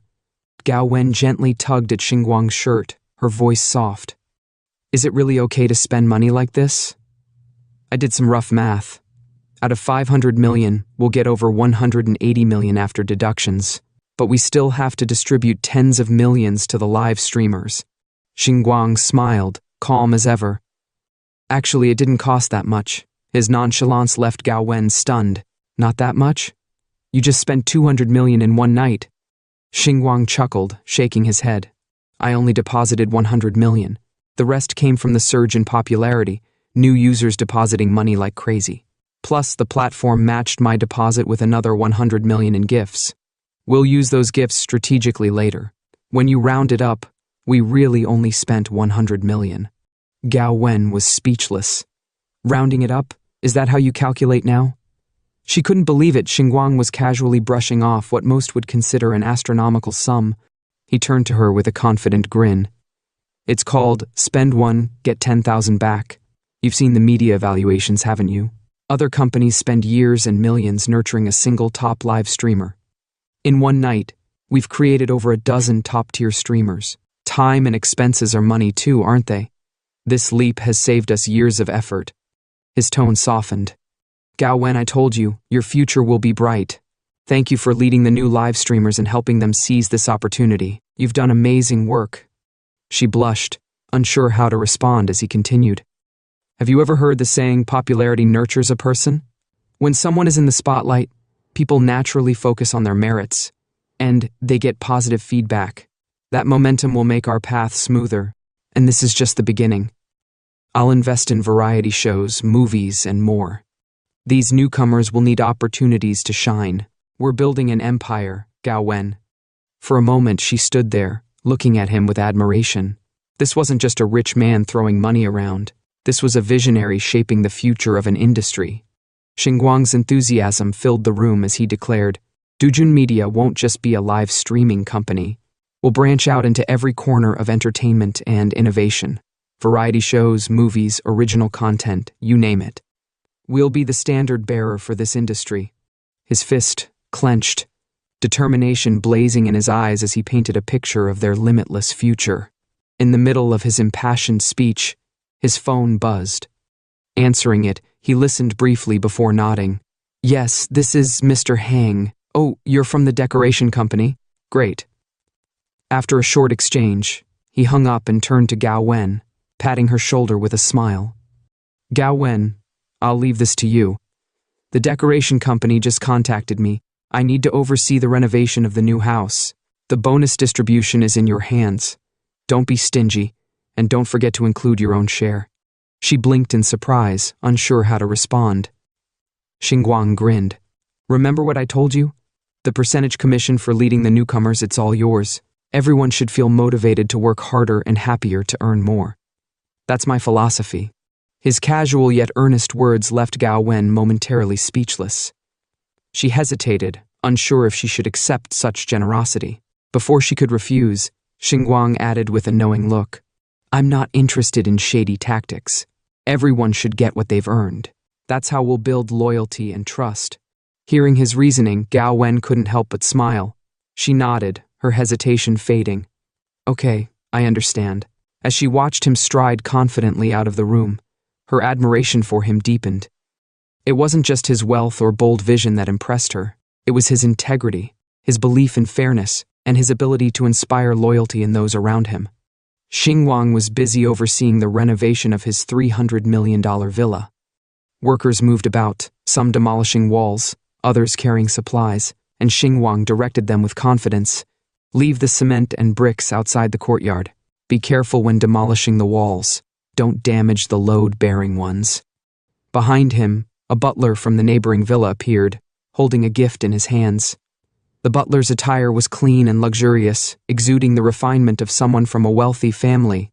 Xingwang noticed him, turned, and thought to himself, this truly looks like a butler from a wealthy family, dignified and refined, just like the ones in TV dramas. Stroking his chin, he mused, I should get a butler someday too. The butler, with a respectful posture and a gentle smile, stepped forward and presented the gift. I heard there are new neighbors, so I came to visit. I didn't bring much, just some products from our company. I hope you don't mind, he said politely. Xingwang approached, removed his gloves, and said, I must apologize. The house is under renovation and quite messy. I'm all dirty, so I must look quite amusing. The butler maintained his smile and replied, I should apologize for coming unannounced and causing you trouble. I thought, since we're neighbors and will interact often, I'd visit in advance. Holding out the gift, he added, so we can help each other out in the future. Xingwang accepted the gift, noting its substantial weight and intricate gold and silver decorations. He thought to himself, this neighborhood of wealthy residents is truly different. Even the butlers are so polite and courteous. He thoroughly inspected the luxurious gift box, feeling a growing curiosity about his affluent surroundings and the connections he might form here. The butler and Xingwang exchanged a firm handshake. Xingwang said with a smile, You are too kind. Helping neighbors is only natural. Once I'm done with the work here, I will definitely come by to visit you. Later that afternoon, Xingwang was at his villa, walking around and supervising the ongoing renovation. Exhausted, he sat on the ground, wiped the sweat from his forehead, and thought to himself, I've been working for quite a while without realizing it. I should take a break. Just then his phone rang. Picking it up, he heard a familiar voice. Xingwang, our class is having a reunion this weekend. Are you free? I heard that girl you had a crush on in university will be there too. Xingwang's mood shifted instantly. His eyes narrowed in anger as he thought, class reunions are just ego contests where people compare themselves. Back in college, I was the poorest in my class, always mocked and treated as a nobody. Just a small operator, always invited to reunions as background decoration. But then his expression softened into a confident smile. He replied, Sure. The person on the other end was taken aback. He agreed so quickly? It must be because she's coming, they thought. Meanwhile, in the neighboring villa, Ping Zhao Zhao stood near a window while the butler from earlier recounted his visit. He's very gentle and polite, the butler said. He even removed his dirty gloves and wiped his hands before taking the gift box. He seems like a good person, working alongside the renovation crew and getting along well with them. Ping Zhao Zhao, without turning around, replied, I understand. Suddenly the doorbell rang. Ping Zhao Zhao turned sharply, startled. It must be him again, she said in irritation. But instead of Xingwang, a confident couple walked in, holding each other close. Ping Zhao Zhao frowned as they approached. I've told you so many times not to bring people here, she said coldly. The man smirked and addressed her. Ping Zhao Zhao, what kind of attitude is that? This is your future sister-in-law. I've had my fun, and now I'm ready to settle down. I plan to marry Shishi. Shishi, the girl by his side, looked slightly teary and said softly, Miss Ping, do you have some misunderstanding about me? Ping Zhao Zhao turned her head away without a word and walked off. Shishi, worried, held the man's hand. Should I leave? Miss Ping doesn't seem happy to see me and I don't want to affect your relationship with her. The man placed a confident hand on her shoulder. Don't mind her. She's just being dramatic and fussy. Ping Zhao Zhao, now visibly angry from a distance, overheard his comment. The man turned to her and said with a smirk, Don't forget what grandfather said. To inherit the family fortune, you need to get married. Could it be that you're jealous of me? Ping Zhao Zhao responded with a calm but sharp smile. Jealous? Far from it. I'm not desperate to get married for inheritance like you. Besides, do you think just anyone can enter the Ping family? Marriages depend on whether grandfather approves or not. Her words left the room tense. The scene changes. After receiving the call from his classmate, Xingwang has Gao Wen drive him to the location of the class reunion. I'm delivering something to a client. I'll be back in an hour. As soon as Gao Wen leaves, Xingwang adjusts his clothes and thinks to himself, I have a feeling I'll make some money today. As he turns around, he notices 3 people standing in front of a hotel. The 3 people also notice him. Seeing him arrive in a G63, the blonde woman points and says, Isn't that Hang Xingwang? A Mercedes? Even with the market price drop, it's still at least 8 million yuan. Where did he get the money? Hearing this, the 2 guys behind her chime in, bad-mouthing Xingwang. He's still single. How could he afford such an expensive car? He must be dating a sugar mama. No wonder he agreed to come to the reunion so quickly this time. He has a backer now. This sugar mama must be old and ugly. Otherwise, she wouldn't choose Hang Xingwang. His taste is really something. Not satisfied with just the 2 of them bat-mounting him, the blonde adds, sugar mama or sugar daddy, who knows? The world is quite open-minded these days. Having heard their entire conversation, Xingwang walks over calmly and says, What's wrong? Are you guys jealous that I'm dating a sugar mama?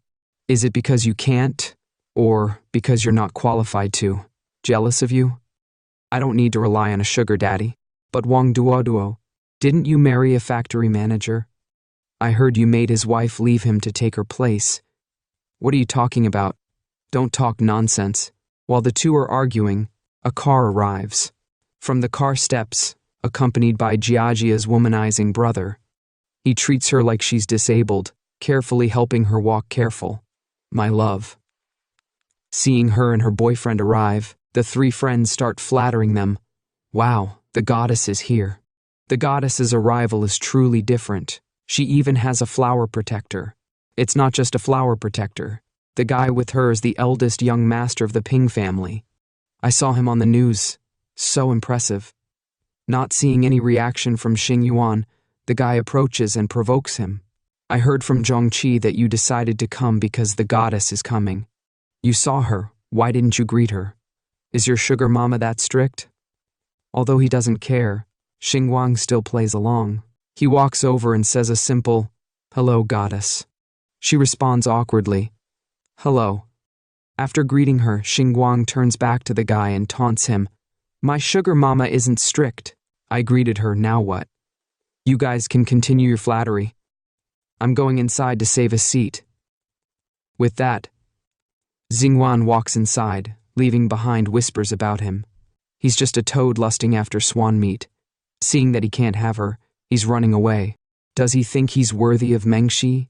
He should look in the mirror and see if he's a match for the young master of the Ping family. Hearing them badmouth Xingwan, Mengxi doesn't say a word in his defense.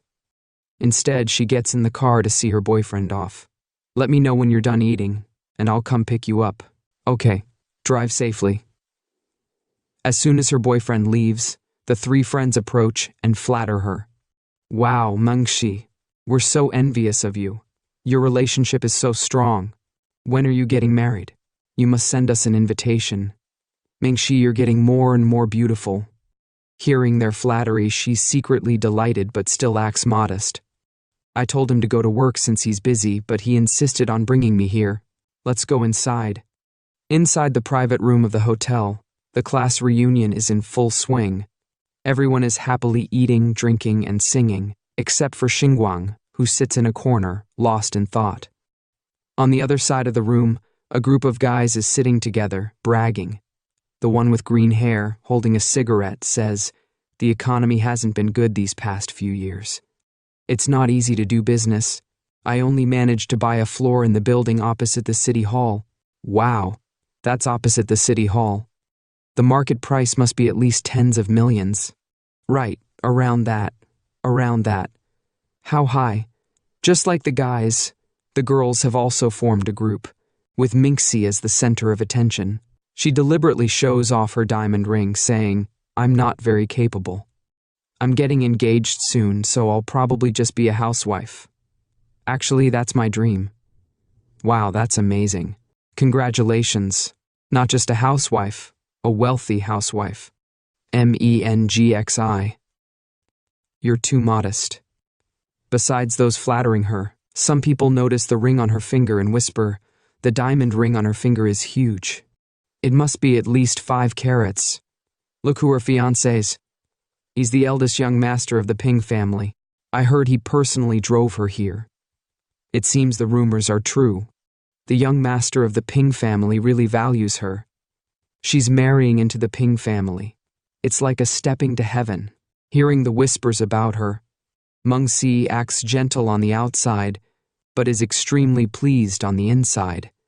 A bunch of poor people, just be envious. Sorry, I'm just that charming.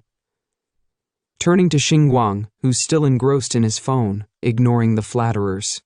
Just then, he receives a message. Damn.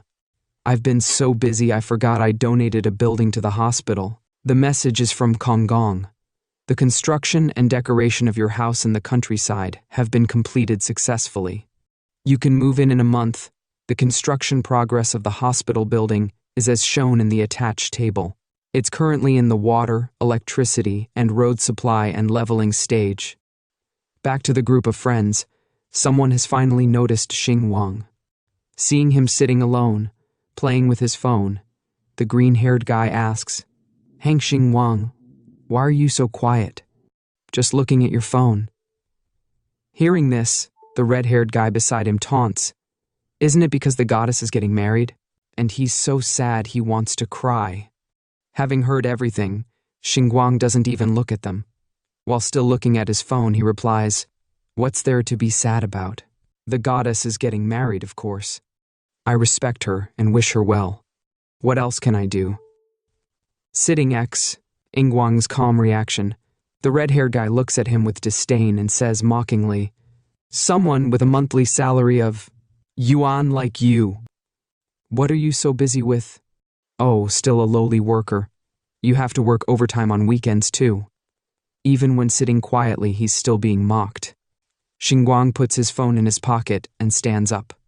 He gestures towards himself with a proud look and says, "That's right, I am working overtime." At this point, Xingwang, like a shining star, raises his chin and continues, "Mainly, I have to do some work to make this world a better place." After hearing Xingwang's words, the whole group burst into laughter. "Hang Xingwang, have you been working for 2 years and lost your mind? How old are you? Still acting so childish. Why don't you go to a construction site and carry bricks? The class president has some work available. If you work hard this year, carrying bricks and delivering packages, you might make more than 5,000 yuan." Despite his friend's mockery, Xingwang remained calm and even blew his nose. Not stopping there, the red-haired guy continued, "Hang Xingwang, Don't tell me you don't know how to take a joke, the blue-shirted guy beside him chimed in. That's right, I'm just trying to help you. Delivering packages really does pay more than your current job. Xingwang smirked. You're really kind. After saying that, he turned to leave. You guys eat, my house is being renovated, and the construction team doesn't understand my instructions. I have to go back. Seeing this, the red-haired guy thought to himself, he wants to run. I haven't mocked him enough. He spoke up.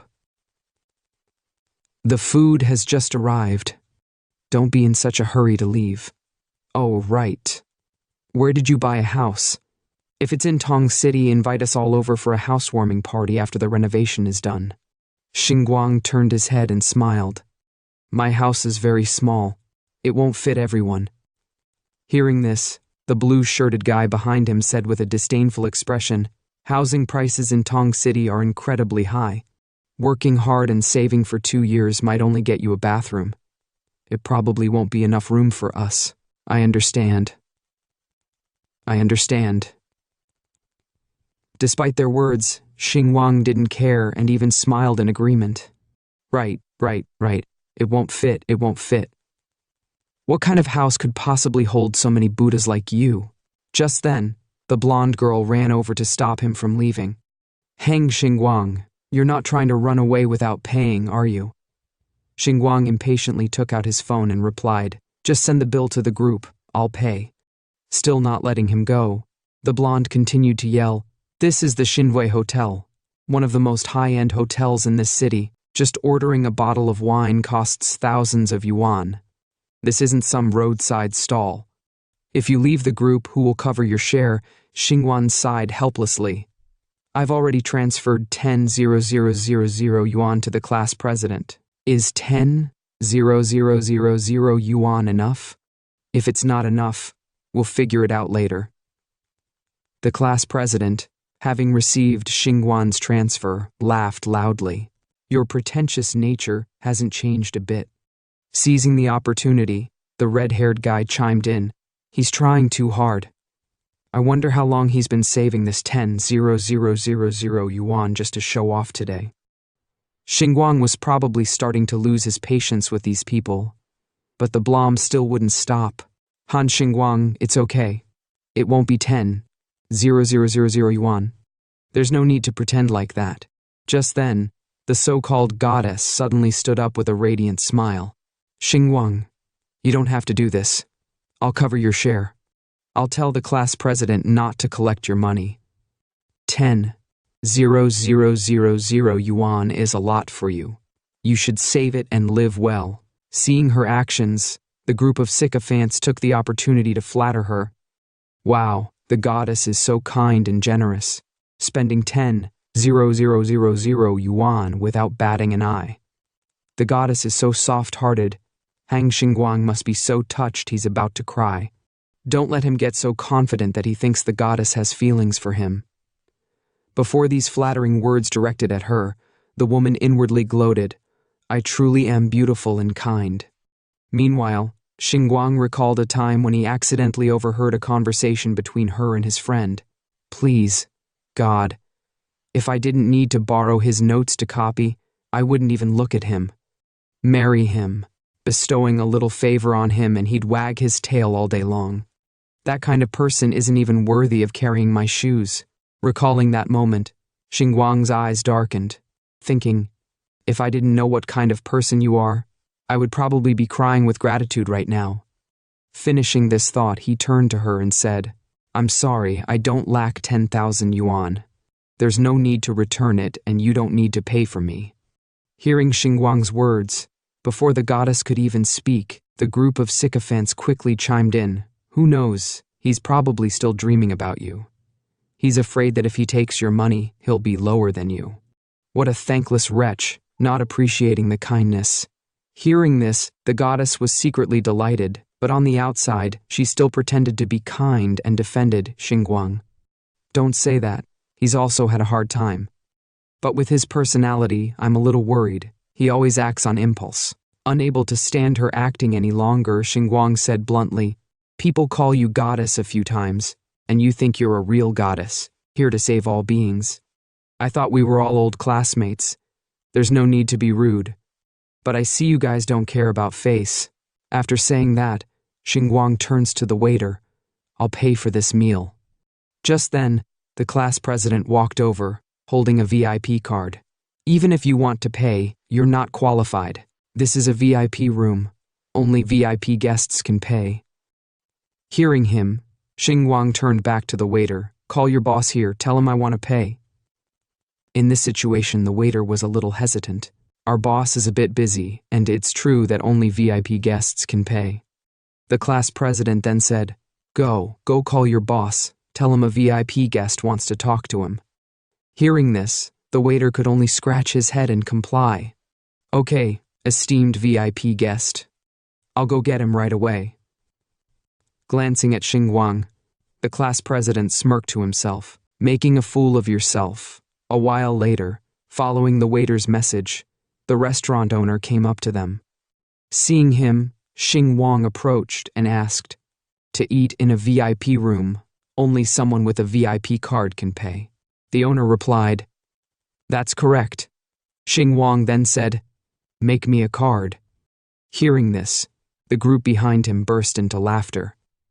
Does this country bumpkin think the VIP Way Hotel is free? You need to spend at least 500,000 yuan to get one. Today, I'll see how he continues his act. I'm dying of laughter. He probably rarely comes to places like this. Hearing the constant barking in his ears, Xingwang grasped the situation. You need to spend at least 500,000 yuan to get a card. Tell me a number. How much money do I need to spend to get rid of these people? The owner, hearing this, calmly replied, This isn't a matter of money. Our hotel puts people first. We won't kick out customers. The group, hearing Xingwang's words, laughed even harder. Is he watching too many movies and trying to be the main character? How can that happen in real life? Ignoring the whispering group, Xinhuan said coldly, 10 million. Hearing this, the initially calm owner's expression changed. 10 million. Xinhuan slowly walked to the table, sat down, picked up some food and said, That's right, 10 million. I don't need a VIP card anymore. 10 million for a meal. I want some peace and quiet. Not rushing to make a decision, the owner observed Xingwang, stroking his chin in thought. His clothes from head to toe don't look like those of a rich person. Besides, who would spend 10 million yuan on a meal? Having finished his thoughts, he put on a stern face and approached Xingwang, saying, Sir, there's a limit to making trouble. Cutting him off, Xingwang turned around with a card in his hand, his eyes cold as he looked at the owner and said one short sentence, Swipe it. Not knowing the value of the card Xingwang was holding, the blonde woman still maintained a disdainful look. You should at least make it look real. You should have taken out a proper card. This flashy thing, you think you can swipe 10 million yuan with it? The red-haired guy laughed and added, That's right. Look closely. This bank card even has a bunch of scratches. It's obviously been carelessly tossed around. If he really had money, he wouldn't be so careless. Is there 1,000 yuan in the card? On this side, the rest of the group also had looks of contempt, their tone mocking. Just now, he said he had something urgent to do and had to leave.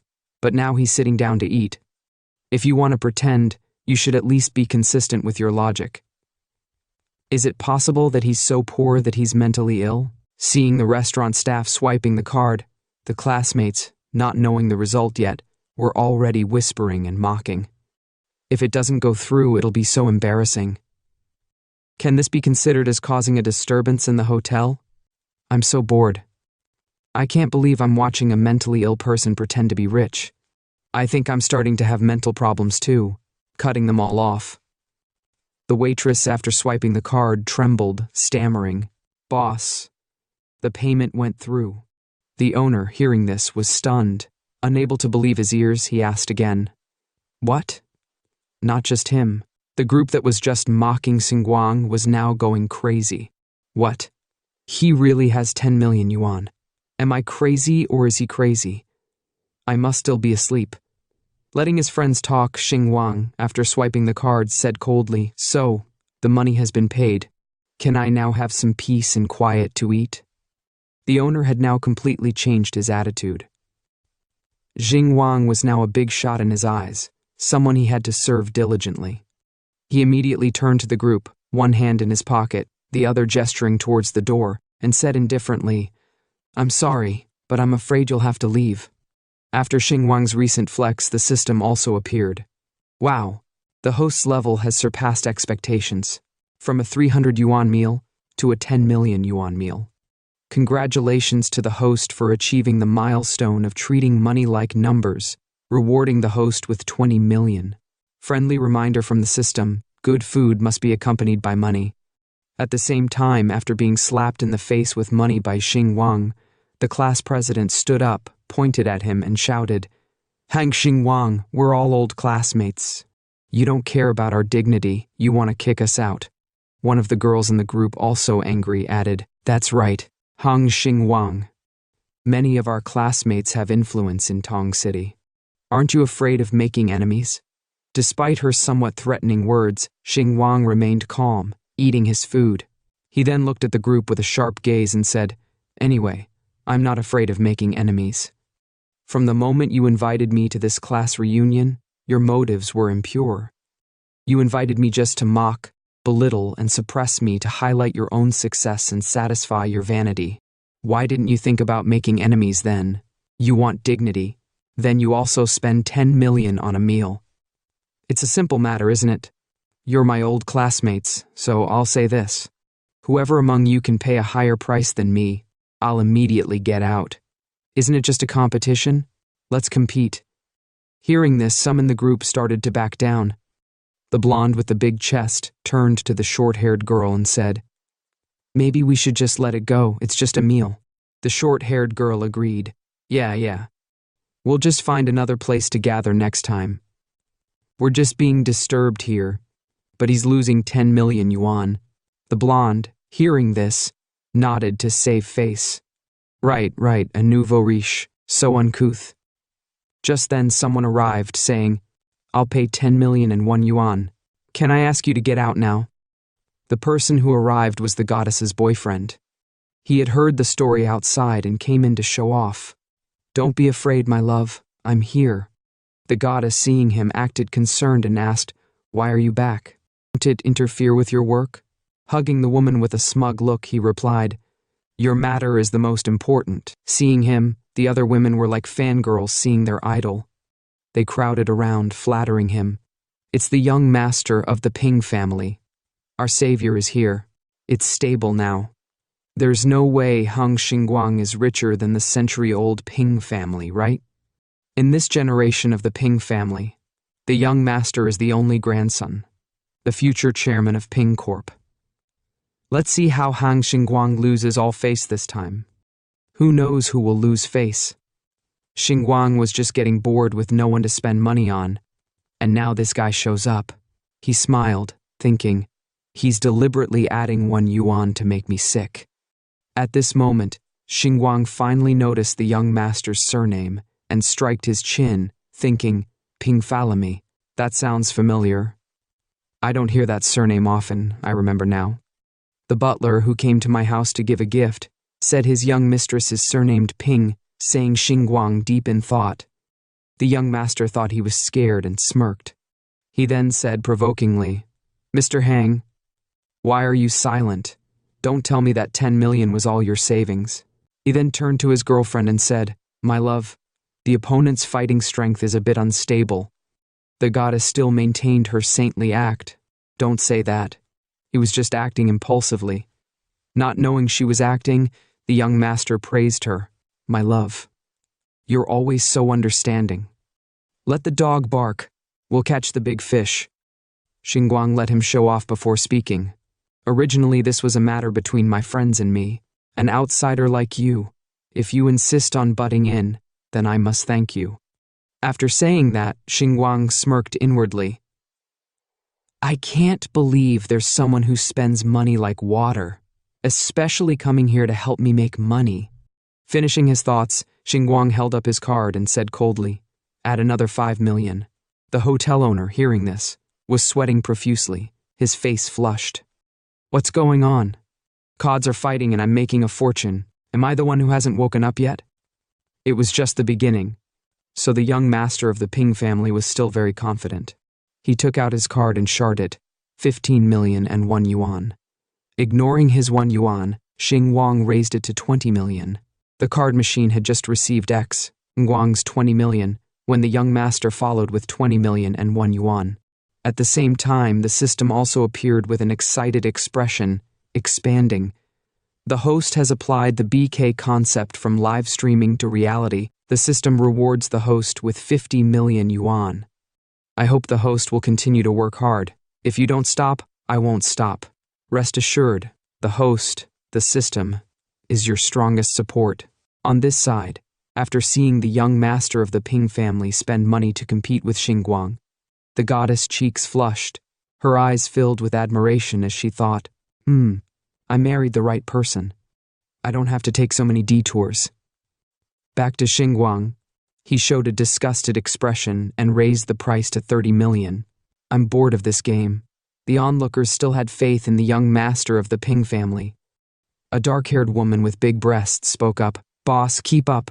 Don't let that petty person's aura overshadow you. The brown-haired guy beside her added, Of course, the boss will follow. What does Hang Xingwang have to compare to the young master of the Ping family? Standing right behind the dark-haired guy, another person added, Young Master Ping, just leaking a little money from his hands, is definitely more than 30 million yuan. On this side, hearing the amount Xingwang just called out and the instigation from the group, the young master of the Ping family's expression turned ashen. Seeing his expression, the goddess also started to worrying, thinking, Why is my love silent? Don't lose. If you lose, I'll be so embarrassed. On the outside, he tried to remain calm, but inside, the young master of the Ping family was panicking. Is this guy crazy? It's just a meal. He was thinking to himself, I was planning to invest in this restaurant. After swiping the card, I was going to discuss ownership shares with the board of directors. Thinking about this, his expression darkened even more. He still hadn't given a new number, just kept thinking, 30 million, do they think I print money? Some moments later, a female waiter holding our protagonist Hang's card in her hand, bowed to him respectfully and said, Mr. Hang, here's your card. Hearing that, our protagonist gave a simple and confident smile. Meanwhile, the manager, full of excitement, raised his hand like an auctioneer. Holding 3 fingers in the air, he announced, 30 million once, 30 million twice, 30 million. With a bright smile, he added, Is there anyone else bidding? If not, then it's a deal. The whole scene felt like the hotel had transformed into an auction house. The young master, who was so arrogant just a little while ago, was now gritting his teeth, his thoughts swirling. Those broke losers are definitely not spending their own money. Lin Mengxi, who was supposed to marry into our family, now, after this fiasco, how could I possibly help her save face? As if I'd risk my family's reputation for her. Our protagonist Hang turned toward the young master with a smile and said, What? Not going to make it 30 million and 1 yuan now? Hearing this, the young master's face fell in disappointment, and sweat began to roll down his face. But suddenly, his phone rang. Grabbing the opportunity, he held up his phone and said without looking at Hang, Wait, I need to take this call. Hang, still calm and collected, gestured toward the table. Go ahead. The food's getting cold. I'll start eating. The young master picked up the phone with an annoyed expression and snapped, What is IT? On the other end, his sister, the girl from earlier at the mansion, spoke with a calm voice. What did you spend 20 million and 1 yuan on? Invest in a hotel? Hearing that, the young master's annoyance grew, and with an angry expression he retorted, None of your business. Anything else? The girl, walking in the corridor of the same hotel, replied, I don't want to get involved, but Grandpa asked. The young master froze in shock. What? He stammered, his mind racing. Grandpa, keeping an eye on 2 million yuan? The girl, now stepping into the hotel elevator, continued, I'm at the Shenwei Hotel right now, about to get on the elevator. We'll talk later in person. Hearing that, the young master's anger erupted. Trembling with rage, he shouted, You're following me? before hanging up the phone. Still fuming, he thought to himself, if Ping Zhao Zhao catches my weakness. But his train of thought was interrupted when our protagonist called out to him. Done with your call, Mr. Ping? It's your turn to bid, Hang said with a smile. The young master froze, his face pale as another bead of sweat rolled down his temple. He quickly turned his attention to Hang's classmates and blurted out, You people are insane! This meal is worth 20,000 at most. It's not like we're dining with the Oracle of Omaha. Is it really worth spending this much money? I'd be crazy to play along with you. The red-haired boy, one of Hang's classmates, smirked and replied, Young Master Ping, this is losing face for the Ping family. And just by hearing that, the young master got angry and shouted, Shut the hell up, who the hell are you to talk to me like that? From behind the young master, the manager approached, his demeanor resembling a boot-licking salesman. With a smile plastered on his face, he said, Let's be friendly. Let's be friendly. So, Mr. Ping, are you withdrawing from the bidding? We operate on good faith. We will refund whatever Mr. Ping has paid in full. Even though he was the manager, his expression and behavior were almost like a street salesman. No matter how high his position was in the hotel, at the end of the day, he was still a salesman, hungry for money. Hearing the manager, the young master glared at him angrily and snapped, Coordinate with my secretary. The manager flinched, scared for a moment. Meanwhile, our protagonist, still seated, sighed and muttered, Boring, before thinking to himself, I thought I caught a big fish and could make a good profit. Turns out it's not even as much as a super rocket reward. The yellow-haired fake goddess panicked and turned to the young master, pleading, Meng Shi, if you don't do something, we will lose face. Please help us. You don't want to watch everyone humiliated by Xingwang, right? She thought to herself, This is insane. I shouldn't have come to this class reunion. Then, holding the young master's hand and pressing her chest, she said, Darling, so many people are watching. This is so embarrassing. The young master didn't respond immediately. After a moment of silence, he suddenly slapped the fake goddess across the face and shouted, You troublemaker! You've dragged me down. The engagement is off. Looking down at his girlfriend, the young master added coldly, Get as far away from me as possible. The fake goddess, holding her cheek, glared at him and said, Didn't you say we'd grow old together, inseparable until the ends of the earth? Over something this small? Over 30 million, you're breaking up with me? The young master's anger only grew as he sneered. Small? You call this small? The Ping family's reputation has been trampled on. I only liked you for your looks and good genes, so our kids would be pretty. How could I actually love you? Did you really think I was a fool? Don't think I don't know you're just after my money. Annoyed by their argument, our protagonist turned to the manager and asked, Can I eat in peace now? The manager bowed respectfully and replied, I will clear the room immediately, ensuring your peace. The young master, pointing a finger at our protagonist, stormed toward the door and said, You just wait. I hope you're lucky enough not to cross paths with the Ping family in Sang City. Suddenly, the door to the dining room swung open, and a voice rang out. What are you talking about? Hearing his sister's voice, the young master panicked and stammered, Ping Zhao Zhao? In front of him appeared a stunningly beautiful woman wearing an elegant dress. She grabbed his collar and demanded, Big brother, you better explain exactly what you did today. She shoved him aside and turned to the manager, announcing, The Ping family will invest 2 billion in Shenwei Hotel. The manager was so shocked his soul nearly left his body. The entire room erupted in murmurs of disbelief. 2 billion? The Ping family is truly wealthy. Seems like the young master doesn't have as much say as the young lady. But who wins this round?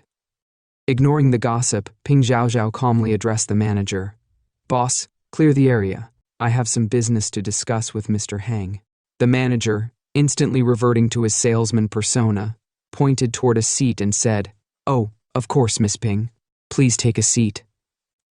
The classmates of Xingwang were in shock once again. The black-haired boy whispered, What kind of business is this, for Miss Ping to personally come and negotiate? Standing beside him, a girl added, Could Xingwang be a hidden big shot, able to overshadow the family's young master? Meanwhile, the red-haired boy and the fake goddess fumed silently, thinking to themselves, Xingwang, you've been hiding quite well. How could this loser have so much money? I shouldn't have offended him.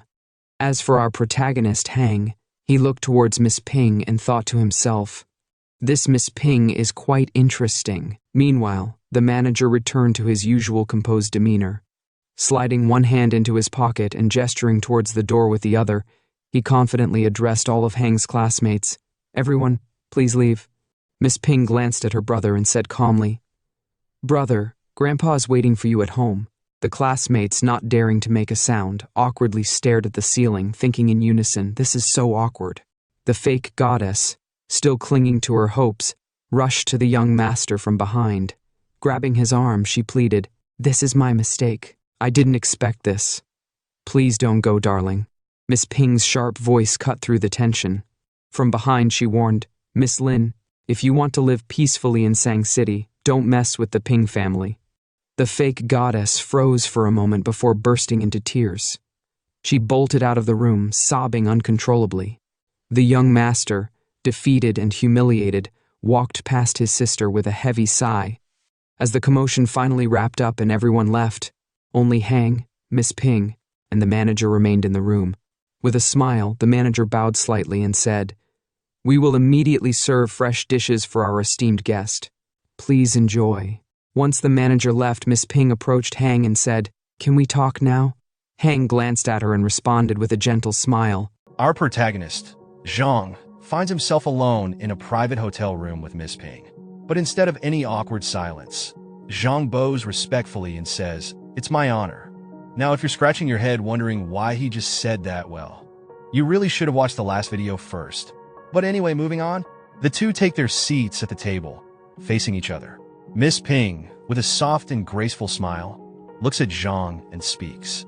Mr. Zhang, did you receive the gift I sent you?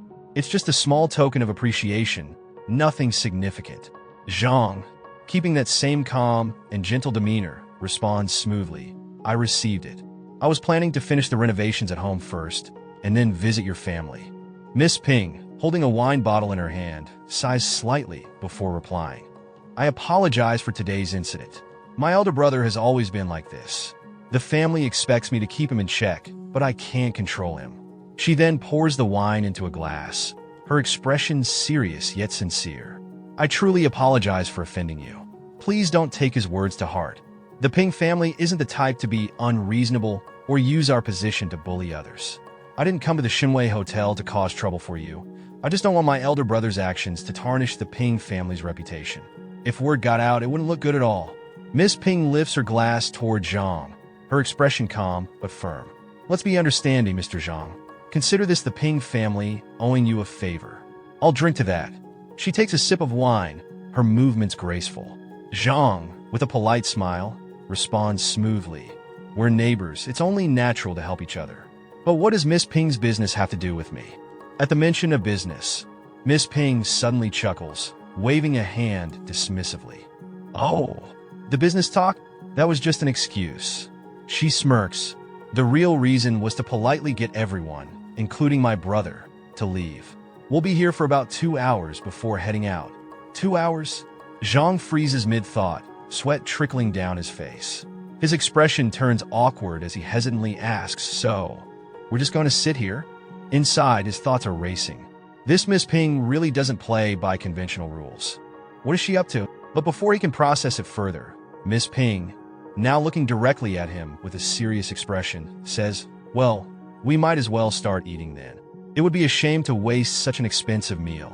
Zhang, still struggling to process the situation, forces a chuckle. Please have a seat. Or, stand if you'd rather. Miss Ping simply smiles and replies, Please don't mind me, Mr. Zhang. This is your lunchtime after all. Zhang, deciding not to overthink it, shrugs and starts digging into the food. And oh boy, he doesn't hold back. He's eating like a man who hasn't seen a proper meal in weeks. But as he keeps shoveling food into his mouth, his thoughts suddenly take a sharp turn. Wait a minute. She's just sitting there, watching me eat. Is she seriously planning to just sit there the whole time? Meanwhile, Miss Ping also has a thought of her own. The food is good, and at least he's not picky. Then, as Zhang looks up and notices Miss Ping casually observing him, his internal alarms go off again. Why does this girl feel so strange? The silence between them stretches until Zhang finally cracks under the pressure. With an awkward smile, he asks, "Miss Ping, are you sure there's nothing you needed to talk about?" Miss Ping, slightly taken aback, blinks in mild surprise before responding, "We've only just met, Mr. Zhang. We're not exactly familiar. I don't know what we talk about."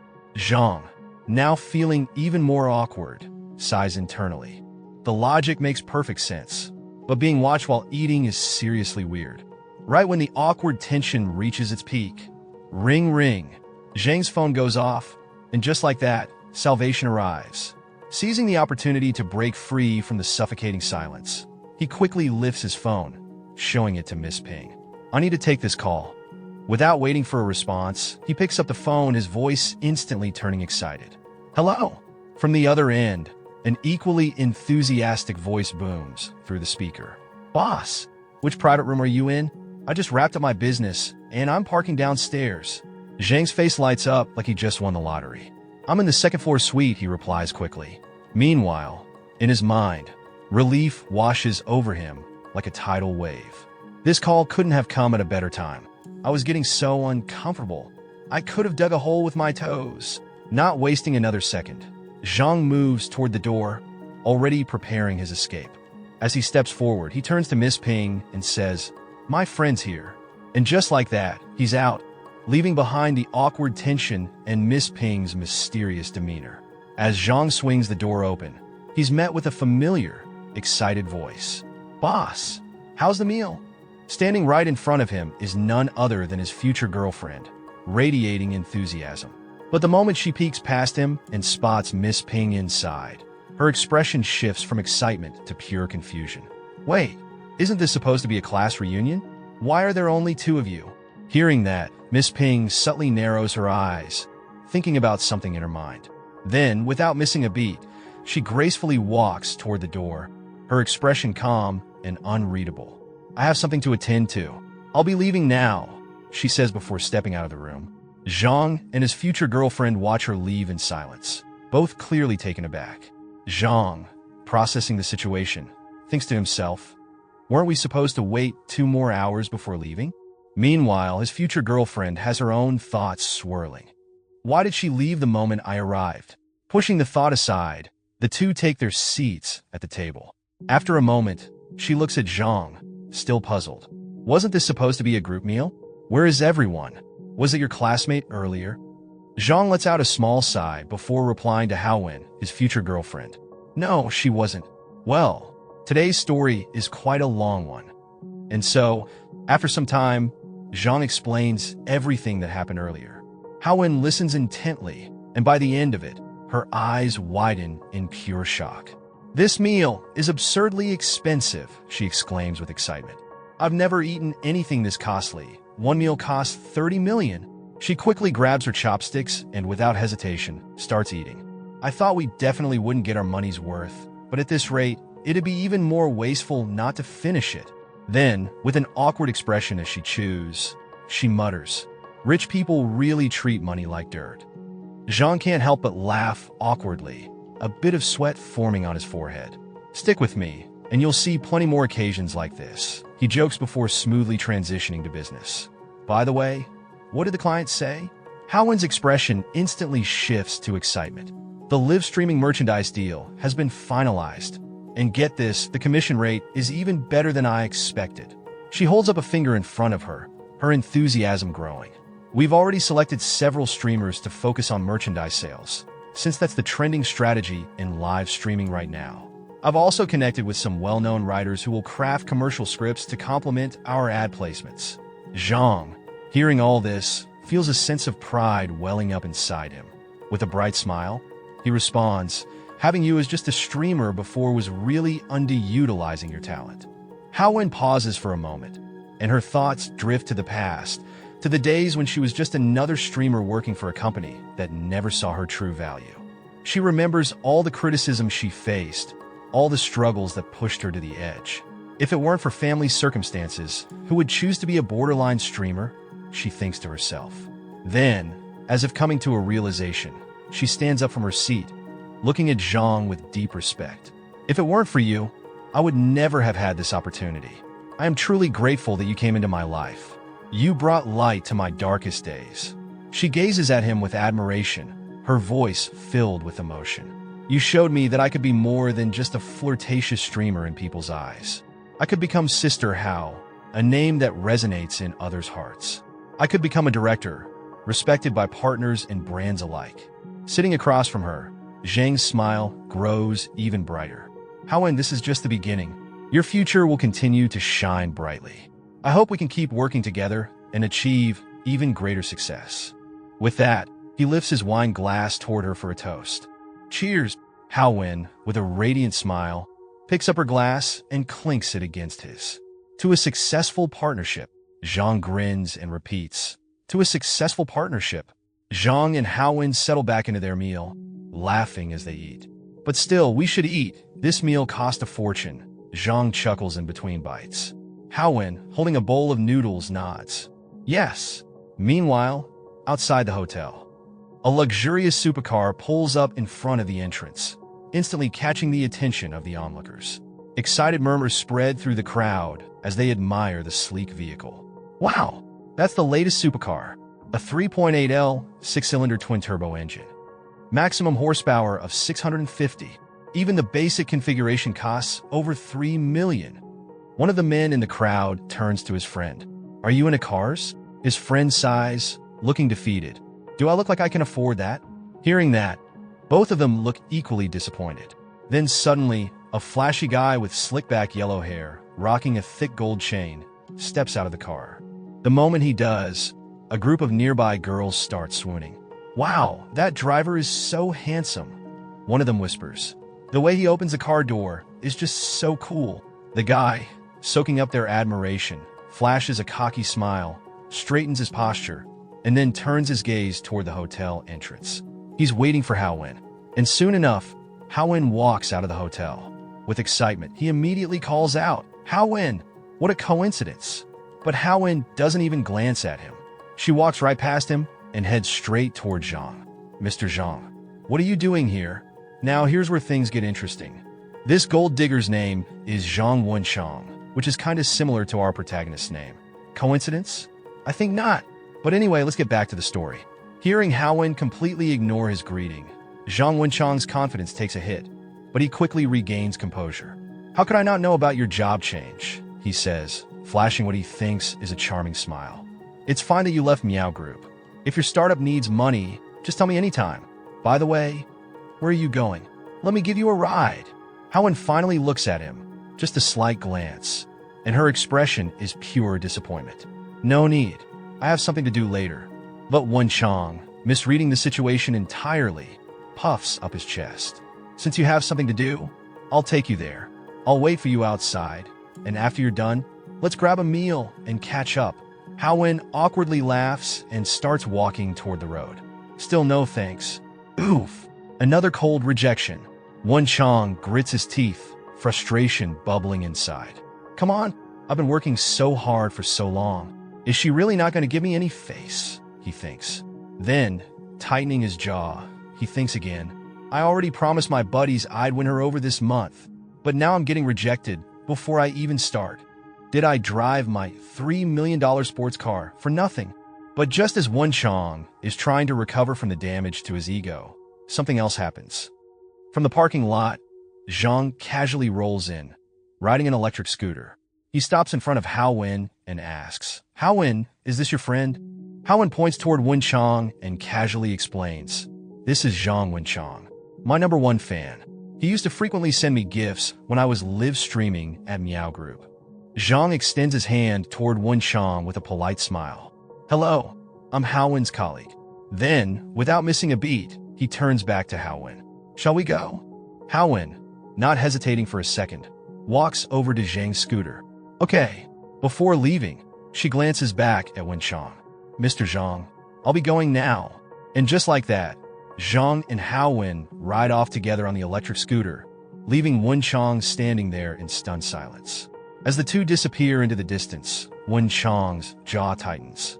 An electric scooter, he mutters. Then, As frustration completely takes over, he storms toward his sports car. What a loser, he growls. Thinking he can compete with me for a woman while riding that terrible electric scooter? Doesn't he even look in the mirror? Slamming the car door shut, he pulls out his phone and dials a number.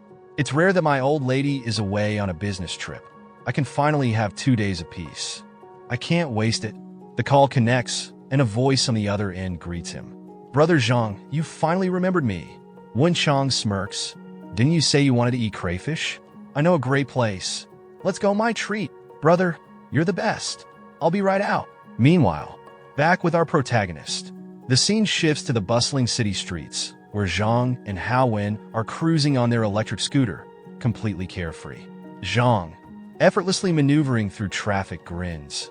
It's way more convenient to ride an electric scooter for a short 1 to 2 kilometers trip. Just look at how congested the roads are. Haowen nods in agreement. Indeed. Checking the map on her phone, she adds, according to this, it's just around the corner. Zhang's grin widens. The fancy meal the other day was getting boring. People need simple, good food.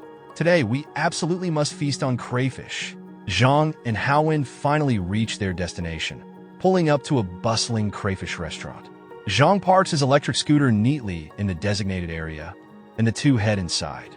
Inside the restaurant, they settle at a table, and soon, a waitress arrives, balancing trays of steaming dishes. 1 plate of garlic-flavored crayfish, 1 plate of 13-spice crayfish, she announces as she sets the plates down. Please order more if it's not enough.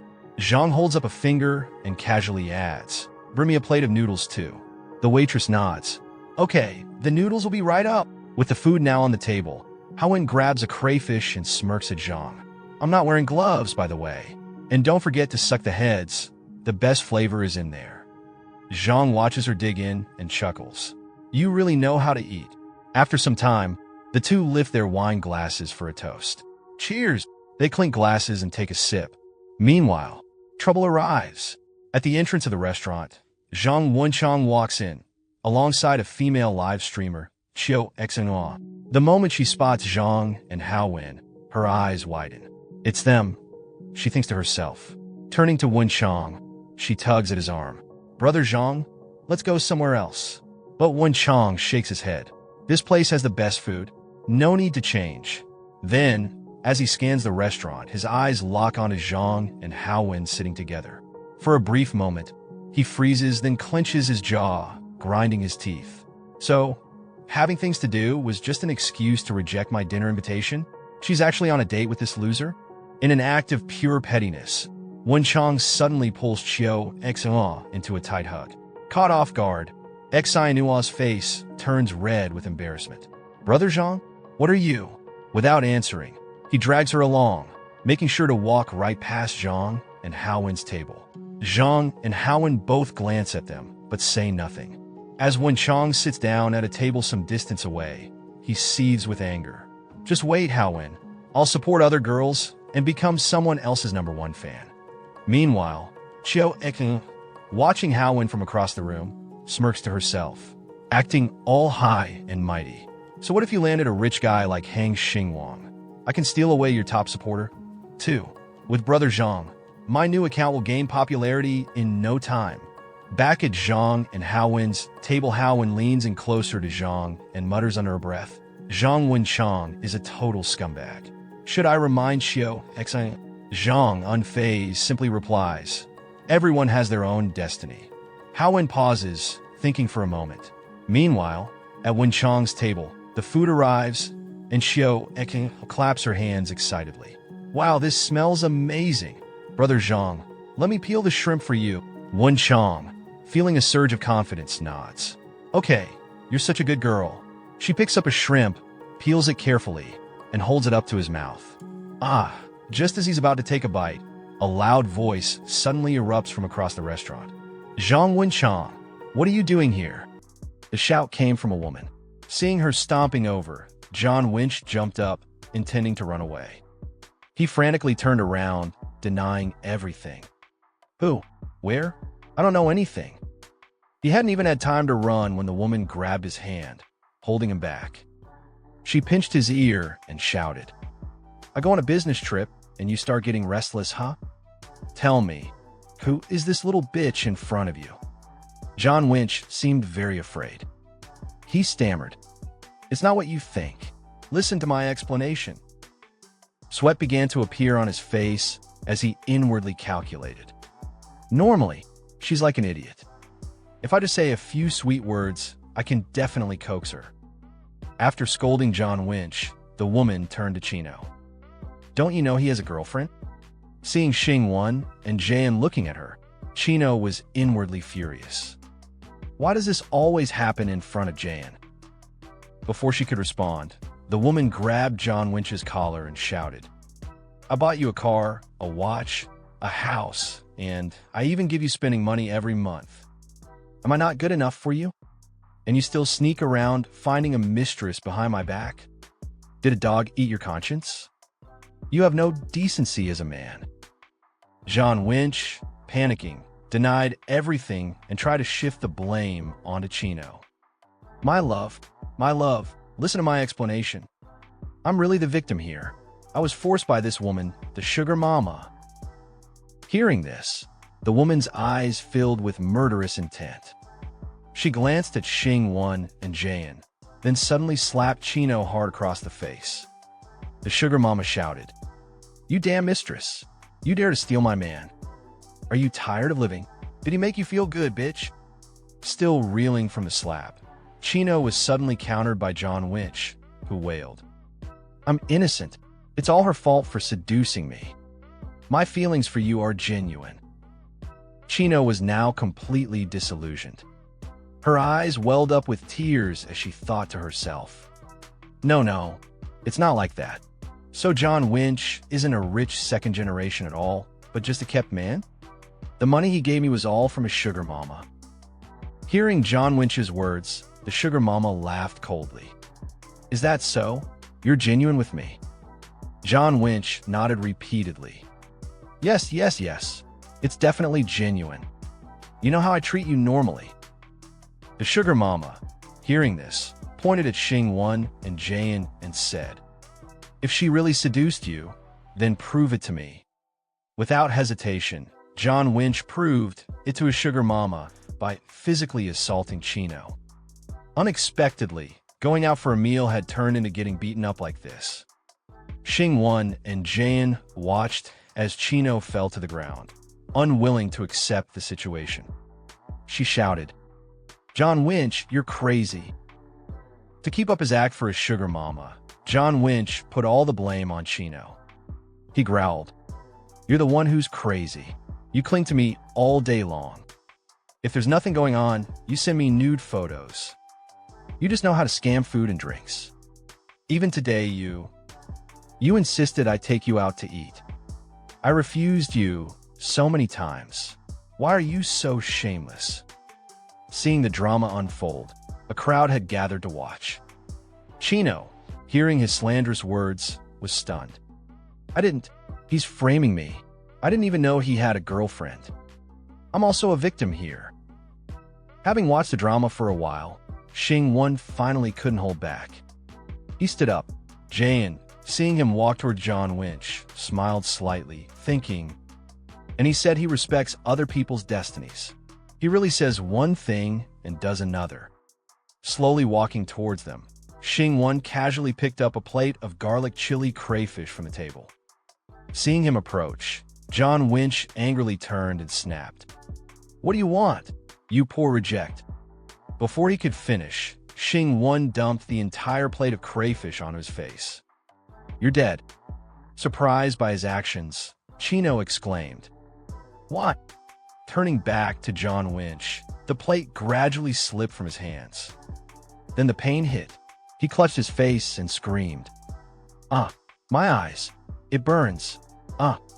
The sugar mama rushed over, wiping his face, then turned to Xingwang and shouted, Where did you come from? What does this have to do with you? Are you crazy? Xingwang stood with his arms crossed and said sternly, You're both scumbags. Control your kept man. Don't let him run around offending people's eyes. Faced with Xingwang's words and aura, the sugar mama could only stammer. She thought to herself, Why do I feel like He's right.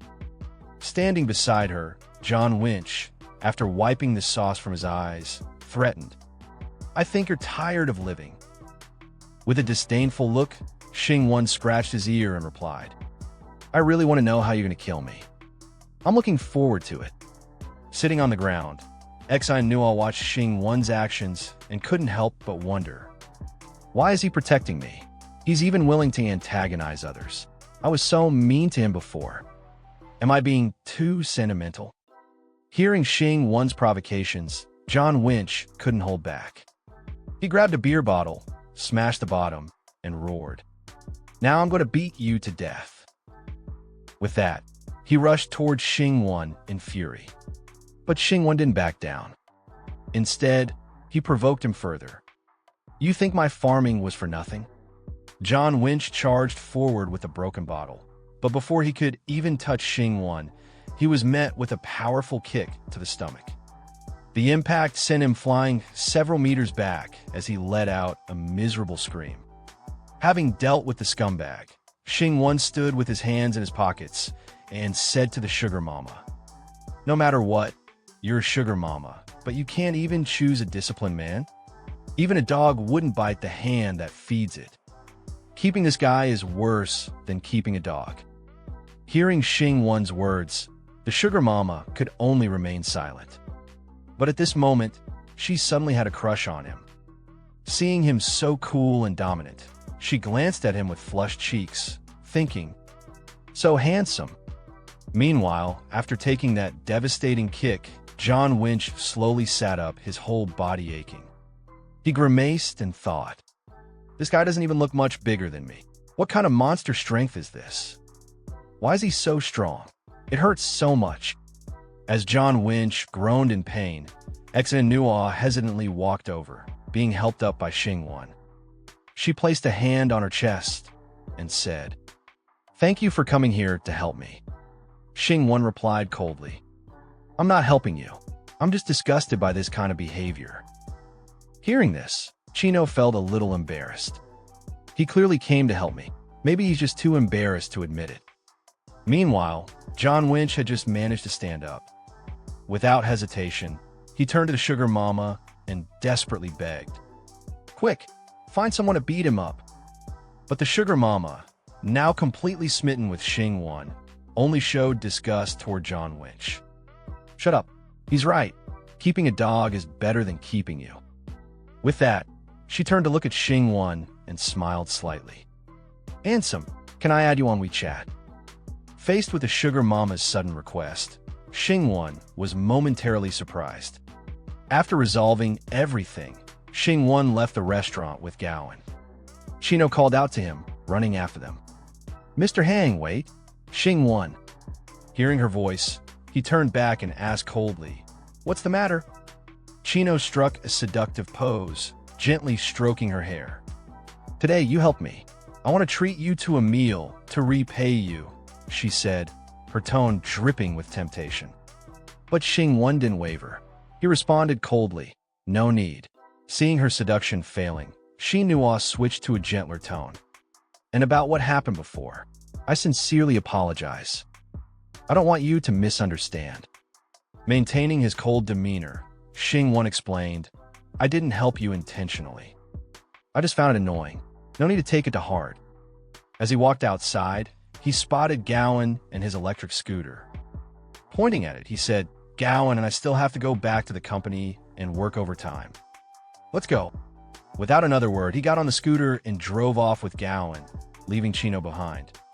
Watching them leave, Chino inwardly pondered, "He's so humble and has such good character. Why didn't I see it before? Mr. Hang is truly a rare and good man." Meanwhile, back inside, Xinhua was still lost in thought. It seems like he and Gowan are just ordinary friends. Maybe I still have a chance? On the other side of the restaurant, John Winchong was crying and clinging to his sugar mama's leg. "I can't live without you. I'll die without you." But after being enlightened by Xingwang, the sugar mama's expression immediately turned cold. She shoved him away. "Let go. Let go of me." At the same time, the restaurant owner approached, looking furious. Who's paying for the damages to my store? Irritated, the sugar mama spun around and snapped. Boss, it's all this scumbag's fault. Ask him for the money. With that, she turned back and kicked Wenchang in the face, yelling, "Get lost!" Whether it was because she was as strong as Xingwang, or because Wenchang was just that weak, the kick sent him flying a meter away, blood and snot splattering everywhere. After dealing with him, the sugar mama, still annoyed, approached Chino, seemingly ready for a fight. But instead of attacking, she simply brushed past her with a cold snort. Meanwhile, Wenchang had already crawled back up. With the nature of a shameless kept man, he immediately forgot everything that had just happened. Instead, a new thought popped into his head. She doesn't want me anymore. No matter. Chino is a hot online celebrity. She probably has a lot of money. And I'm so handsome. With that despicable thought, he rushed toward her, crying out, "Xinu." Suddenly hearing her name, Xinhua had a bad premonition. Her entire body stiffened as she stood there, completely unsure of what he was planning. Just as John Chun rushed forward, about to grab Chino, she instinctively dodged to the side, causing him to face-plant straight into the ground. Immediately after, Xinhua also came to her senses.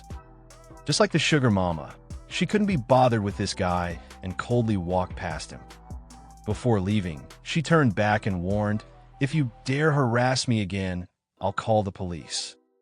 Having invited a girl out for a meal and ending up losing everything, John Wenchang was unwilling to give up.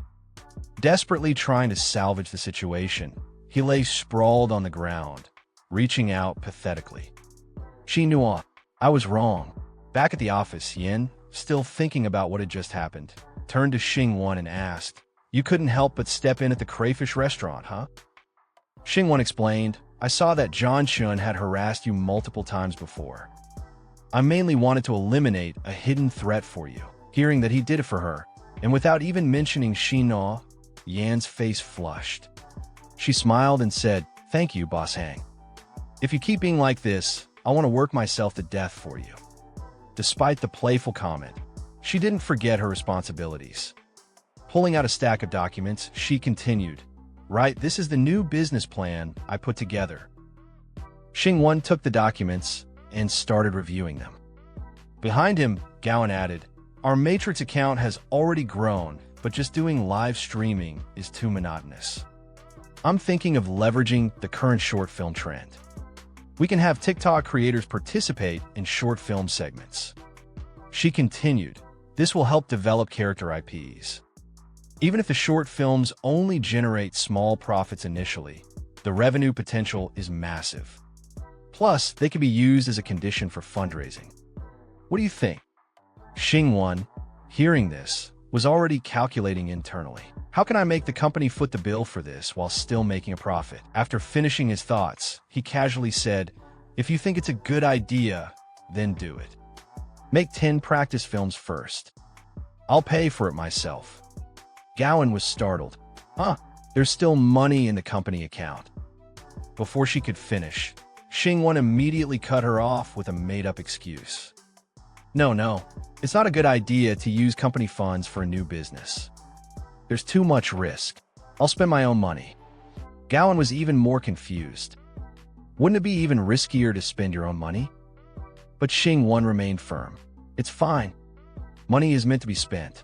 You can't take it with you when you die." With that, he pulled out his phone and transferred the funds without hesitation. Right after, the moment he had been waiting for finally arrived. Ding! A system notification popped up. The host shares the company's burdens and invests his own money, a great act of righteousness. The system is deeply moved and is shedding tears. Rewarding, 5.55 million. Wishing the host's new business a prosperous development. Reading the notification, Xingwang sighed in relief. Good thing I acted fast. Otherwise, I would have missed out on this easy 5.55 million. At the same time, Gowan received the transfer notification. Before she could even react, Xingwang placed a hand on her shoulder and said, "I have to go home quickly. The house is still being renovated." Don't work too late either. Health is the most important. Finishing his words, Xingwang quickly left, leaving Gwen still stunned. Oh, okay. Later that night, Xingwang was driving back to his villa complex when a loud shout suddenly rang out from a nearby house. "You bitch! Get out of here!" Hearing this, Xingwang was startled. Huh? Who's shouting in the middle of the night? Why are they so pissed? A little curious, he followed the voice to see what was going on. To his surprise, it was the so-called goddess crying and whimpering in front of young Master Ping. "You're really this heartless?" she sobbed. "You said you wanted to marry me. Was it all a lie?" Young Master Ping looked at her coldly. "Did you want to marry me for love or money? Don't you already know the answer? Stop coming to me. I'm not about to lose my shares in the Ping family because of you." With that, he slapped her hard across the face and shouted, "If you don't leave, I'll call security." Having taken a heavy slap, Lin Minxi fell to the ground, screaming. But even then, she didn't give up. She quickly sat up and cried out, "Why?" Just then, a hand holding a handkerchief reached out toward her. Without needing to guess, it was Xingwang. Whether out of pity or for some other reason, he had stepped in to help her again. Minxi, stunned for a moment, quickly took the handkerchief and said, "Did you come here just to see me make a fool of myself?" Xingwang pulled her up and replied, "You're thinking too much. I just happened to be passing by." Unconvinced, she eyed him suspiciously. "Passing by? In this rich neighborhood?" Xingwang pointed to the villa under construction across the street. "Oh, my new house is being renovated, so I came to check on it." Hearing this, Minxi's expression suddenly changed. She was shocked and couldn't believe what she just heard. "A new house? That villa? You bought it?" Seeing her reaction, Xingwang smiled slightly. "It's my house. Let's just say I bought it." Minxi immediately recalled how Xingwang had been casually spending money at the restaurant earlier, even fighting with young Master Ping on equal footing. Now, he had bought a whole villa? He had become this successful in just 2 years. How is that even possible? Could he actually be a rich, second-generation heir? As soon as that thought crossed her mind, she quickly switched to her goddess mode. With teary eyes, she brought up the past from college. "Xingwang, are you still angry with me?" Faced with her pitiful expression, Xingwang was momentarily stunned. "Why would I be angry with you?" he inwardly thought. Just as he was processing her sudden shift in tone, Minxi continued, "You pursued me for so long in college, but I never even talked to you properly. Everyone always laughed at you for it. You don't hold any hard feelings about that. I'm really happy." Having foreseen this exact situation, Xingwang immediately distanced himself and waved his hand. "Lin Minxi, I think you've misunderstood something." Seeing his unexpected reaction, completely off script, Minxi was taken aback. She quickly tried to explain, awkwardly, "I didn't mean anything bad. I just wanted to say that when you had no money, you were chasing girls. Now that you have money, girls won't be foolish enough to reject you." Understanding her underlying meaning, Xingwang sneered and waved his hand dismissively. "Forget it. I don't think that's necessary." His firm rejection was instantly met with a system notification. Ding! The host has refused to be a simp. Again, this resolute will and complete transformation are extremely handsome. Reward, 10,000 yuan. Surprised by the system's praise, Xingwang suddenly felt even more energized. He even gave the system a like in his mind. Wait, does this count as being unrestrained? So decisively rejecting people also gets rewards? Then I gotta start rejecting people harder. Turning back to Minxi, Xingwang had just made his attitude crystal clear. But instead of backing off, she doubled down. Moving even closer, she pressed her full chest against his arm and whispered, "But I have so much to say to you. Can you patiently listen to me like before?" Xingwang nearly laughed out loud. "Really? Just one pair of breasts? and she already thinks she can seduce me? My company has dozens of fresh and delicious breasts parading around daily, and I haven't even given them a second look. Annoyed, he yanked his arm away and shouted, "Hey, hey, hey. Men and women should keep their distance." He took a deep breath and declared loudly, "Lin Minshi, I'm only giving you face because we went to college together. But if you think I still have feelings for you, you're dead wrong. I used to be a simp, but that doesn't mean I'll always be one." Ding. The host has spoken from the bottom of his heart. Admitting that he used to be a simp is extremely touching. Being a simp was just a phase in the host's journey. Reward: 50,000 yuan for bravely moving forward. Fueled by the system's rewards, Xingwang didn't hold back. He went all in. You got kicked out by Ping Tai. You lost your chance to be the young mistress of the Ping family, so now you want to shift your attention to me? Do I look that cheap? I simped for you back then because I truly loved you. But that was in the past.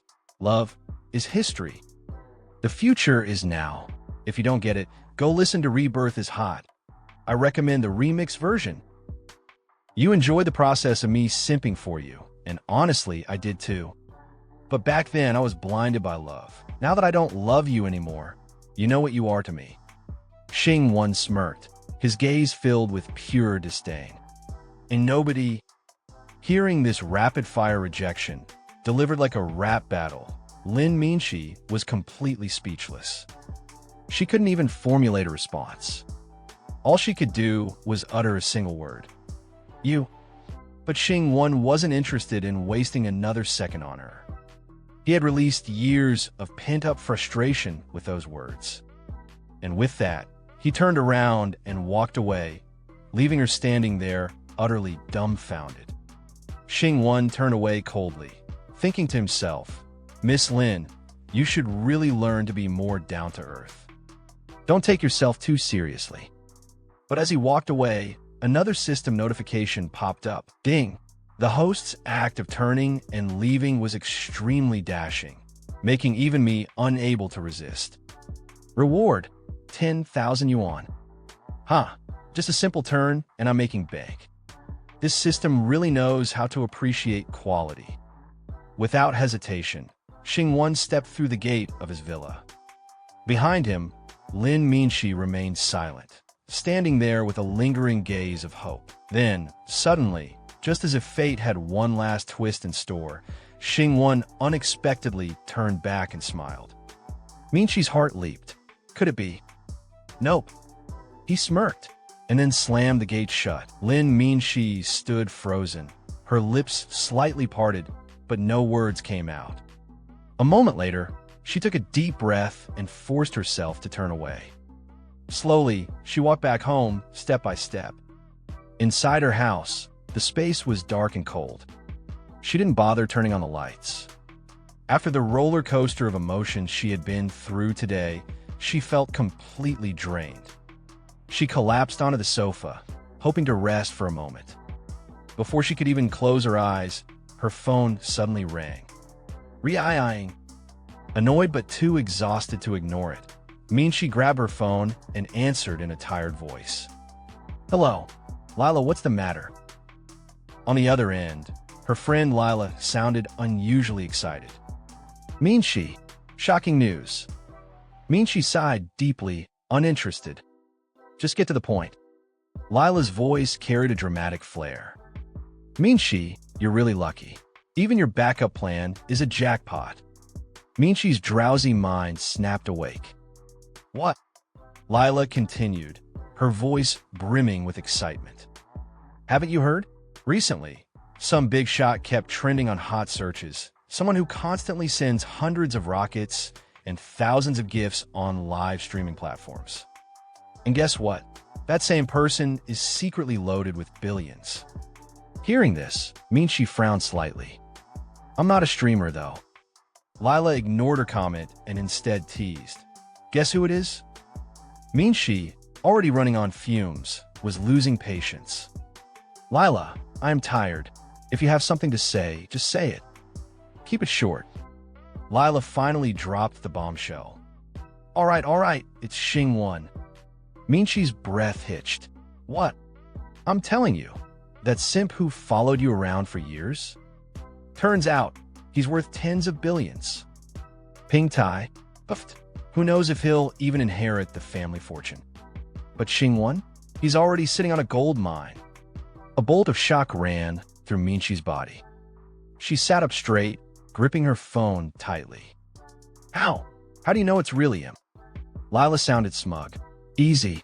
The friend recommendation feature on my contacts showed that the account belongs to him. And let's be real, he must be insanely rich. I bet his family was just tempering him, pretending he was poor to test him. But now, he's showing his true wealth. Minchi's fingers loosened. The phone slipped from her grasp and fell onto the floor with a dull thud. Minchi? Minchi?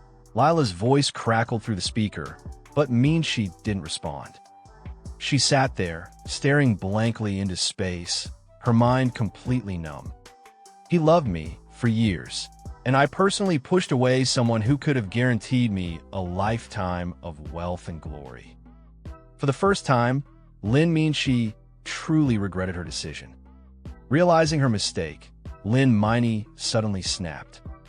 Hugging her head, she screamed like a banshee in a horror movie. But just as quickly, she wiped away her tears and muttered to herself, No, Lin Miney. Get it together. I have a perfect figure. I'm drop-dead gorgeous. I've never lost to anyone in the entertainment industry. Regaining her confidence, she shot up from the floor, eyes burning with determination. Self-pity? Never heard of it. As the saying goes, it's easy for a woman to chase a man. She clenched her fists. As long as I actively pursue him, the love he suppressed for years will definitely reignite. All I need to do is remind him of what we had. I mean, come on, I'm the most beautiful girl in the world. Her gaze locked onto the horizon like a war general strategizing for battle. Scene change. Back at the villa, Xingwang stood in front of the mirror, studying himself like an art critic analyzing a masterpiece. Zooming in, no, not on his face, but on his entire physique. He was checking out the goods. Something's missing, he mumbled. Sitting down on the floor, he pulled out his phone and muttered, Having money but no health? That's the real tragedy. Exercise is a must. I gotta work out. He scrolled through his phone. Let's see, best gym rankings. Suddenly, a suggestion caught his eye. Build a home gym and hire a personal trainer. Xingwang rubbed his chin. Now that sounds like a boss move. Without hesitation, he tapped the screen. This one, buying it now. Just then, ding. The system suddenly popped up. System detected 2 women experiencing extreme regret regarding the host. Conditions met. System upgrading. Xingwang nearly dropped his phone. Wait, the system can upgrade from that. Right after upgrading, another notification appeared. Activating regret mechanism. A special message popped up. When the level of regret reaches 90%, it can be converted into intelligence. Host will also receive +5 physique and +5 charm. Current regret levels. X's regret, 50%. Lin Miney's regret, 80%. Xingwang's eyes narrowed. Wait a second, why is Lin Miney's regret level so high? Another system panel appeared. Host information. Name, Xingwang. Age, 24. Zodiac sign, Scorpio. Height, 178 centimeters. Physique, 25,100. Intelligence, 45,100. Willpower, 35,100. Points, 0.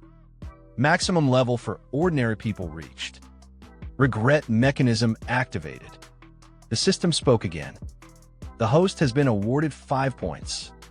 Where would you like to allocate them? Physique, intelligence, or charm? Xingwang smirked.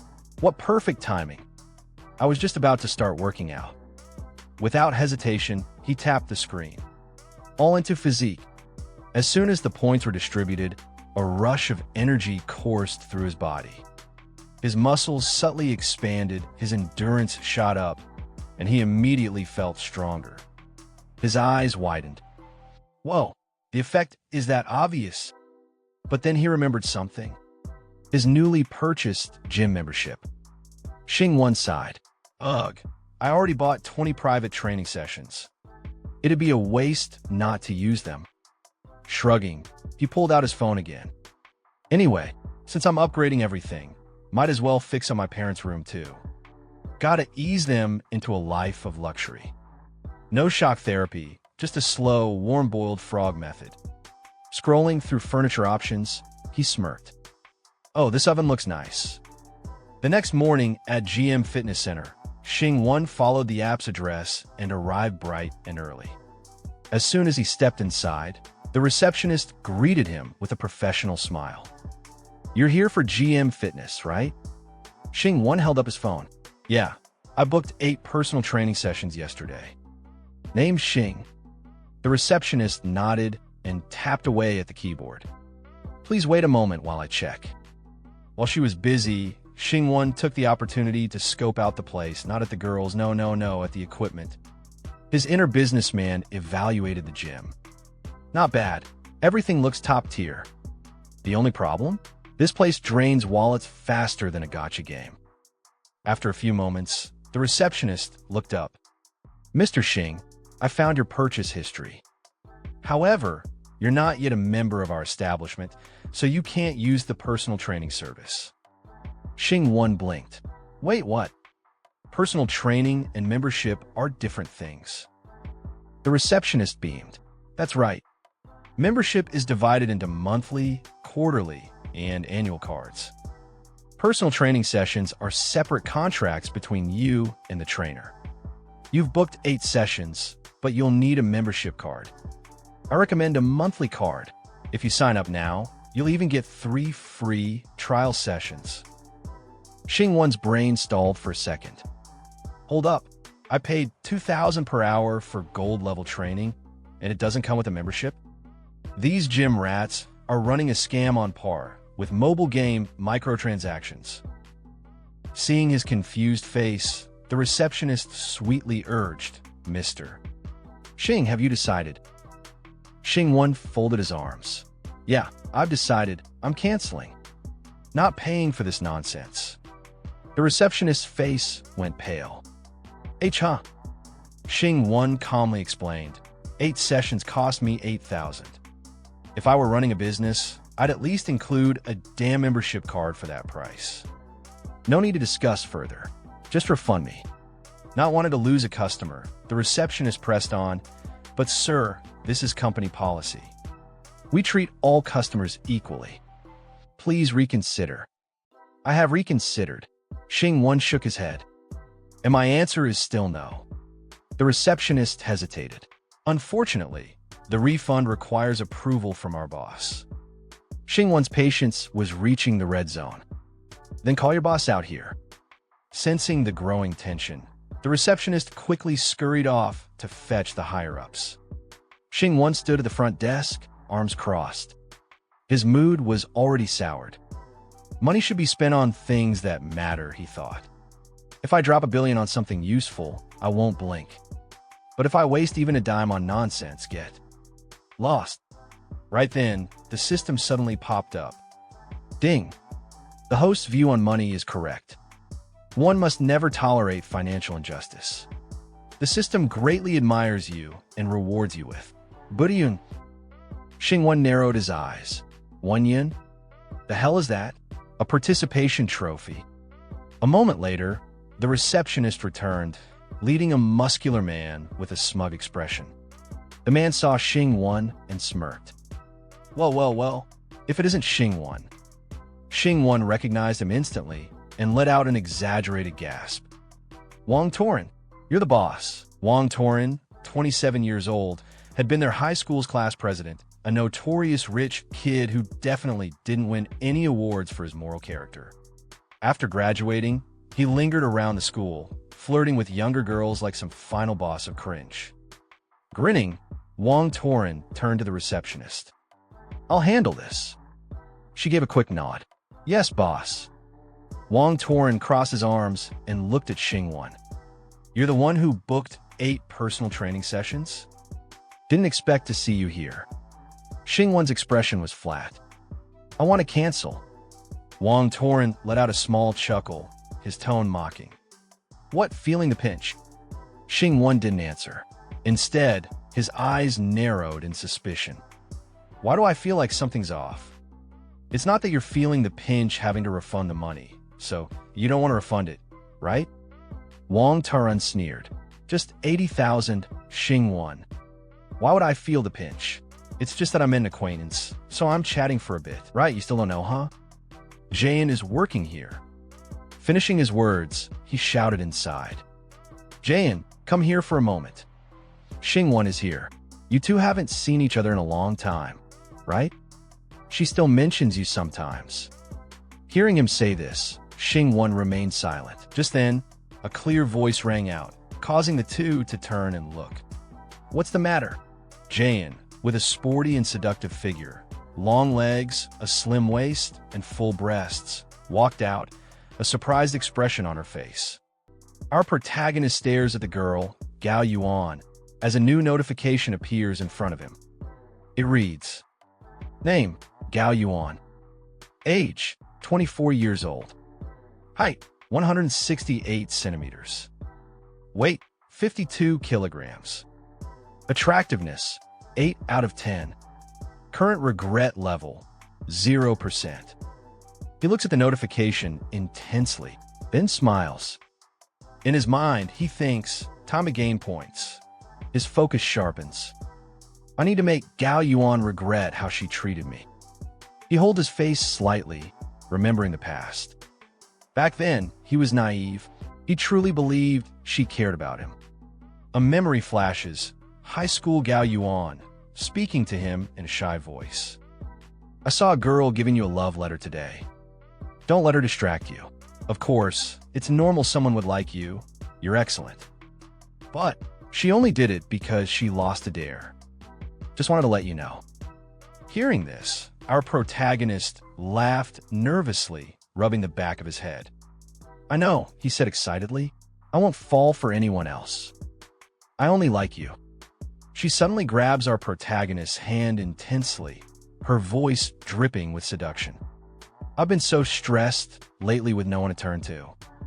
I'm glad you're here to listen, Xingwang. You're such a good person, it means so much to me. If only you'd let me copy your homework all the time. That would be perfect. At that moment, our protagonist recalls both sides of her, the innocent facade and the one she used to mock him. He thinks to himself, I actually thought she had feelings for me. Turns out, she was just keeping me on the hook. Then, he remembers how she casually accepted gifts from everyone, repeating the same line to each of them. Just because I accept your gift, you mustn't overthink it. It would be bad if others misunderstood. She said this to every single person, yet they all kept trying. Thinking about this, our protagonist clenches his jaw, anger flickering in his eyes. Gao Yuan's family is loaded, one of the richest in the city. Try to impress her with money right away might not work. His gaze shifts to the guy standing beside her, ripped 8-pack abs, a tiny waist, bulging muscles, a total gym rat. He was well known as a school bully back in high school. Our protagonist remembers his old classmates, saying Gao Yuan had been eyeing Wang Tairan for ages. She always had a thing for muscles. A bead of sweat rolls down his face as he pieces things together. Little Miss Rich Girl became a fitness trainer just to be near Wang Tairan. Then, a sly smile creeps onto his lips. If I could outdo Wang Tairan, perhaps I could refresh her perception. With financial backing, I should be able to win her over. Girls like her are so predictable. Gao Yuan glances at him and asks, Xingwang, are you having some difficulties? Our protagonist looks at her intensely before letting out a small laugh. I need to make Wang Tairan look weak in front of her, shatter her perception. Then, turning toward Wang Tairan, he casually remarks, it's just that I think it's unreasonable to pay for a membership fee on top of 20 private lessons I signed up for. Wang Tairan smirks mockingly and responds, This is standard pricing in the fitness industry. If you think it's expensive, don't hire a personal trainer. Just work out casually.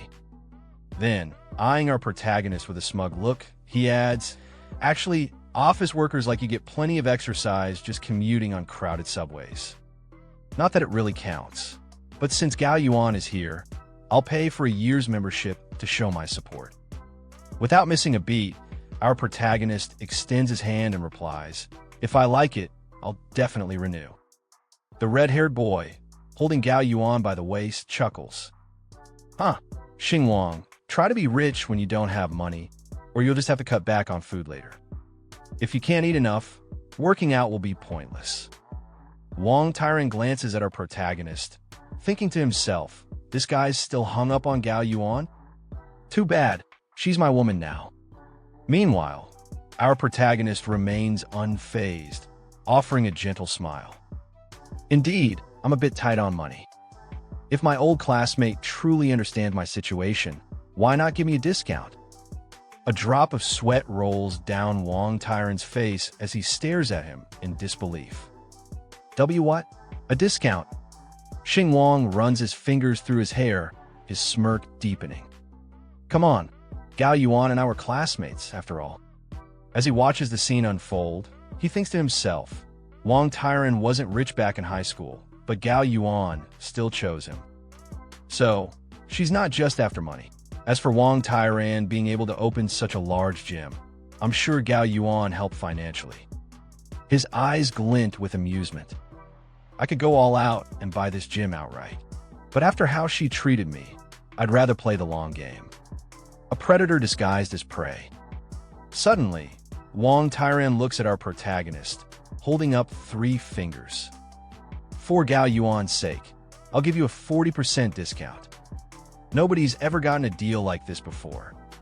Refunds are a hassle, so I'll upgrade you from 20 sessions to 30 instead. Then, placing his hand on our protagonist's shoulder, he smirks. Step up your game, or you'll be the same joke as before. You can't even do a few reps. Watching the scene unfold, our protagonist responds calmly, fine. I won't forget this favor. I'll pay you back double someday. Inside, however, he thinks with an intense gaze, you're all talk. The red-haired man then turns to one of his gym companions. Zhang-Chi, take care of Mr. Hang. I'm gonna do some sets with you on. Our protagonist remains relaxed as he watches them. Just before leaving, Gao Yuan glances at him slightly and says, Xingwang, good luck.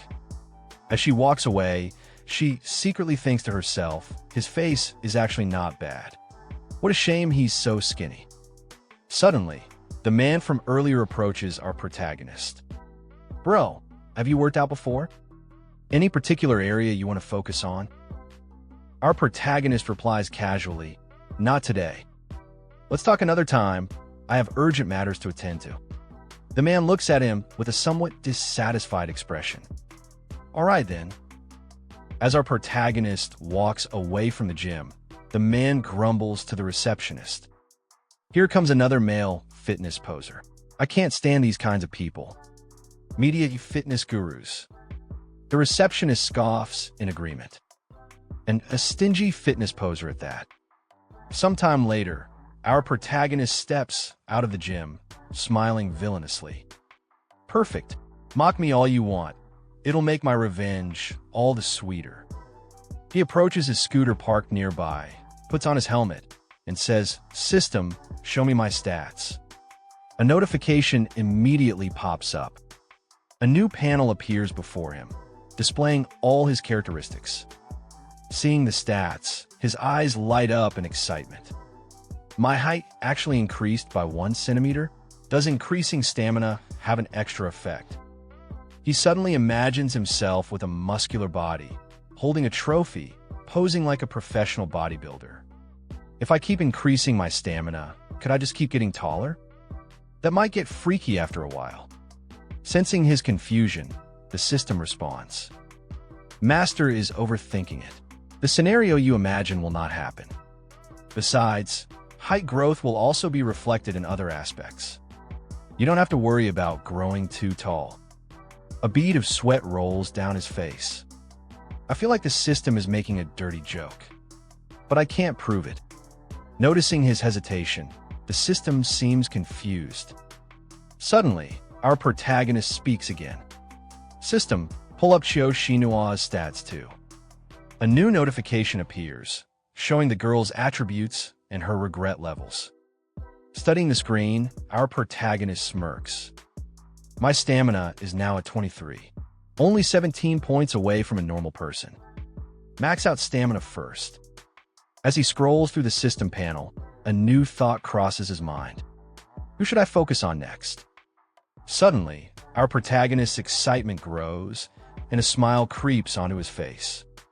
Lin Mingxi only needs 20% more to reach 100%. Who knows what rewards or achievements might unlock at a full 100% regret level. Without hesitation, he selects her and declares, "I've decided it's her."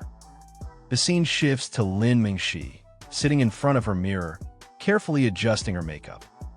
As she examines her reflection, she thinks to herself, "No, I still have a chance. As long as I still have Xingwang, I'm not done yet." She pauses for a moment, lost in thought. Xingwang genuinely liked me once. I definitely still have a shot. Suddenly, her phone, still plugged into its charging spot, lights up. The mobile AI's voice chimes in, creating a perfect natural makeup look, appearing effortlessly stunning in seemingly casual moments. In men's eyes, natural makeup equals no makeup, which equals natural beauty. But the key is perfection, down to every single hair strand. Finishing her makeup, she nods with excitement. Absolutely. Just as she sets down her brush, her phone vibrates with an incoming call. Looking at the screen, she smirks. Perfect timing, just as I was thinking of reaching out, he calls. Holding the phone in her hand, anticipation builds. Xingwang must have gotten over it by now. After all, he liked me for 4 years. A man like this is still easy to handle. As long as I go along with him and show enough signs of being submissive. Don't all men love that feeling of reversal? At the same time, a new notification pops up in front of our protagonist. Seeing this, he chuckles inwardly. The regret level increased before the call, even connected? His smirk deepens. Interesting. So being too eager doesn't work. Lin Mingxi enjoys being chased instead. Glancing back at the gym, he reflects. Back then, I was drawn to her because she resembled Gao Yuan. It was love at first sight. Never thought I'd get so deeply involved. Almost forgot about Gao Yuan entirely. But then, disappointment flashes across his face. I spent years simping for her, only to realize she doesn't even like that type. At that moment, the call connects. Lin Mingxi's voice comes through the phone. Is there something you need? With a smile, our protagonist replies, not much, just he pauses, thinking, let me test something. Meanwhile, Lin Mingxi also wonders, has he fallen for me again? Is he going to ask me out? Then, with a mocking smirk, he says, remember to return the tissue you borrowed that day to wipe your tears. Silence. Lin Mingxi freezes, completely caught off guard. She doesn't even know how to react. Should she laugh? Cry? Play it off? All she can manage is a confused, what? Our protagonist hangs up the phone right after speaking. Almost immediately, 2 new notifications pop up in front of him. The host is unromantic, hanging up so quickly. Such directness. The system is mildly shocked by the content of the call. System rewards, 666 yuan out of respect. Our protagonist stares blankly at the notification. What kind of reward is this? Meanwhile, on the other end, Lin Mingxi stares at her phone in confusion. Tissue? Who even returns borrowed tissues?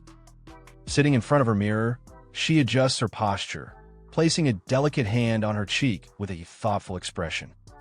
He must want to meet, but is too shy to say it directly. A confident smile spreads across her face. That must be it. Only someone so awkward could come up with such an excuse. Come to think of it, wasn't he always like this in college? Her face suddenly turns red as a new thought creeps in her mind. Could it be he has some strange fetish?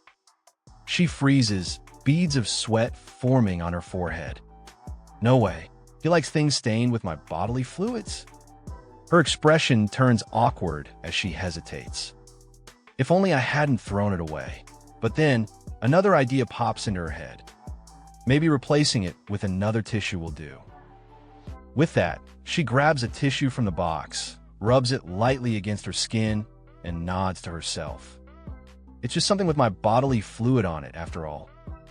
Meanwhile, as our protagonist rides his scooter, another notification appears. Seeing this, he raises an eyebrow. Huh. Then, realization dawns on him. This is just like when simps get excited over their crush mentioning they're taken, but in reverse. Dismissing the thought with a smirk, he shakes his head. Simps always end up with nothing in the end. Sometime later, in a grand coffee shop inside a luxurious building, our protagonist sits at a table, deep in thought. Recently, the indulgence tasks seem to revolve around women, and the money rewards are getting smaller. There must be a cap. Time to double down and focus on investments. Once it involves entrepreneurship, there will be plenty of indulgence opportunities. Glancing at his phone, he mutters, "Why country is auctioning off a Western Zhou dynasty national treasure, a bronze vessel crucial for historical research. Time to do something genuinely meaningful." Just as he contemplates his next move, a familiar voice calls out, "Xingwang." Looking up, he sees Lin Mengxi approaching. She takes one look at his phone screen, her mind immediately jumping to conclusions. As expected of someone from a super-rich family, watching an auction with such interest. She sits gracefully across from him, putting on an elegant expression. "Sorry to keep you waiting." Then, with both hands, she presents him with a small red box. Seeing this, our protagonist raises an eyebrow.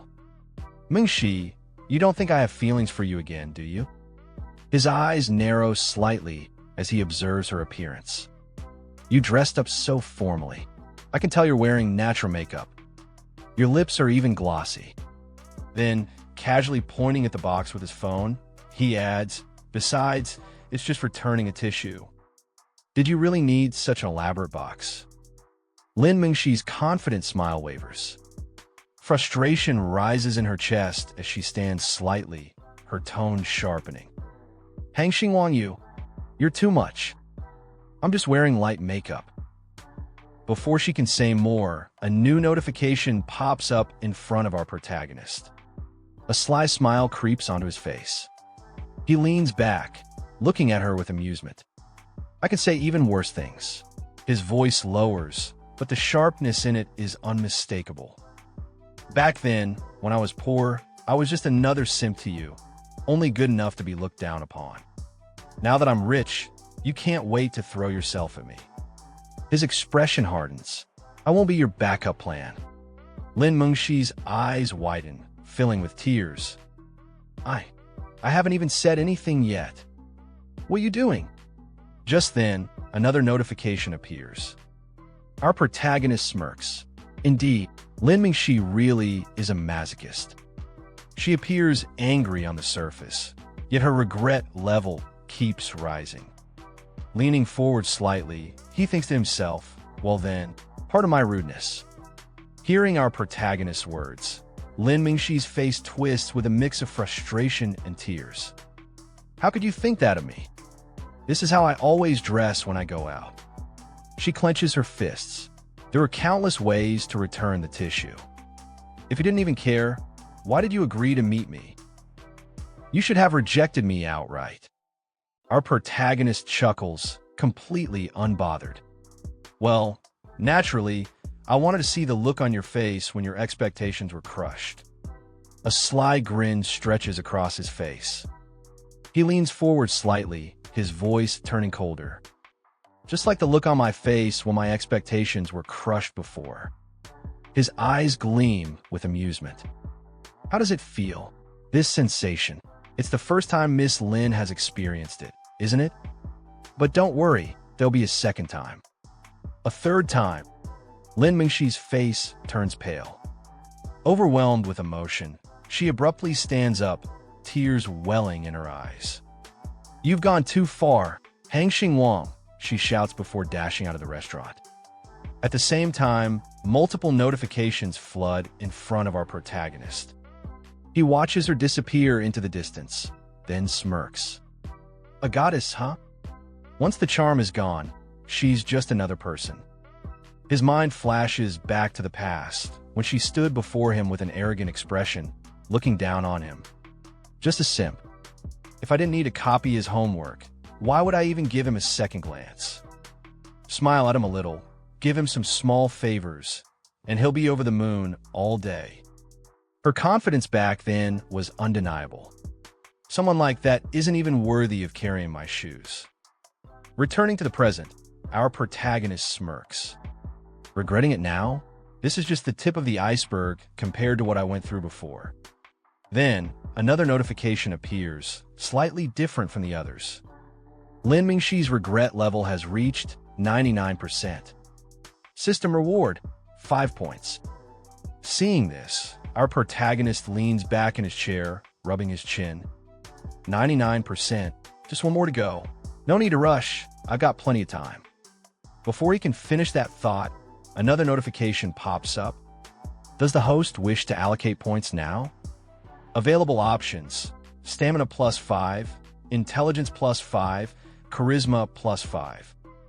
A wide grin spreads across his face. Put everything into stamina. As soon as the points are allocated, he feels an immediate surge of energy coursing through his body. Looking down at his hands, he clenches his fists, his veins slightly bulging. Whoa, I feel full of power. The effect is instant. I could probably run 10 kilometers right now, just to burn off this excess energy. He pulls out his phone, glancing outside as a new plan forms in his mind. Next, I'll take care of Qiu Xinhua.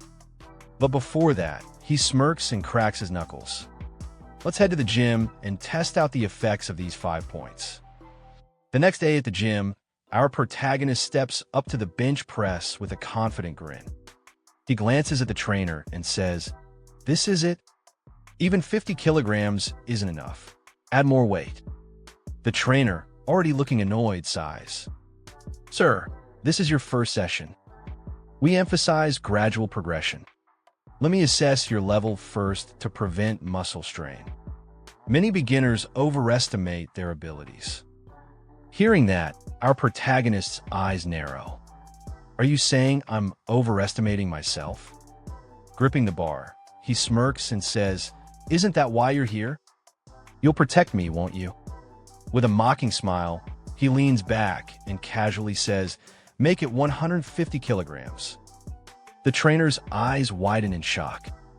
150 kilograms? A bead of sweat rolls down his forehead as concern flashes in his eyes. That weight is challenging even for me. Usually, only advanced strength trainers or professionals attempt that. "Sir, I strongly suggest." Our protagonist, now sitting up straight, interrupts. "How about 200 kilograms? Just want to try it." Just as expected, he thinks to himself. After adding those points, this is absolutely nothing. The trainer's expression darkens. "Are you messing with me? Making me load plates just for fun?" Our protagonist playfully pokes the trainer's abdomen and teases, "You keep stopping me. Are you afraid I'll lift it and put you under pressure?" The trainer exhales sharply and tries to explain logically. "Do you even understand what 200 kilograms means? However, Mr. Hang, if you insist, I won't stop you, but you'll need to sign a liability waiver. Our gym won't be held responsible for any injuries due to your stubborn insistence." Our protagonist just grins. "You're overreacting." The trainer wipes the sweat off his forehead. "Overreacting? This is called being responsible. You need to understand what a 200 kilograms bench press actually means." Meanwhile, the trainer silently curses in his mind. People like this who overestimate themselves are the most annoying. They always cause trouble. I just hope he can't even lift the bar off the rack. Otherwise, if something happens, it'll be a nightmare for me. Just then, our protagonist, Jim Buddy, and the girl from earlier walk over. The friend claps our protagonist on the back and asks, "What's going on?" Both our protagonist and the trainer turn to look at them. With an exhausted expression, the trainer mutters, "I wanted to start gradually by letting Mr. Hang try 50 kilograms first to judge his level. But he insists on pushing for 200 kilograms. The girl crosses her arms and looks at our protagonist. "Xingwang, he's just looking out for you." But instead of responding, our protagonist smirks and says, "How about we make a bet?" The trainer's eyes widen in shock. "A bet?" Our protagonist grins. "If I can lift it, you pay for my membership and private training fees. Of course, if I can't lift it, I'll sign up for 100 personal training sessions with you." The trainer's face twitches. "Sir, your health is more important than anything else. The rest doesn't matter." But internally, he's thinking a guy who haggled over membership fees suddenly wants to pay for 100 sessions? Yeah, right? Before the trainer can argue further, our protagonist pulls out his card and casually waves it. "I can pay by card. Prepare for the 100 sessions. If I win, you refund me." Hearing this, the trainer and our protagonist lock eyes, the atmosphere thick with tension. The girl watches the exchange, skeptical. Hang Xingwang, with his slim build, daring to bet against Zhangqi? She suddenly interrupts. "How about we compromise? Try 100 kilograms first." But our protagonist ignores her and looks straight at the trainer. "So, are we making the bet or not?"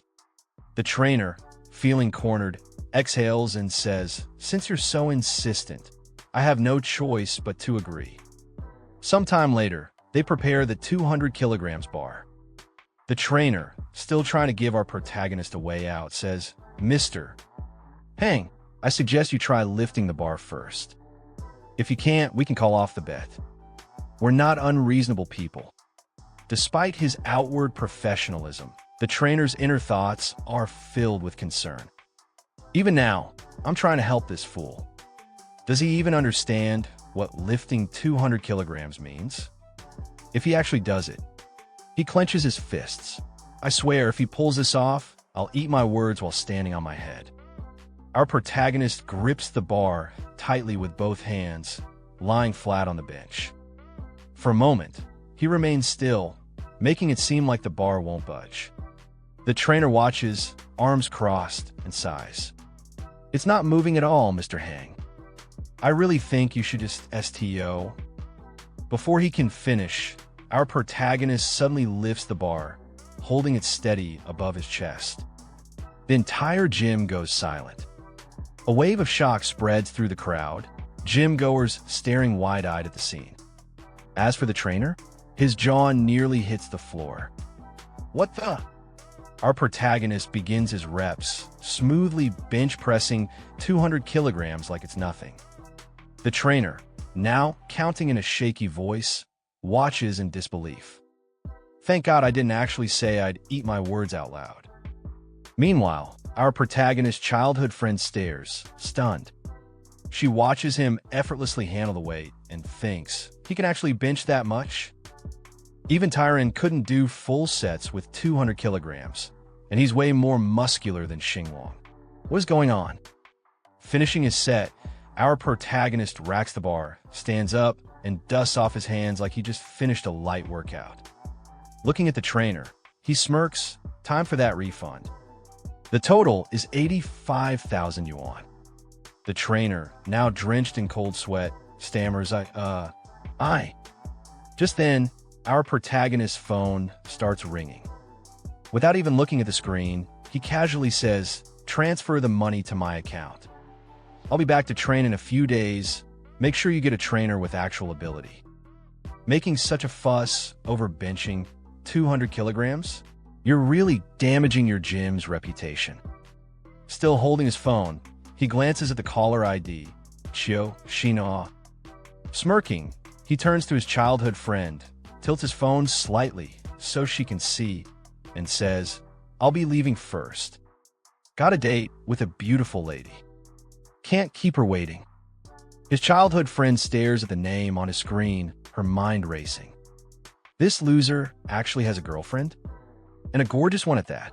In the next scene, the protagonist is inside the restaurant, sitting at a table with the girl he had helped earlier. They sit across from each other, looking at one another. The girl looks at the protagonist with a smile. She says, "I'm really grateful to Hang for helping me despite our past issue. I can't repay you enough, so I can only treat you to a meal to express my thanks." Hearing that, the protagonist simply puts the meat in front of him, rests his hand on his face, and says nothing. The girl looks at him, thinking to herself, he seems cold, but maybe he's just putting on an act. She remembers how the protagonist rejected her before and thinks, he directly rejected me last time, but this time he accepted. Does this mean I still have a chance? She continues the conversation, starting a new topic. The Meow group is in dire straits now. After the last PK competition, we lost many top supporters. The top streamer's revenue is less than 1/10 of what it used to be. He Shui throws tantrums at the company every day, and now the company has increased their commission rate. They find all sorts of excuses to deduct revenue. Streamers who bring in 100,000 in revenue sometimes end up with less than 3,000 after all the layers of deductions. And hearing that our protagonists say that's harsh. She looked toward the protagonist with teary eyes and said again, "Isn't IT? They're deliberately forcing streamers to terminate their contracts so they can extract termination fees to recover some money. You know, in our industry, the prime years only last a few years." Then she shifted her expression, offering a gentle smile. Resting her face in both hands, she continued, "I really couldn't make ends meet anymore, so I thought about finding another path, but then I ran into that bastard Zhongwenqing. I'm really thankful for your help that day. If IT weren't for you, I don't know what I would have done." The protagonist looked at her, a smile forming on his face. But in his mind, his thoughts were far from kind. But no matter how sincere the gratitude is now, it's useless. This kind of person's gratitude is worthless. If I were still that poor nobody, even if I had helped her out of kindness, I wouldn't receive gratitude. I'd just be treated like a simp kept on a string. He leaned back slightly, analyzing her calmly. But dealing with people like this is actually simple. In his mind, he imagined himself standing in front of a board, pointing to it with a stick. On it was written, Hang Xingwang's lesson begins strategy section. Give her false hope. Make her think opportunity is within her grasp, and then snatch it away at the last moment. Make her anxious. Make her itch for it. Then let everyone else get the opportunity, except her. Let her realize that it was her past snobbishness that cost her the chance. She'll be devastated. With a confident smile, he looked at her and said calmly, "It was nothing, really. But the main reason I came this time is that I need your help with something." And hearing that, the girl responded with excitement, smiling brightly at the protagonist. "Work is it? As long as I can do it." The protagonist looked at her with a smile and said, "Dwijin's current number of sign streamers is far below my plan. We have good prospects, but they lack experience. I really need experienced, high-performing streamers to help mentor the newcomers." Then, without breaking the flow, he casually took out his phone and said to her, excuse me, I need to take this call." The protagonist picked up the phone and said, "Hello, wait a moment." With a smile, he slightly lowered the phone, looked toward the girl, and said, "Something urgent came up. We'll talk more later when we have time." Then he turned and began walking away from the table. The girl watched him, a spark of excitement in her eyes. Now, was he about to fit the requirements? That must be it. Who else but me? Meanwhile, the protagonist stepped out of the restaurant, scrolling through his phone as he walked. Then, suddenly, a new notification popped up in front of the protagonist. It read, Kashinua's regret level increased by 5%. Looking ahead, he thought to himself, everything is under my control. Meanwhile, in Kashinua's apartment, she sat on her sofa, staring at her phone. Her thoughts were racing. Zhan Qingqing. Her termination fee must be around 2 million too. And she just left so decisively. With a disappointed expression, she closed her eyes and thought again, if even someone of her level can join Duojin, then with my abilities, the next one must be me. Her mind continued to spiral. If I had built a good relationship with Xingwang earlier, my status at Duojin would definitely be on par with Wen's. Now, I've fallen to the point where I'm being compared to Zhan Qingqing. No matter, I'm younger than Gao 1. I still have plenty of opportunities. The scene shifts to her office building, where 3 girls are chatting together. As they all notice Kashina entering, the one with yellow hair leans toward the others and says, "She's here." Another girl responds quickly, "Let's go." She looked at the girls, confused, and said to herself, "What's going on?" Suddenly, the office door swung open. Her boss stormed out and shouted, "Qiuxina, get in here." Once they were inside the office, the boss slammed the door and shouted angrily, "Here's the situation. Because you seduced our investors, man, the investors are furious and want to pull out their funds. You must bear this loss." Qiuxinhua stared at her boss, stunned, and protested. "But I'm a victim too. And Zhang Wencheng was someone you hinted at me to pursue." Hearing her argument, the boss slammed his hand on the table and shouted, "I don't care about the process, only the result. Of course, I will make you pay for all the losses. I know you can't come up with that kind of money, so how about this? Just agree to double the termination fee in your contract." Qiuxinua's eyes widened in shock. Sweat rolled down the side of her face as she stammered, "What?" But the boss didn't let up. "Do I need to repeat myself?" "Qiuxinua, if you can't make up for the loss, prepare to be ruined." Sometime later, she walked out of the office, her steps stiff. She looked around at all the staff members watching her. She looked toward a coworker and asked, "What's going on with you guys?" The girl glanced at her and replied with a smile, "Of course, we're quitting." As she passed by, still walking away, she added, "Naturally. Word is they're all heading to Duojin. Compared to Duojin's benefits, this penalty fee is nothing." Then, slowing slightly, she turned her head and added, "I have a friend who was lucky enough to be in Duojin's first batch of sign streamers. She's only been there a month, and she's already bought a fully paid apartment in the city center. Their boss is very generous and often pays to boost their streamers' rankings. This portion of revenue is still distributed to streamers at the normal rate. Unlike Meow Group, which counts the platform share as part of the streamer's operating costs in similar situations." Hearing the girl's words, Qiuxinhua thought to herself, "Meow Group is a sinking ship. Do you want to go down with them?" The girl looked at her again with a friendly smile and continued, "Right now, Duojin has few signed streamers, so joining now means getting good resources, and the boss will invest money to help build up their accounts. I heard you can basically cover the termination fee in a month, but if I wait longer, I might miss the opportunity. I've submitted my resignation too, leaving tomorrow. If you want to go, I can refer you." Qiuxinhua listened silently, her eyes fixed ahead, not responding. In her mind, she thought, "You have to take risks to get rewards. Double the penalty fee? I'll pay no matter what." Her expression turned cold and focused as she continued thinking. Besides, Xingwang saying those words to me must mean he values my abilities. If I join Duojin, I'll take off immediately. Then, with determination flashing in her eyes, she clenched her hand into a fist and thought, Xingwang is a businessman too. In the face of profit, what do our past disagreements matter? If he won't approach me, I should seize the opportunity to approach him. 1 week later, in a quiet coffee shop, Qiuxinhua met with the same girl. The girl sipped her drink and spoke calmly. "Xinhua, your qualifications are quite good, but unfortunately Duojin has already filled all its streamer positions. They've taken on many streamers who jump ship. They say they need time to integrate them and don't know when the next recruitment will be." Hearing that, Qiuxinhua froze. Her eyes widened, her body stiffened like stone, and in the most shocked voice possible, she said, "What?" Grinding her teeth, Qiuxinhua thought bitterly, "I just paid the termination fee, and they're already full." Meanwhile, in his office, the protagonist sat comfortably in his chair, casually scrolling through his phone. Suddenly, a system notification popped up. System message. Qiu Xinua's regret level increased by 20%.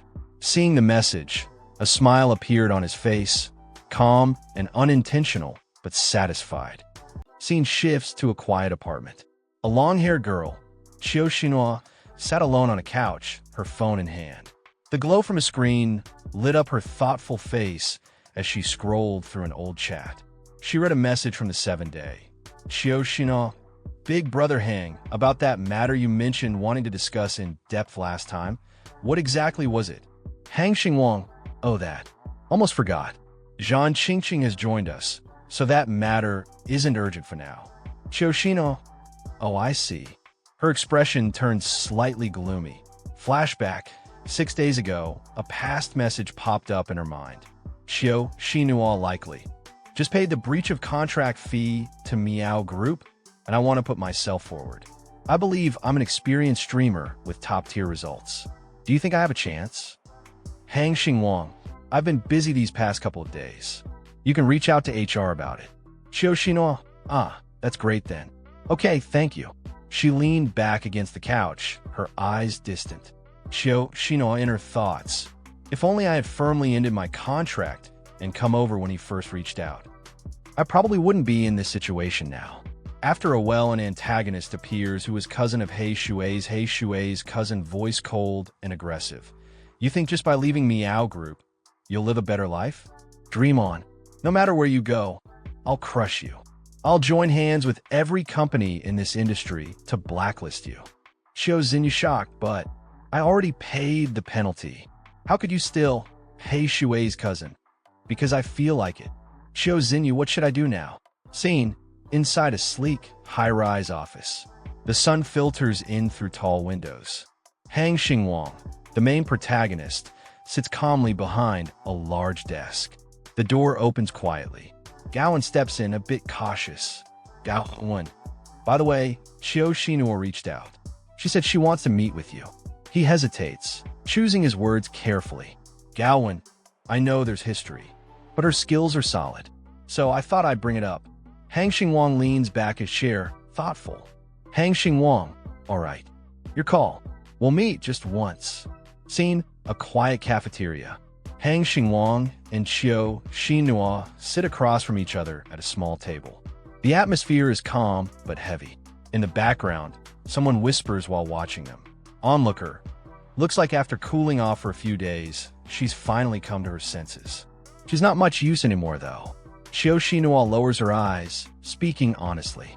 Qiu Xinhua, I used to be so arrogant. I thought I was better than everyone else.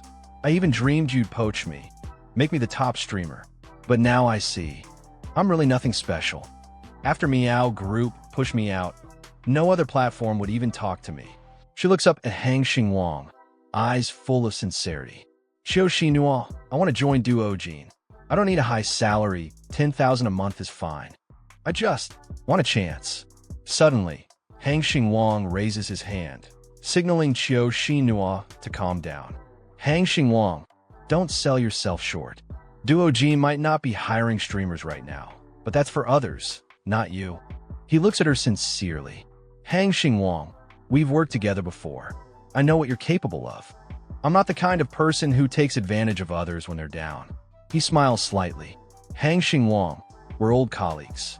If you really want to join Duojin, I can make it happen. Hang Xingwang sat calmly across from Qiu Xinhua, his expression steady as he spoke. As for salary, he began, the S-tier and A-tier slots, with their specific compensation and resource packages, are already full. He paused before continuing. If you join, you'll have to start as a B-tier streamer. But we conduct regular performance assessments. With your ability, I'm confident you'll rise quickly. Qiu Xinhua listened silently, her thoughts stirring. B-tier, streamer benefits. B-tier is fine. She clenched her hands slightly under the table, determination flashing in her eyes. I'm willing. Hang Xingwang nodded and added, contact Hao Wen and say I sent you. As she stood to leave, a thought echoed quietly in her mind. Maybe if I just smiled at him once. Or held back the sarcasm. Would things be different now? Outside the cafeteria, Qiu Xinhua walked alongside Hang Xingwang, her voice softer now. carrying the weight of reflection and sincerity. I never expected that the ones helping me in the end would be you and Hao-Wen, she admitted, her gaze lowered slightly. People I used to look down upon. She took a deep breath and continued. You shouldn't judge others when you don't know their struggles. I am deeply sorry for how I acted before. Xingwang gave a casual laugh, his tone light but meaningful. Ha ha ha, it's good that you understand. At that moment, a digital screen flickered to life in front of Xinhua. Qiu regret level plus 5%, total regret level reaches 99% system reward. Meanwhile, the scene shifted to a nearby street where Xingwang walked alone, hands in his pockets, his expression unreadable. His thoughts echoed quietly. You'll never know pain until the knife falls on you. As Xingwang continued walking down the street, another screen suddenly appeared in front of him. He glanced at it casually, then turned his head slightly, muttering to a passerby with a hint of amusement in his voice. From a passerby's perspective, without hesitation, he tapped the screen. Use the points right away. Another system notification immediately popped up. Ding! Host stamina value has reached the peak for ordinary humans. A robotic system voice chimed in enthusiastically. Host, do you feel your biceps bulging? Host, you could try challenging human limits now. Xingwang smirked faintly at the notification. Things were starting to get interesting. Suddenly the Xingwang walking away from there, and he think in his mind, time to go show off in front of Gao Yuan and Wang Tyran. The gym was buzzing as Xingwang walked in with quiet confidence, a smirk playing at the corner of his lips, glancing toward his old friends. As he stepped inside, he spotted one of them on a leg machine, training hard. Xingwang observed silently for a moment, his smile widening. Looks like he was seriously provoked. Too bad for him. I'm basically cheating now. Without hesitation, he strolled over to the front desk and said coolly, Today, let's start with a run. That single sentence caught the attention of everyone nearby. The red-haired boy, an old classmate turned trainer, and his girlfriend both turned toward him. The girl stared at Xingwang, her thoughts racing. He's changed. Something about his presence feels different. Her eyes scanned his posture. He stands taller, more confident. His figure looks more balanced too. The red-haired boy raised a brow, stepping forward. Old classmate, you said you want a stronger personal trainer last time. Do I look like one now? Xingwang met his gaze evenly. Of course. You're more than qualified. Then let's start with some cardio today, the trainer said, flashing a smile that didn't quite reach his eyes. How about running for 50 minutes first, then doing weight training? 50 minutes? Xingwang repeated, genuinely surprised. I see your muscle strength is good, the trainer replied. But fitness also requires endurance.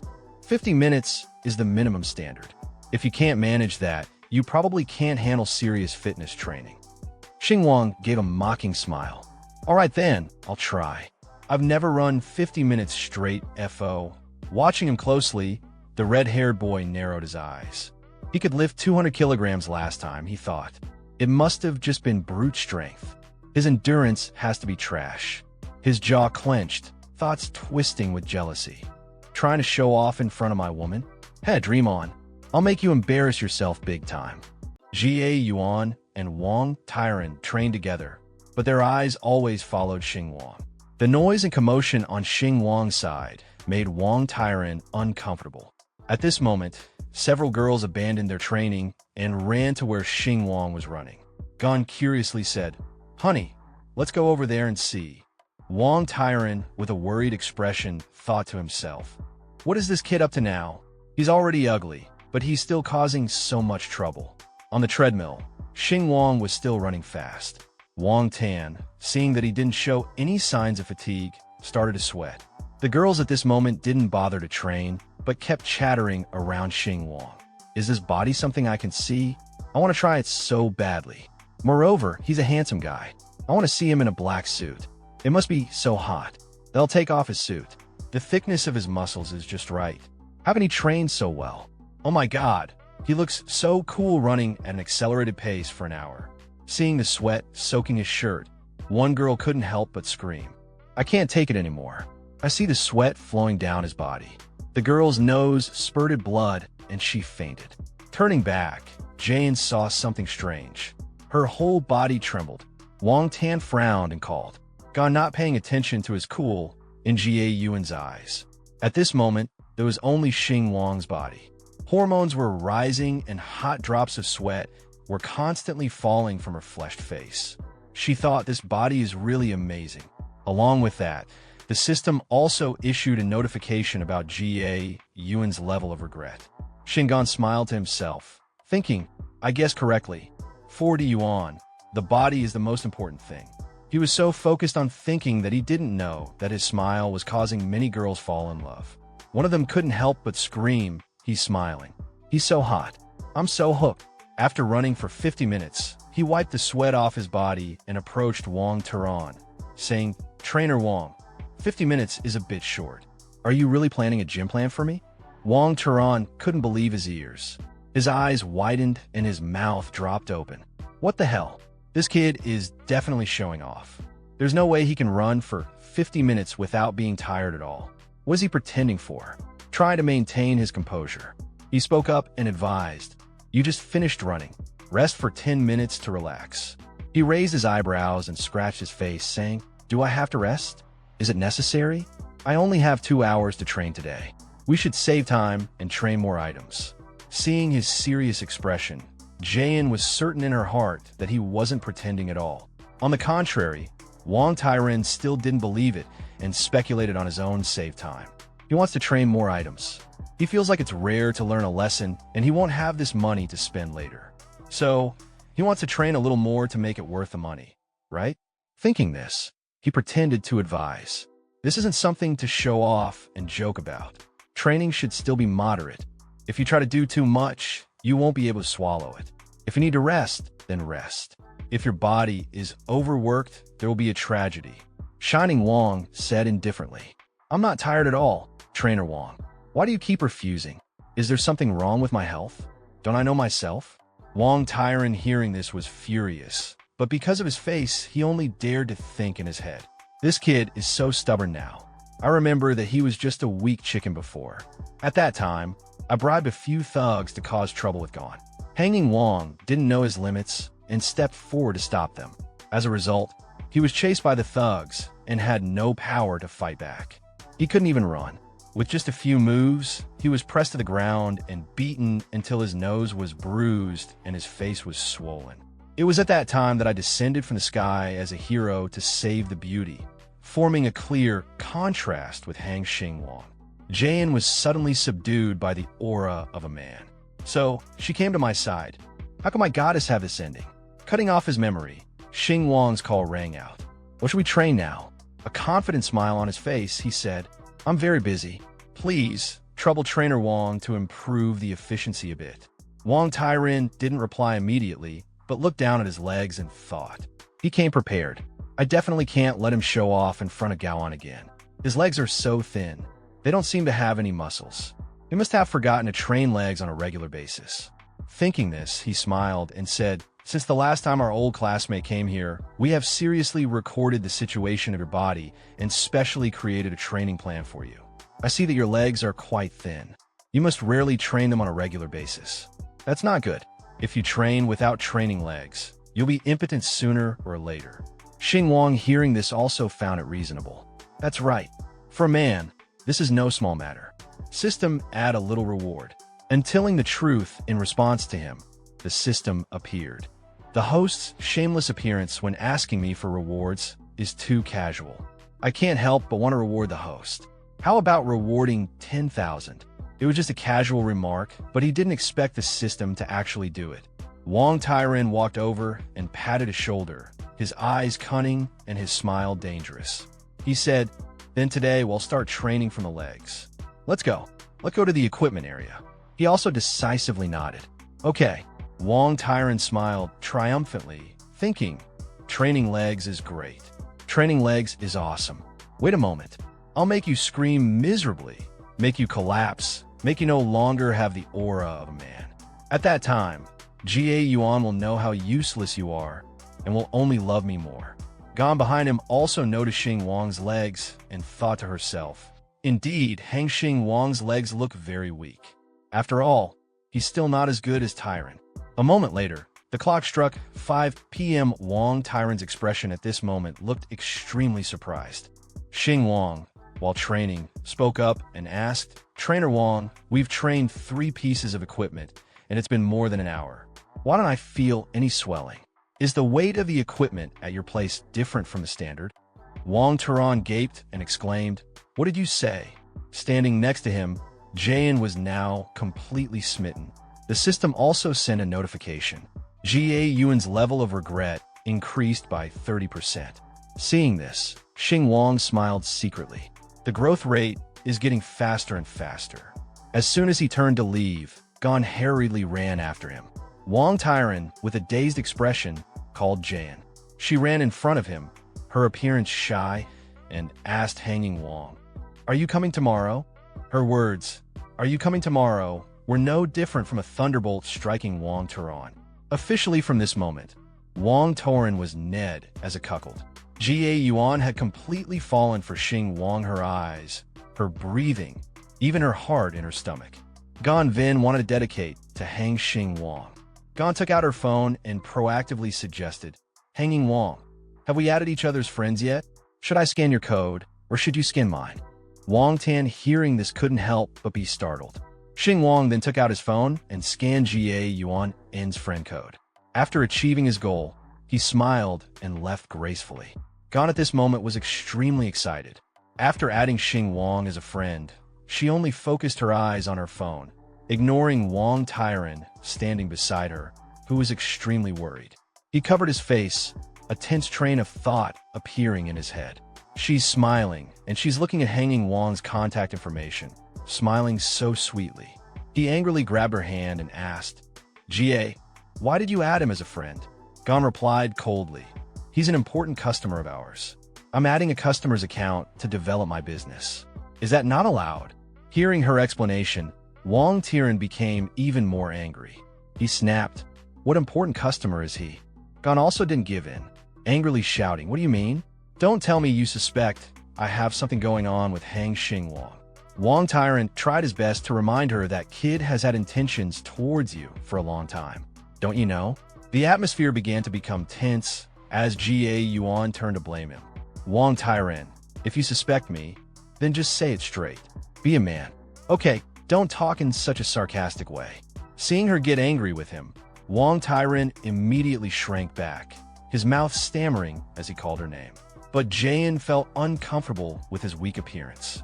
She snorted coldly and turned to walk towards Xingwang. In the elevator on the 7th floor, the system's voice rang out. Jia Yuan's level of regret increased by 5%. At the same time, Xingwang was browsing his friend list. Jia Sui helped me on the 15th. Bro, Lu Bin, the next one on the 14th. Explosive point accumulation. 3. Jayan, forget everything. Xingwang was inwardly pleased. As long as Wang Tan makes more mistakes, then I can sit back and wait for Gary to pull up her level of regret. Wang Tyron, work hard. I'm counting on you. Good points and bad points can be compared. Whether it's women or men, it's the same. Once you compare, the worst side makes more mistakes and sometimes does nothing. Similar to having done everything, wait for the opportunity to come, and a little bit of favor can receive a large income. At this moment, his phone rang. A call from explosive point accumulation. One Lin Manji. He smiled, thinking just right. I was just about to find her. As soon as Xingwang answered the phone, Lin Manx's voice rang out. Xingwang, are you free tonight? Xingwang frowned and replied in a cold voice. Not free. On this side, Lin Minxi was at the hair salon. She asked again, so busy? Xingwang replied, whether I'm busy or not depends on what you're looking for me for. If it's something meaningless, then I'm busy. Hearing this, Manji immediately caught the signal. She smiled and said, I want to invite you to dinner. To me, having dinner with you is a meaningful thing. Shining Wan, having just released the signal, turned cold again, causing Manji to exclaim in confusion. What? He continued, today is a work day. I don't date, while skipping work. As soon as he hung up the phone, Xingwang's face turned gloomy. He looked at his phone. his lips pursed tightly, his emotions of anticipation urging his mind. Increase the level of regret. Increase it for me. A quiet atmosphere with no sound of the system ringing out. Shining sighed dejectedly. What exactly do I have to do to make this 1% level of regret increase? Why is it so difficult to increase? Turning to Lin Mingxi after the beep of the call, she was confused. He just hung up like that. She angrily left her seat. The hairdresser suddenly exclaimed, "Miss Lin, your hair isn't finished yet." Lin Minnie frowned and replied, "What's the point of finishing it? What's the point of doing it at home?" Lin Minnie returned with annoyance. She kicked open the door, then threw herself on the bed and shouted, "Hang Xingwang, I hate you." Switching the scene to Jun Media, seeing Xingwang sneeze, GA when asked with concern, "Xingwang, do you have a cold?" He replied, "No, someone must be cursing me behind my back, right? What is this document? You said last time you wanted me to review some charity auctions. This is the result of my review. Take a look." Xingwang took the document and flipped through the pages. When he saw an item named Wen Bashong, he turned to Gaoan and registered for this auction. She replied, "Many famous people from abroad are participating in this auction." Xingwang, hearing this, became even more excited and sneered. "That's great to snatch back the cultural relics of our country from their hands. Moreover, the cultural relics of Zia Shang. You can tell at a glance that the price is sky high. Wouldn't I have to be arrogant and reckless for a while?" Gaoan, hearing this, smiled in agreement. "You're right. I'll go arrange it right away." Saying this, she turned and left. At the same time, Xing Guing's phone rang again. Explosive point accumulation. Lin Minnie was calling. He hung up abruptly at her home. Once again, having to hear the beep, beep, beep. Lin Minnie was still confused. He hung up my phone. Walking around the room, she wondered and muttered, "What did I say wrong? What did I do wrong? Why did he hang up without asking anything? Don't tell me he won't even answer my phone in the future. It's so annoying. I can't guess what he's thinking." She helplessly sat down on the bed. It's not that I've lost my chance. Later that day, the protagonist walks through a quiet alley on his way to the gym. His gaze stays fixed on his phone screen. Lin Mingxi is calling him again, her name flashing insistently. Without hesitation, he ends the call once more and slips the phone back into his pocket. At the same moment, in another place, Lin Mingxi sits restlessly, eyes locked on her phone. Her fingers tighten around it as another call goes unanswered. Tears well up in her eyes, and her lips tremble. "Why did he hang up on me again?" she says, her voice cracking as she suddenly bursts into tears. "Why?" Meanwhile, the protagonist reaches the gym entrance and walks inside. Just as he steps through the door, Gao Yuan notices him and hurries over with a wide, excited smile. "Hang Xingwang, why are you so late today?" He walks a bit past her before stopping and glancing back.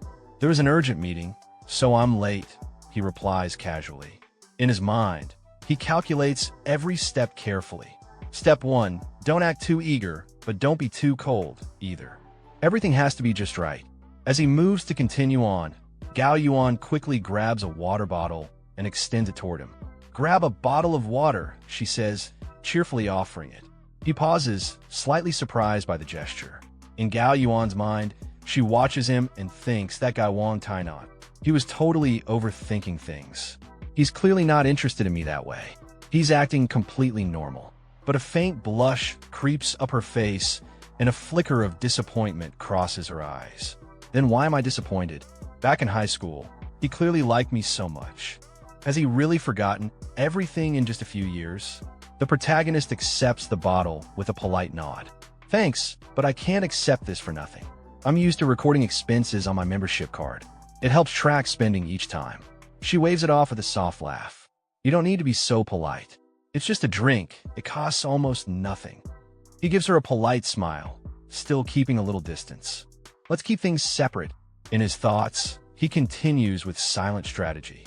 Step 2, keep some distance. Create a new dynamic between us. Losing something after you've had it feels even worse. He turns and walks away. As she watches him go, something unsettles Gao Yuan. Her eyes follow his back, and her thoughts spiral. Did his feelings really just disappear? What's wrong with me?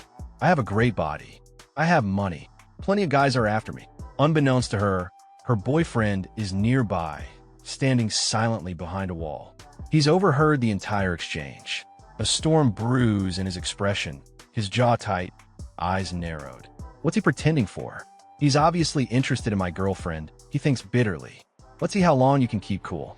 Seeing the girl you like in another guy's arms. No man could stand that. His gaze sharpens as it falls on Gao Yuan. As long as I see even a tiny reaction, I'll make sure he loses control in front of Yuan Yuan. Let's just wait and see. Time passes. Now the protagonist is working out, lifting dumbbells in front of the gym mirror. Sweat rolls down his face as he moves with focus. Several girls nearby can't help but whisper as they watch. Do you think he's single? One girl asks under her breath. No way he's single. Another replies quickly. Look at those muscles. Those tight thighs. His girlfriend must be really happy. A third girl elbows her with a teasing grin. Wipe your drool.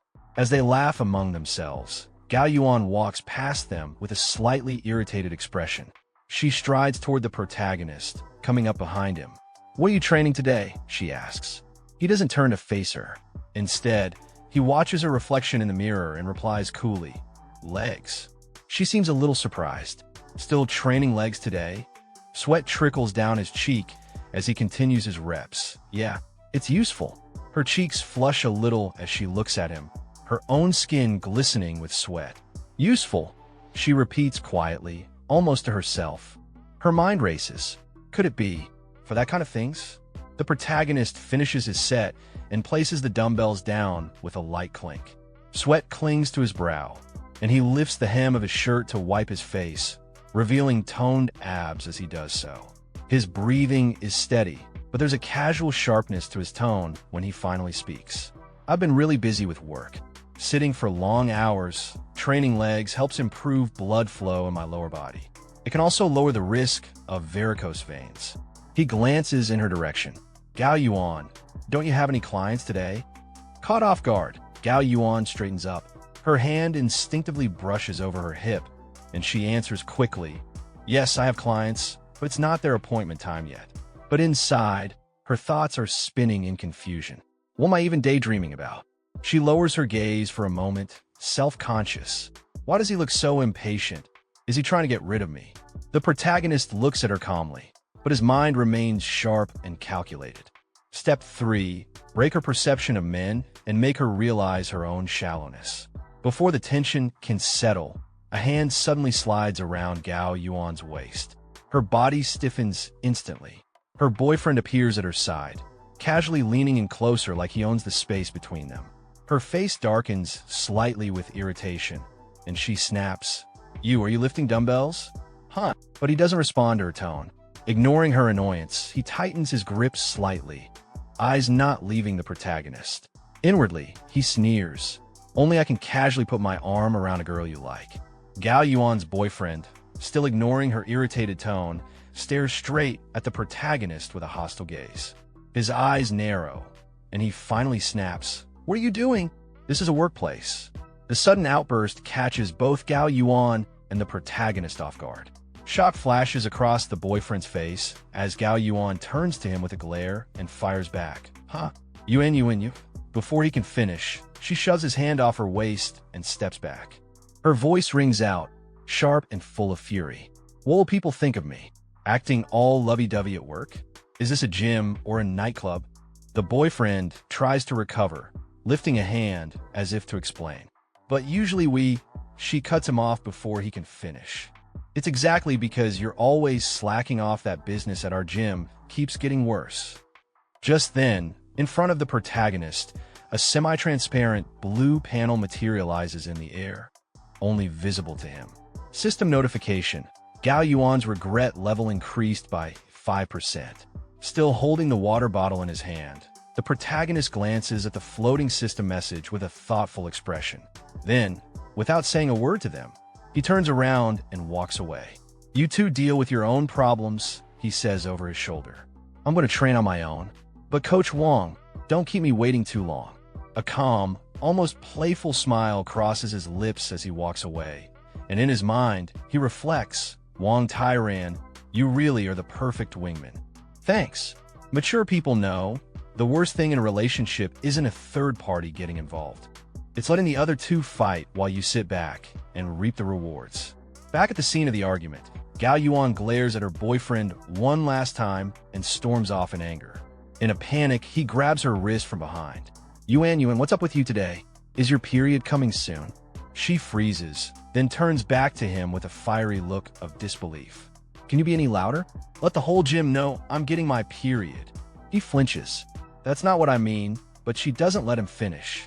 Her voice is sharp and final. Let's go. He stares at her, confused and shaken.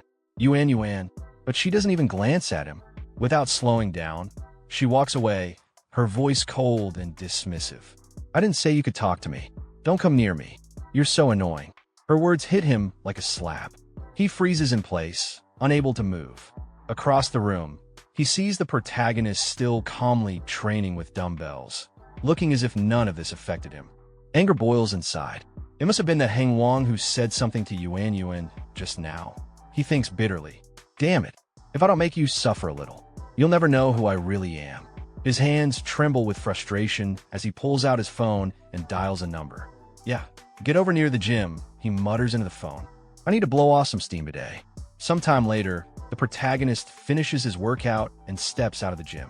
The air is cooler now, and his breathing has settled. From behind, a familiar voice calls out, light, hurried, and slightly breathless. Hang Xingwang, wait. He turns slightly.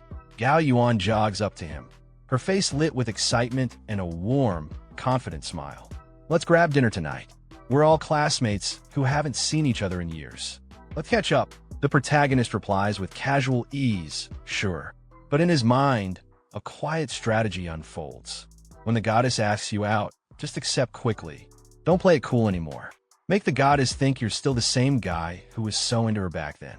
Gao Yuan beams, brushing a few strands of hair behind her ear with practiced charm. Wait for me. I'm going to take a quick shower and change. Inwardly, she thinks, I know he couldn't have completely forgotten his feelings for me. I know I still have charm. She turns to walk back toward the gym, stealing one last glance over her shoulder at him, even though he's acting calm. Inside, he's probably freaking out, right? The protagonist seats himself on a bench just outside the gym's entrance. From inside, someone is watching, the faint sound of running water from the showers in the background, while Gao Yuan hums happily, already halfway to the locker room. He watches her disappear around the corner and thinks, we're at this stage. The regret level should be going up again. Why isn't it changing? System, Gao Yuan's regret level remains unchanged. Gao Yuan's regret really isn't as easy to raise as Lin Mingxi's or Qiu Xinua's. Inside the gym, in a corner obscured by a half-closed curtain, Gao Yuan's boyfriend grips a water bottle so tightly it crumples in his hand. His face twists with barely concealed rage. Perfect, he mutters to himself. Let Yuan see you looking pathetic, kneeling and begging for mercy. This way, she'll know who the real man is. A little while later, Gao steps out of the gym, dressed in a stunning outfit that hugs her figure perfectly. She carries herself with her usual confidence and stands in front of the protagonist, voice crisp and full of charm. Hang Xingwang, let's go. The two of them walk side by side out of the gym. In the distance, her boyfriend pulls out his phone with a cold expression, dialing a number quickly. They've gone out. You know what to do, right? On the other end, a voice responds smoothly. Brother Wang, I'll take care of it. Don't worry. A wicked smile curls on her boyfriend's lips. Waiting for your good news. Outside the gym, near her car, Gao and the protagonist stand at the curb, glancing up and down the road. I know a great place to eat, she says brightly. I'll drive. Get in. The protagonist doesn't say anything. He simply offers a gentle smile and reaches out to open the passenger door. But just then, a man in a suit suddenly appears, slamming the car door shut with a thud. He steps forward, looming slightly, and speaks in a threatening tone. Kid, do you know whose parking spot this is? Two other men stand behind him, arms folded, watching silently. They clearly weren't here by chance. The protagonist keeps his expression calm, voice even. Whose? Before things can escalate further, Gao jumps out of the driver's seat, clearly having heard the commotion. Her voice cuts through the tension. Hey, what are you guys up to? The suited man turns to her, his face shifting into a more playful, but no less menacing, expression. He steps closer. "Little girl, is this your car?" Gao crosses her arms, eyes flashing. "Of course." The man chuckles, looking her over before turning serious again. "I had my eye on this parking space this morning. Don't you know that?" Her voice is steady, firm. "Seriously now, would I know that? Besides, this is a public parking spot. First come, first served. Since when did it become yours?" A short distance away, the protagonist watches the escalating situation from near the gym entrance. His eyes narrow slightly, the corners of his lips curling into a calm, knowing smile. Looks like they're just here to cause trouble, he thinks. They're not even bothering to make up a decent excuse. Suddenly, one of the suited men reaches out and grabs Gao Yuan's wrist roughly. "I said it's mine." "So, it is, little girl," he says, sneering. "How are you going to pay me back for my trouble? If you hadn't taken my spot, I wouldn't have wasted half the day looking for parking. My time is valuable." Gao Yuan gasps in shock, struggling against his grip. "Let go of me," she yells, trying to wrench her hand free. From behind them, the protagonist's voice rings out, low and firm. "Hey, punk, let her go." The suited man turns sharply, surprised. His expression twists into a sneer as he sees the protagonist approaching. Well, guys, this idiot thinks he's going to be a hero and save the girl." The protagonist stops a few paces away, looking completely unbothered. His voice is calm, with a hint of arrogance. "Yeah, punk, I'm going to be the hero and save the girl." That single sentence shifts all their attention to him. The three men take a step forward, cracking their knuckles. "We're going to break your legs today," one of them growls. Gao Yuan fumbles for her phone, panic rising in her chest. "I'll call Wang Tairan. He'll come help." But the protagonist smiles coolly, stopping her with a raised hand. "No need. Too late." She blinks, confused. Too late." The third-rate gangster steps forward, his voice dripping with mockery. "Little brat, you catch on quick. If you kneel down, beg for mercy, and say, 'Big brother, I'm sorry, please let this slide,' I might forget the whole thing." But the protagonist doesn't flinch. He meets the man's eyes and replies confidently, "I said it's too late for you to run." The thug snarls and lunges toward him. But before the man can lay a finger on him, the protagonist moves. One sharp punch lands clean across the thug's jaw, his teeth shatter, and his body goes flying, crashing into the ground. In the same breath, the protagonist twists and kicks the second man square in the face, dropping him instantly. The final thug, who'd stayed back, freezes mid-step. Gao stands nearby, eyes wide in stunned disbelief. Her breath catches, a slight flush rising to her cheeks as she watches the entire scene unfold in mere seconds. The remaining man drops to the ground, dazed, nursing his face. The protagonist walks toward him with measured steps and stops in front of him, looking down. "Do you know why I didn't hit you?" he asks coolly. The man stares up at him, trembling. He shakes his head quickly. "So you can take them to the hospital." A little while later, things have calmed down. The parking lot is quiet again. The protagonist casually opens the passenger door of Gao's car. Gao walks up beside him, her tone now light and filled with excitement. "Hang Xingwang, have you had fight training?"